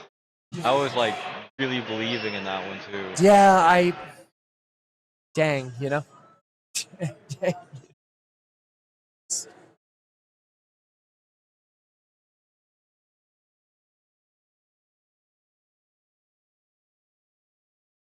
BBG, I always feel is like the great equalizer in events like this, because I feel like just absolutely everyone just struggles with it. It's so hard to hit on pace in this context. Yeah. With being so late in the run as it is, I think just wow.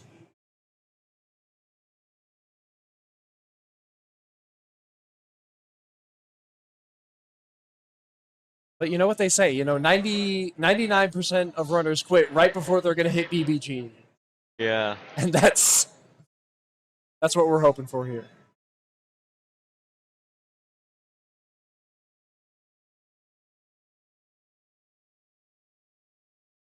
Got 2 runners about to enter World 8 again. I think G Chase is going for plate 1, but he messed up the fast excel.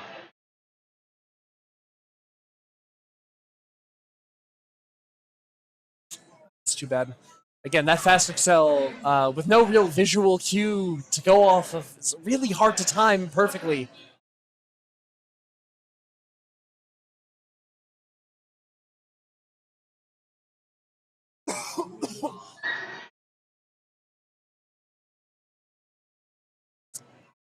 Do you want to say a little bit about what goes into that fast excel?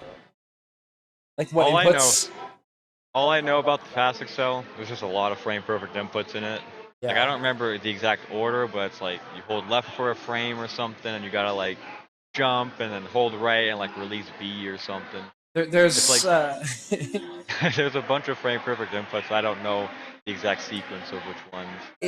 It is one of the few instances in the game where the left button becomes useful, right? Where there's only a few times in this game where you press left. Yeah. Blaze It is one of them, as Niftski gets the clip. Yeah. Wall jumps and the wrong warp and 8-4. 1-2G.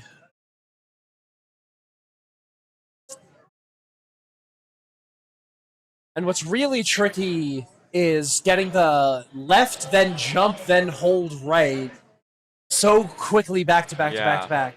That motion can feel very unintuitive, I feel, right?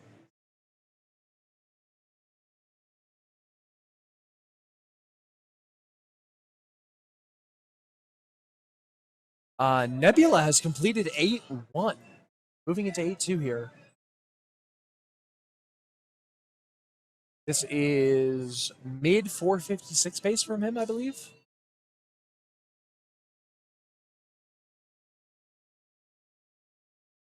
And with this, we got a little under half an hour left. I'm going to give my seat to Stewie Cartman so he can commentate a little bit. Sounds good. Well, right, but thank you so much for joining us. Absolutely. We'll bring Stewie on. Mars 02, everybody.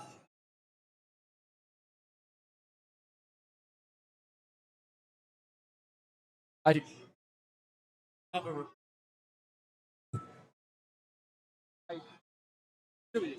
Yeah.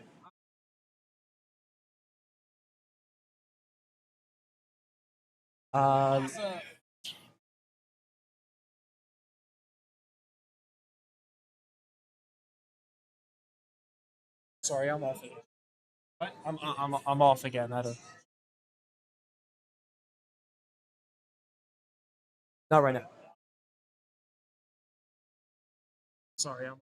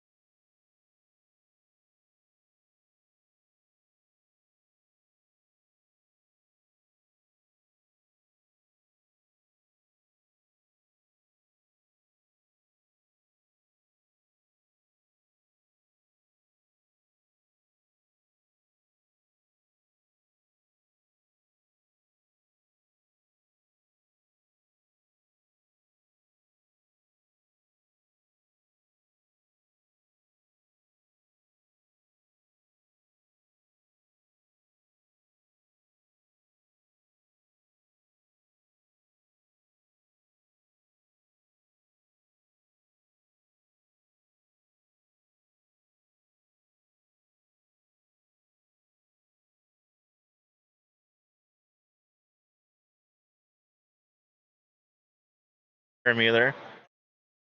Oh, mine's good? Okay.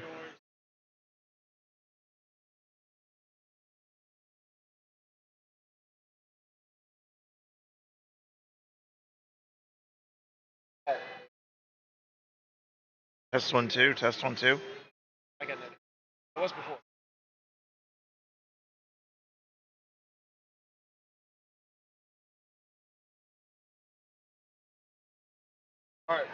All right, we're back. Sorry about that. All right, there we go. Joining me on the mic now is. How are you doing? Doing pretty good. What do you think of this tournament so far? Well, this is crazy.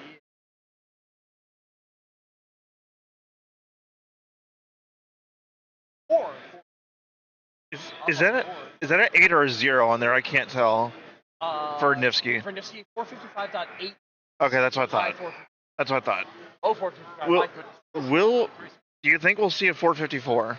I know Niftski is trying to make it happen. As he enters 8-2 here, wait a minute. That means he hit plate 1. He's at 10. Oh boy. And pass 8. Yeah. Oh boy. Oh my. That'd be huge. Come on. That's a shot. Oh my. Oh my goodness. Oh, that. Okay, come on. Wait, this. We're gonna zoom in on Niftski here. Yeah. Come on. All right. Come on. All right. That's it. That's it. That's it.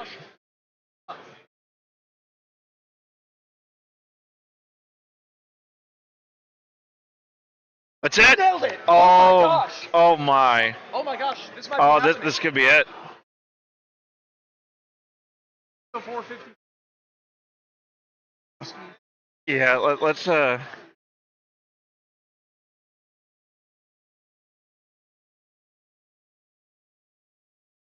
right. Clean.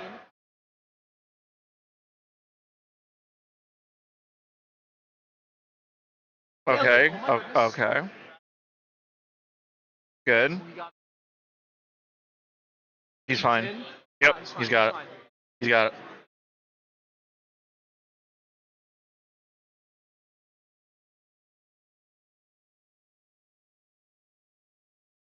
Oof. He's got it. Come on. Come on. Come on. Come on. Come on. Bowser, please. That's it! That's it!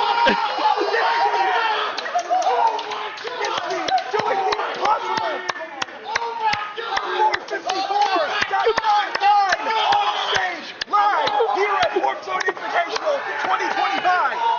Are you kidding me?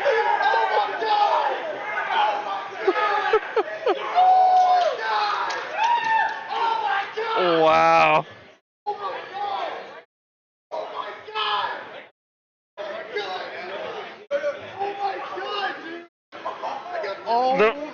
The first run I joined on the mic, and that just happened. You're a good one, Charles.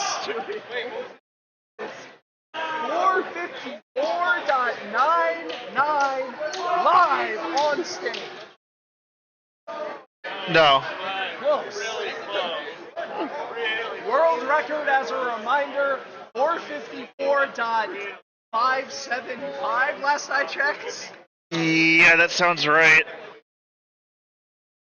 Oh my goodness. Niftski! You gotta. Yeah, let him breathe. Let him breathe. Let him catch his breath. His heart's gotta be beating 200 times a minute right now. Oh my god. Let him catch his breath. We're gonna get Niftski on the mic here in just a minute. Let him calm down. 631. 6-3. That's his record. That's the record. No. Wait. Did he beat that? Yeah, he recently beat that. I believe it's 565. Sorry. 565. That's right.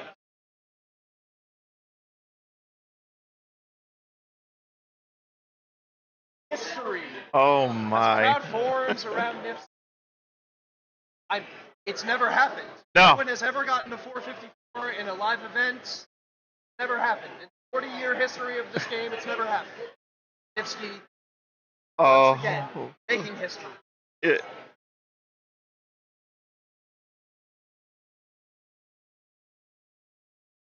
Oh. I'm still in shock.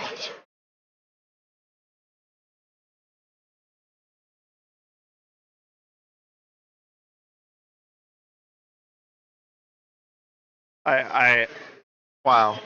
I know. I don't know what to say after that. I really don't. Just look at. I mean, these are amazing time. Yeah.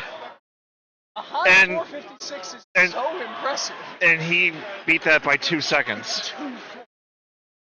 Which, in most speed games, doesn't sound like a lot. Oh, in this table. But for this, that's huge. 450 a time once thought If- impossible When- for human. When I first started speedrunning in general, 455 was not even a thing yet. Yeah. No. If I remember correctly, when I started in 2017, the world record was 456.5, I believe, by Darbian. Yeah. Yeah, that And was it when I started. and it had the absolute worst 8.3 FPG setup ever. Yeah. Or Kriller did his Yes. magic, yeah? The setup was a random B press at some part of the level, and somehow that lined up your subpixels. Niftski. That was my first run on the mic, and that happened. He just sat down, Niftski!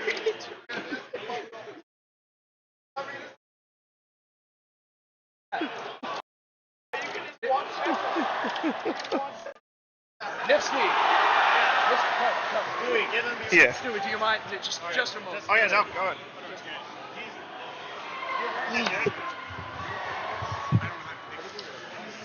Niftski, Yeah. what just happened there? I just got a 454, last frame 454, Yeah. and as soon as I got to 8.2, my heart sank. I was like, this is serious. Somehow, with all the background noise, you know, the CTWC, everyone's popping off over there, and I clutched it in the LTA. I have no words. At first I was going for low 455. I was doing plate 1 with it, so people were like, like GTS was like, oh, people are gonna think you're doing 454. So I was like, okay, well, I might as well do 454. And I wasn't actually expecting anything. And I just got it. I just can't believe it. You mean to tell me this was just an impromptu decision? Yeah, I wanted to just get low 455 first, then go to it. I was like, screw low 455, I'll just skip it. I'll just try to skip it, and it happened. That's the GOAT, ladies and gentlemen. That's the GOAT doing GOAT thing. I have no words. I really don't. Do you have an estimate on your heart rate after hitting 8.3 FPG? It was probably 160, 170 range. I wasn't paying attention to it in the moment, but based on how nervous I felt, it wasn't like world record nerves, but it was a little less, I'd say. So, something like that, like 160, 170 probably BPM. I mean, looking at the leaderboard right now, how does it feel to see 2 full seconds separating you?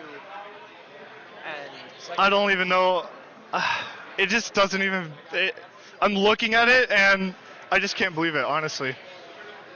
It feels absolutely surreal. I think the rest of us and all of chat and everyone watching are still kind of taking it in as well. Yeah. You know? Gosh, man.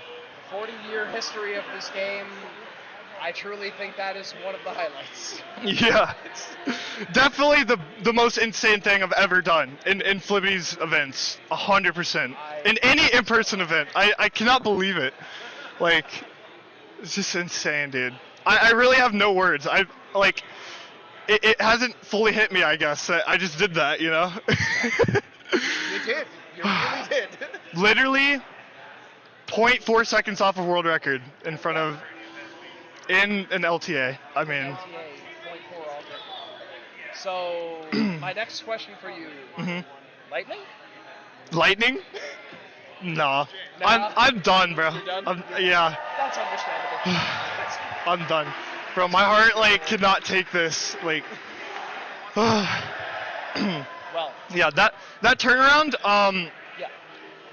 in the moment, I knew what frame it was, or I was stuck between two frames. I was stuck between either getting a 455.01 or it being a 454.99. And I was like, I need perfect water no matter what here. And I got perfect water, and I said out loud, I was like, please don't be 8B, which is the frame that is 455.01. I was like, please don't be 8B. I saw the forward Bowser, and I knew that was it immediately. You knew you got it. Yep. Wow. I don't even know what to say, man. Thank you. You're going to be getting a lot of pats on the back for the rest of the day, I imagine. Yeah. Everyone was like 454 in LTA this year, 454 in LTA this year, and like, I knew I wanted to get that, but I didn't actually expect to get it. I was like, maybe like 5% chance I'd do it. Especially like, cause I had two 455 runs, and it died to 8-4. Yeah. And I was like, oh, I'm not like off to the best start since I didn't finish those out, because I wanted to quickly get a 455, then move on to low 455, and then that would like be the gateway to 454.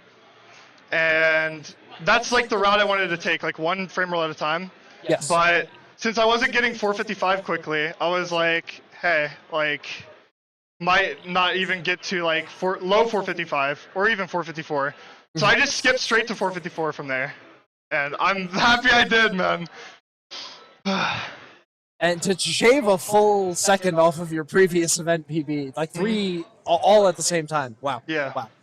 We just witnessed history here, folks. Now, we still have more of the LTA going on, so we're going to go back to that. We're going to go back to that for sure. Niftski, thank you so much for coming on. Of course, man. And, yeah, GG's. Yeah, thank you, GG's. thank you. All right, we're going to get Stewie back on here, I think. All right. Yeah. GG's again.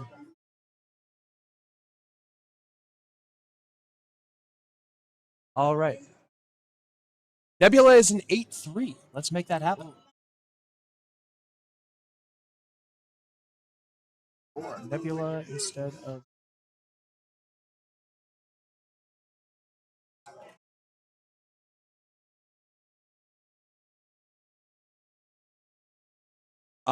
this is definitely I-455. No, Nebula. Unfortunate.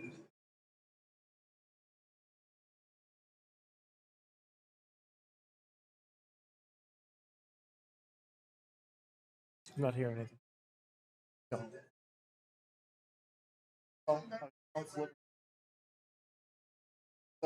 I'm just Mario 3 has met. I would probably say king of this game. Certainly not. Not today. Probably.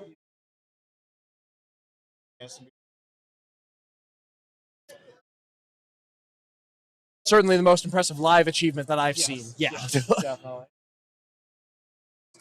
I don't think copy that.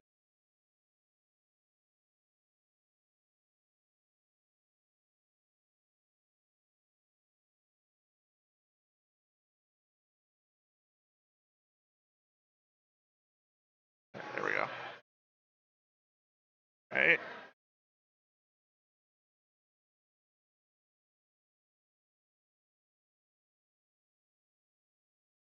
All right, very nice 8-1 from DJ.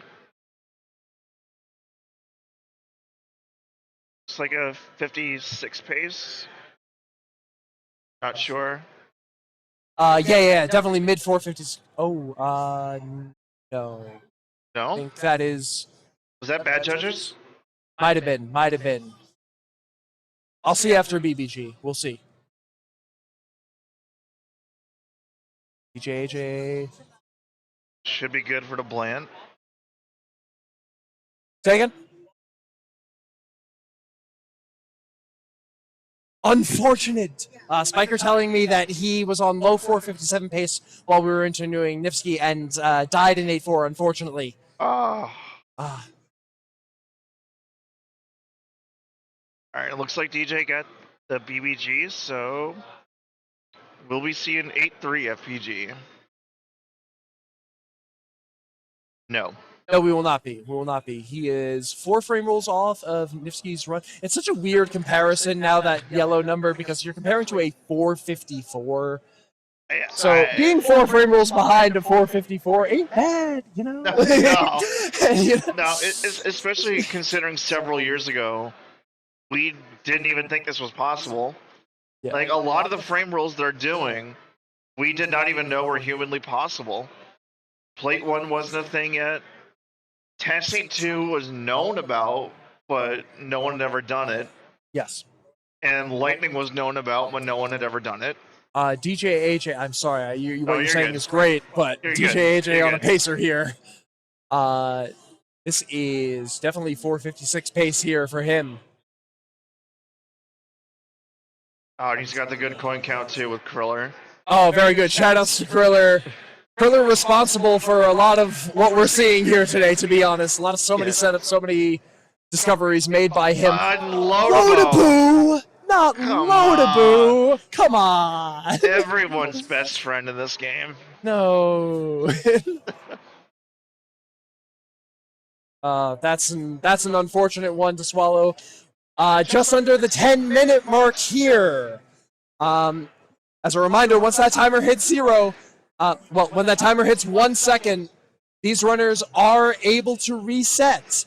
But once it hits 0, no more resets. You are on your last run at that point. Yep.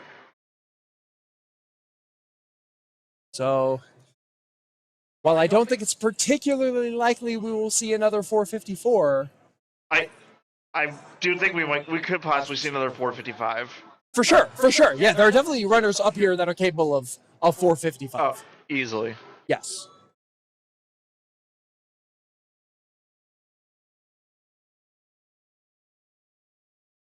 See this flag poke. GTA's nailing it. Very nice. Very nice. I believe I don't know. Did he do 1-2G? I missed it. He is currently tied with the tournament best. So yes, he did. He must have done 1-2G. And not quite getting the blaze it. Unfortunate.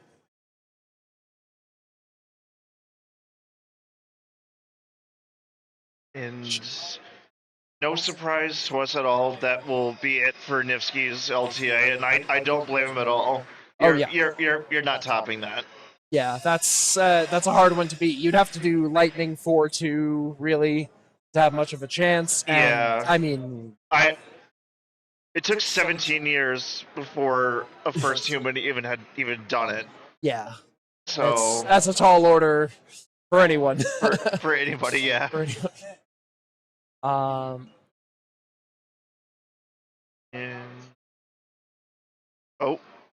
Spiker unfortunately dying to the planet 4-2. Yeah, I think he missed one of the bumps. I believe he missed the elevator, so he had to bump one of the pipes. Just gonna reach over and grab this mouse. Yeah. Here.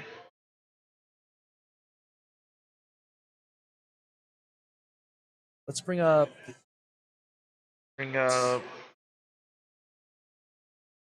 Does seem like most of us are kind of in 1-1 jail at the moment. Yeah. It's every runner's favorite. Yes. No matter what game you're playing. With so little time left on the clock, it does make sense to do a lot of resets here. It does make sense to be very, very selective in what runs you're keeping. You don't want to waste your time on something that, isn't quite going to go the distance. Like you don't want to miss 1-1 FPG and then have to go for 1-2G, miss it, and then waste even more time. Right. Better to just reset at this point, right? Right. So then even if you miss 1-1 and then you get 1-2, you're still on the same frame roll anyway, so it's not going to matter. Yeah. Might as well just try 1-1 FPG again. Yeah. All right. JT Nod is going to make it into World 4 here. I believe Nebula's also in World 4, so I'm going to bring him up as well. I believe so, yes.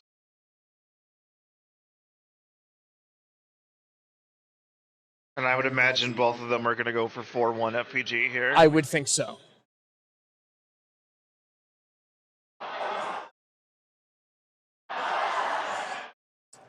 Neither runner's killing Lakitu. All right, Nebula hits it. JT not quite. JT not quite. But Nebula will be in 4-2. DJ AJ did just hit 4-1 flagpole glitch. So we're going to bring him up as well. Both him and Nebula entering 4-2. I'm glad you know what to do with this because I wouldn't even know how to operate this. No issue. All right, very nice from Nebula. Nebula and DJ AJ both opting. Oh, DJ AJ just pressing A little bit late there. He missed falling into the abyss. He missed the wet floor sign in the ground. He did. He slid right off. All right. We have some runners vacating the stage. I believe they're going to go watch Eyeball. We're going to walk out with Eyeball and then come back. Gotcha. Plus 5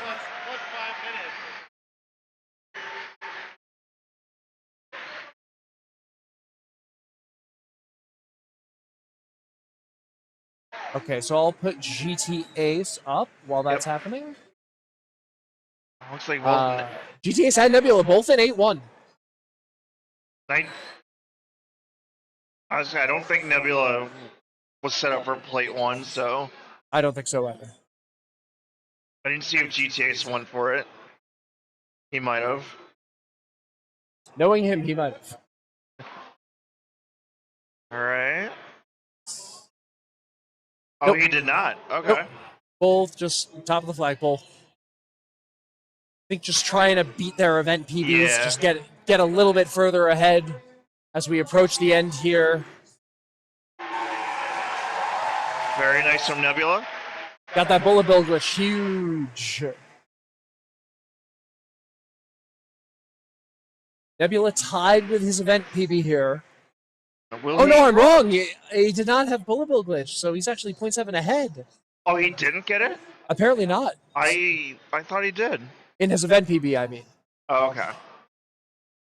So, yeah, this is potentially a 456 from Nebula here. Yeah, looks like it. Very nice. Up on the top.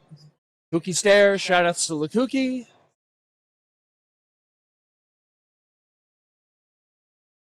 And I completely missed what happened to GTA's in 8-2, I think it was. I'm unsure. But Nebula in A4 here. Let's see if he can clutch this out. I think so. Again, potentially a 56 here. That would be huge. Very Would move him nice. into at least 4th. Very nice. AJ setup, beautiful. The forwards wall jump. A little bit easier. That was This nice. should be good. That There was we nice. go. 57 on the timer. That's how you know it was clean. Yes. All right.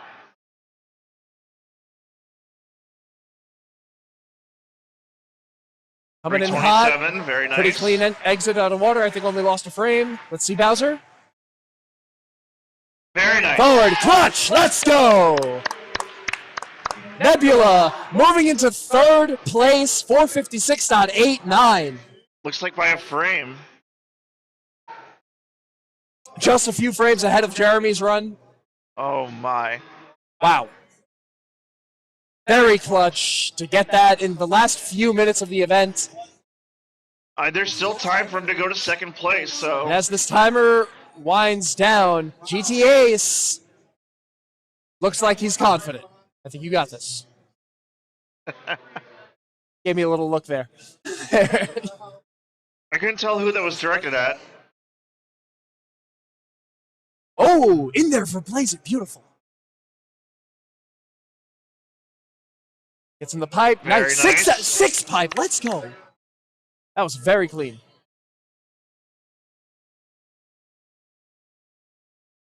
We're in there. All right. All right, so GTA's And he's not going for plate 1. All right. not going for plate 1. Only 1 frame roll behind the tournament best, a frame roll ahead of his personal best, which is what he's really trying to beat right now. Yes. We would love to see a mid or potentially even low 456 from him. That would be a great run to end on. A lower mid 455 would be insane, but yeah, it's 56. Yes, 56, yes.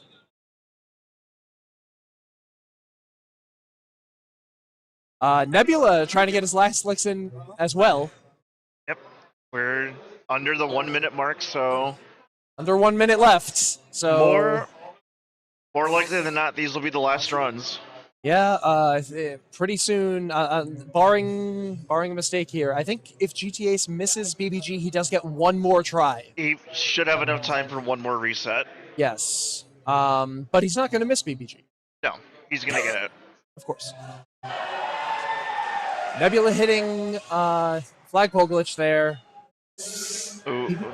Okay. All right. Getting the double bop. Should get a bullet here. Yep. That's the shot. Let's see it. Oh, not quite. He does have time for a reset. He does have time. This is going to be the last run from GTA Ace. Nebula getting into the... Oh, not quite. Does have time. Does have time. Does have time. This is the last reset. Last run for both of these competitors. Let's see what happens.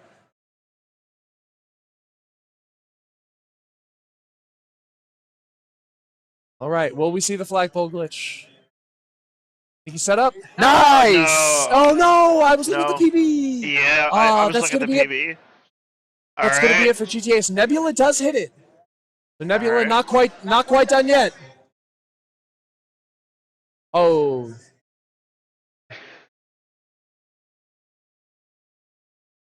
Nebula does save the frame rule.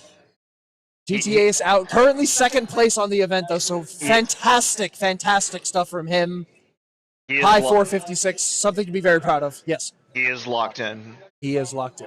You can see it on his... Oh, no, not the pipe jump. The dreaded 1-2 pipe jumps. It is. There's a reason why people skip that in STA. That's all I got to say. Yes. It's tough. Wow. Very tough. What an event. Yes. Amazing way to end. Especially with, as soon as I take the seat here, we see the first 454 in a live event. Unreal. Yes.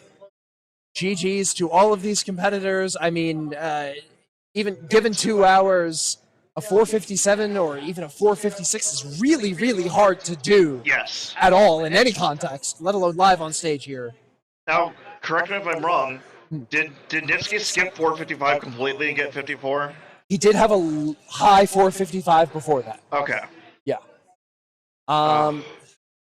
That's going to be all for this event. I do want to take a moment to shout out retrotournaments.org. Flibbity Dibbity's website, Flibbity Dibbity, the guy who makes all of this possible. I want to give a huge shout out to him. His website, retrotournaments.org/support. If you want to see more events like this, if you want to see the best in the world come together and play this game at the highest possible level again in the future, we can make that happen. We can donate. Thank you so much. I had a blast this weekend. What about you, Stewie? This was amazing. This was probably the most fun I've had at any event I've ever gone to. Wow. This was amazing. Couldn't agree more. And without Flibbity, this would not be possible. I want to give a shout out to you, our Division 3 STA winner. Thank you. Congrats on that. Thank you. And just shout out again to all the runners who played this weekend. And yeah. That was great. All right. I think that's about it for us. Yeah. Warpzone Invitational 2025 is a wrap. We'll see you next time. We'll see you next time. Thank you so Good much. night.